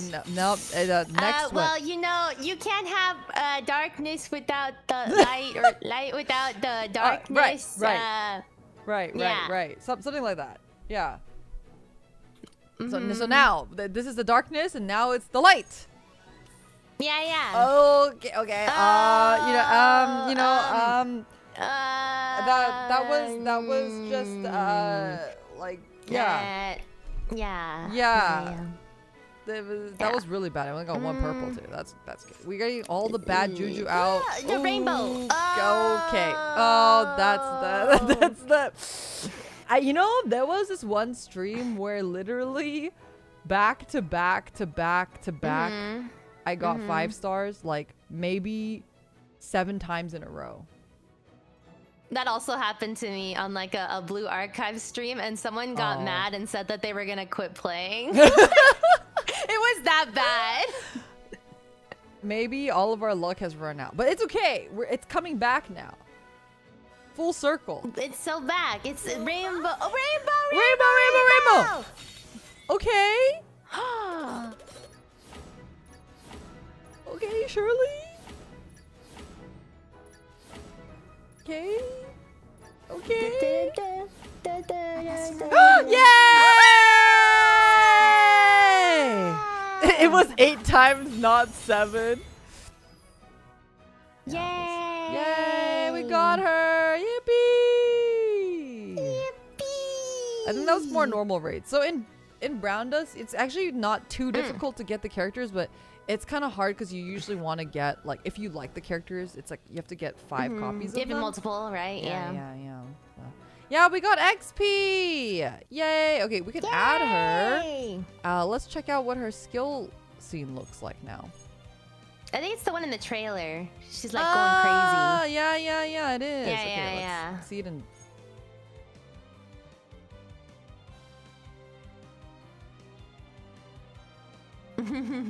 Oh, the necklace.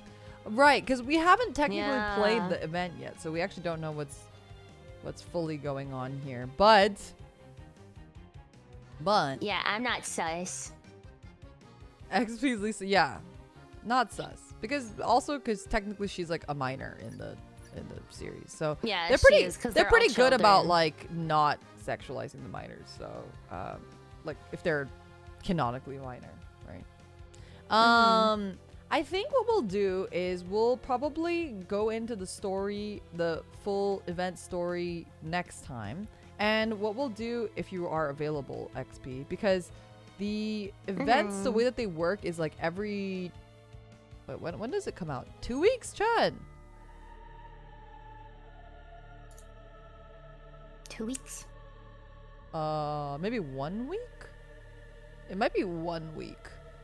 Every week, essentially, they update. So right now, the story, if we go in here, it's going to just show us like half of it. So it'll be like 1 through 6.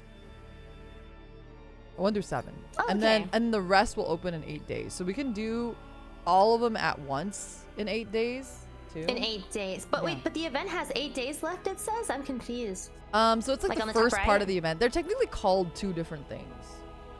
Oh. So like this first part of the event is going to be called the Stigma of Dreams, and then this second part of the event is going to have a different name altogether. Oh, okay. Yeah. You want to read the first episode though, so we can kind of like just get a taste test of what's to come while we have people here. Yeah. All right. The story is closely tied to the past season events and contains major story developments. Yeah, it's a good thing you guys told us, because I feel like if we didn't, I feel like there's a lot of really important information that we would have missed if we didn't read the other ones. So that was very important. It was really cool when Blade showed up again, though. That was awesome. Yeah. Very, very cool. Okay, a girl lies wrapped in deep darkness. Within its embrace, she slept peacefully. Her name is Sonia, a small girl with black hair and pale skin, a child born with a twin who never drew breath, burdening with living for both of them. A child once captured in Cocytus, enduring torturous experiments and constant threats to her life. A child who once feared the dark but now carries it within her. Sonia smiles faintly in her sleep. And then, like a dream, she speaks with bliss. Mother. Her voice, still heavy with sleep, is soft and young. She murmurs quietly in her slumber, then slowly opens her eyes. In front of Sonia's eyes was a woman. Oh, her eyes are not red anymore. What the? Oh, you're right. Sonia, did you sleep well? Mysterian. It was a woman with silvery hair, as beautiful as a dream. Sonia throws herself in her arms, calling her Miss Darien. Without the slightest hint of surprise, Darien embraces Sonia, gently patting her small back. Did you have a good dream? Yes, thanks to Mother. Since I met her, I haven't had a single bad dream. Nor have I, since she took me in. We should be grateful for that. But Mysterian, when can I see Mother again? When the time comes, she will call for you. But before that, there's something I want to show you, Sonia. Something to show me? What is it? A place Mother prepared for you and me, for all of us. Follow me, Sonia. Darien gently releases Sonia's back and takes her hand instead. Then she slowly leads her forward, into a pitch-black abyss deeper than imagination. Sonia happily follows Darien's lead. No matter where she goes, Sonia just wants to be by her side. If it's a place Mother made for us, it must be somewhere I'm allowed to exist. It feels like they've only taken a few steps, or perhaps they've walked for eternity. They couldn't tell whether they were walking on solid ground or through empty air. Time and space around them blur, growing hazy and surreal. We're here. Before Sonia's eyes stretches a vast, dreamlike scene. No way. How can a place like this even exist? It feels like a dream. Yes, hard to believe, isn't it? It feels as if every dream in the world was born here. Beyond an unseen edge, the endless night sky holds every star ever sung of, glittering like jewels. In this space, at once wondrous and solemn, living like a living illusion, Sonia feels a weight even heavier than she did in Cocytus. And scattered throughout the space, she sees Chairs? Why are they floating? Can you count them for me, Sonia? 1, 2, 12. Right, there are 12 chairs in this place. They belong to the 12 daughters, released from the fate of suffering, finally freed in Mother's embrace. Mother's 12 daughters. all 12 chairs are empty. It's no wonder Sonia looks puzzled. But why is no one here? Is it because they haven't all arrived yet, Darien? Darien shakes her head. Her silver hair sways gracefully before settling back into place. The owners of these chairs cannot gather in the same place, Sonia. More precisely, such a place cannot exist. I don't understand what that means. Each owner of these chairs is an absolute being. To ordinary humans, they may seem like calamities, walking tragedies. If beings like that gathered in one place, no world could bear the weight. Then the ones who sit here are... Not their true selves, only their shadows. Even this vast, overwhelming space cannot contain their full presence. It can only accept a fragment of each of the 12. Just hearing the explanation sends a shiver through Sonia. Her whole body tightens with a chill she cannot quite explain.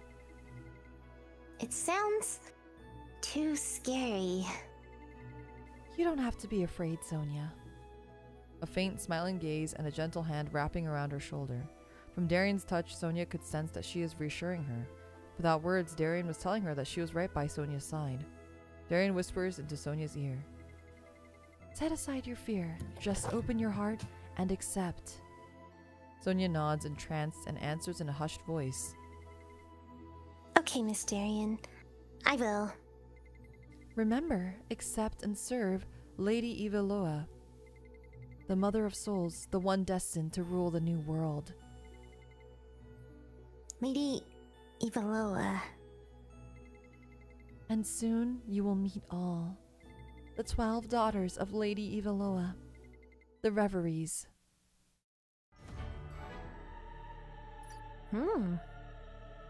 Well, the titles are pretty cool.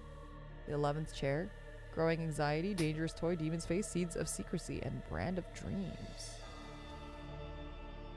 Yeah. All right, we're gonna leave you guys on a cliffhanger. Check out next time. Yeah, if you guys want to see that, here, Oh wait, yeah, I'll it show has you. both of them. I'll show you the combat though. Okay. So, it's gonna autoplay. I upgraded my guys, everybody. So basically, you pick their skills, and the skills you can see here.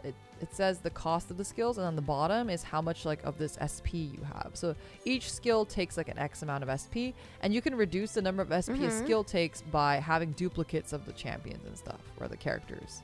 So that's kind of how, like, that's why it's important to get all of them. So I have them pretty. So these are like, this guy does a buff. She also does a buff, and then she does like a buff and a debuff, I think.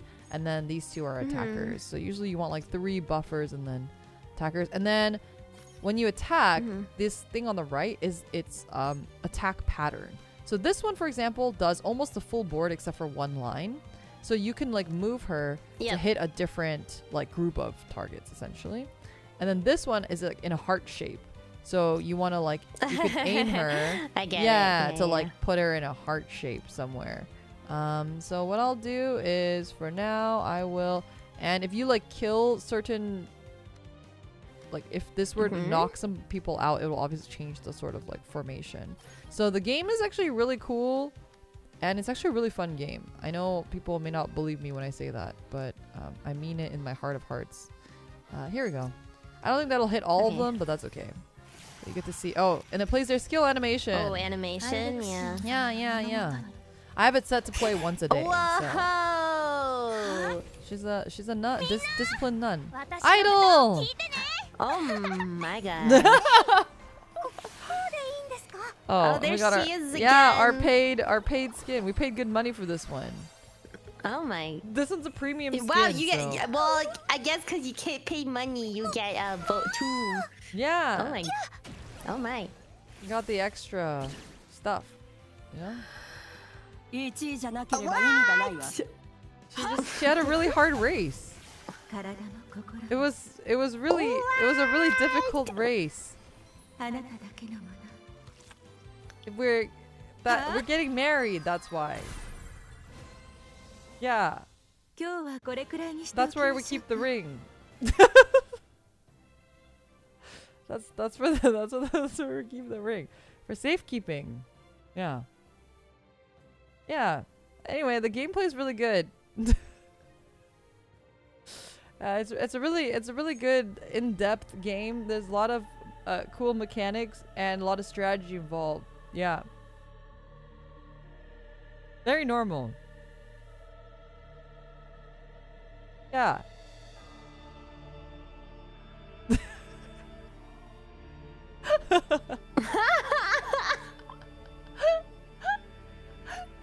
Yeah, super normal game. You know, farm event points. You get to buy some cool swag at the event shop. Yeah, I gotta buy 27 of these, so I'll wait till I have enough.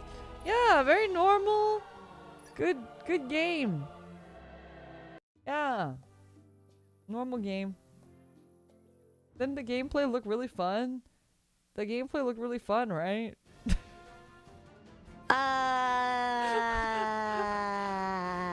It's like a puzzle game.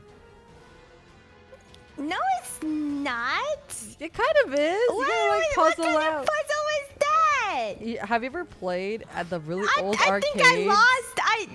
Where you play What? a puzzle game and it reveals the sexy lady underneath. Have you ever played that? In an arcade? Yeah. No. When I go to arcade, you play like the claw machine, or you play the one, I don't know, like the one where it spins a bunch and you get tickets. Oh and, yeah, and the then ticket you like game, always get like glorified you get, like, gambling. 2 tickets always. Glorified because you can gambling, never yeah. get like the really small area where it's like 5,000 tickets. Yeah, and then every time you I put a played coin, that, every time you put a coin and through, it then- makes like a woo sound every time it goes in. Oh, I love those ones. And then like the ones where it's like the whack-a-mole. I really like those ones. I think that one's with fun. like the crocodile or something that comes out. The spider stomp one is so good. I love that one. Oh my god, wait, I too. haven't played that one in so long. They had that at Chuck E. Cheese. That's a really old one. The yeah. Chuck E. Cheese, yeah. Yeah, they had that at Chuck E. Cheese, Chuck I E. remember. Cheese. That one, and they had like the Teenage Mutant Ninja Turtle pachinko game that I also really liked, which, if you think about now, is kind of crazy. That Oh, yeah, I know. you're I just know. letting I know. kids play pachinko, but you know. It's okay that they don't know. They don't know. Anyway, yeah, back in the day, they also had these at the arcade. Sometimes they would have these cabinets that would have puzzle games on it. It was like Puzzle Bobble, right? But you know how like in Puzzle Bobble, half the screen is covered with little bobbles? As you clear the bobbles, Yes. there's like a lady in a bikini underneath. It's like gravure idols underneath.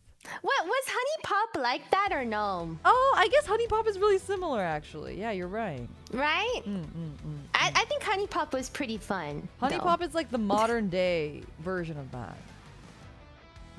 Yeah, I've never seen that at an arcade. Yeah. I've never seen that. It was like I think it was like if you went to those like Japanese import arcades that they had sometimes, they'd have those with like the other cabinets like next to the regular puzzle bobble. Yeah. I do like Puzzle Bobble though. Yeah, Puzzle Bobble's great. I love Puzzle Bobble. I bought Puzzle Did they Bobble have for like the an Switch. Azumanga Daioh Puzzle Bobble? They do? Wait, Have that you ever sounds said that? sick. Yeah, have you ever seen that? I feel No. I don't feel like I'm lying. I feel like it's truth. I But, know, that sounds awesome. I would play an Azumanga Daioh Puzzle Bobble. Oh, I like Bejeweled too. Well, I guess Honey Pop is just Bejeweled, that's why. That's true. Honey Pop is just good. Yeah. You know, I bought like a $2 Puzzle Bobble for Switch. Like it was like one of those like arcade, you know, Neo Geo arcade or whatever. And I would just play that with my cousin. He would come over, and we would just play that for like 6 hours straight, just like yapping and like playing Puzzle Bobble. That's awesome. Just talking about random shit. Yeah, good times.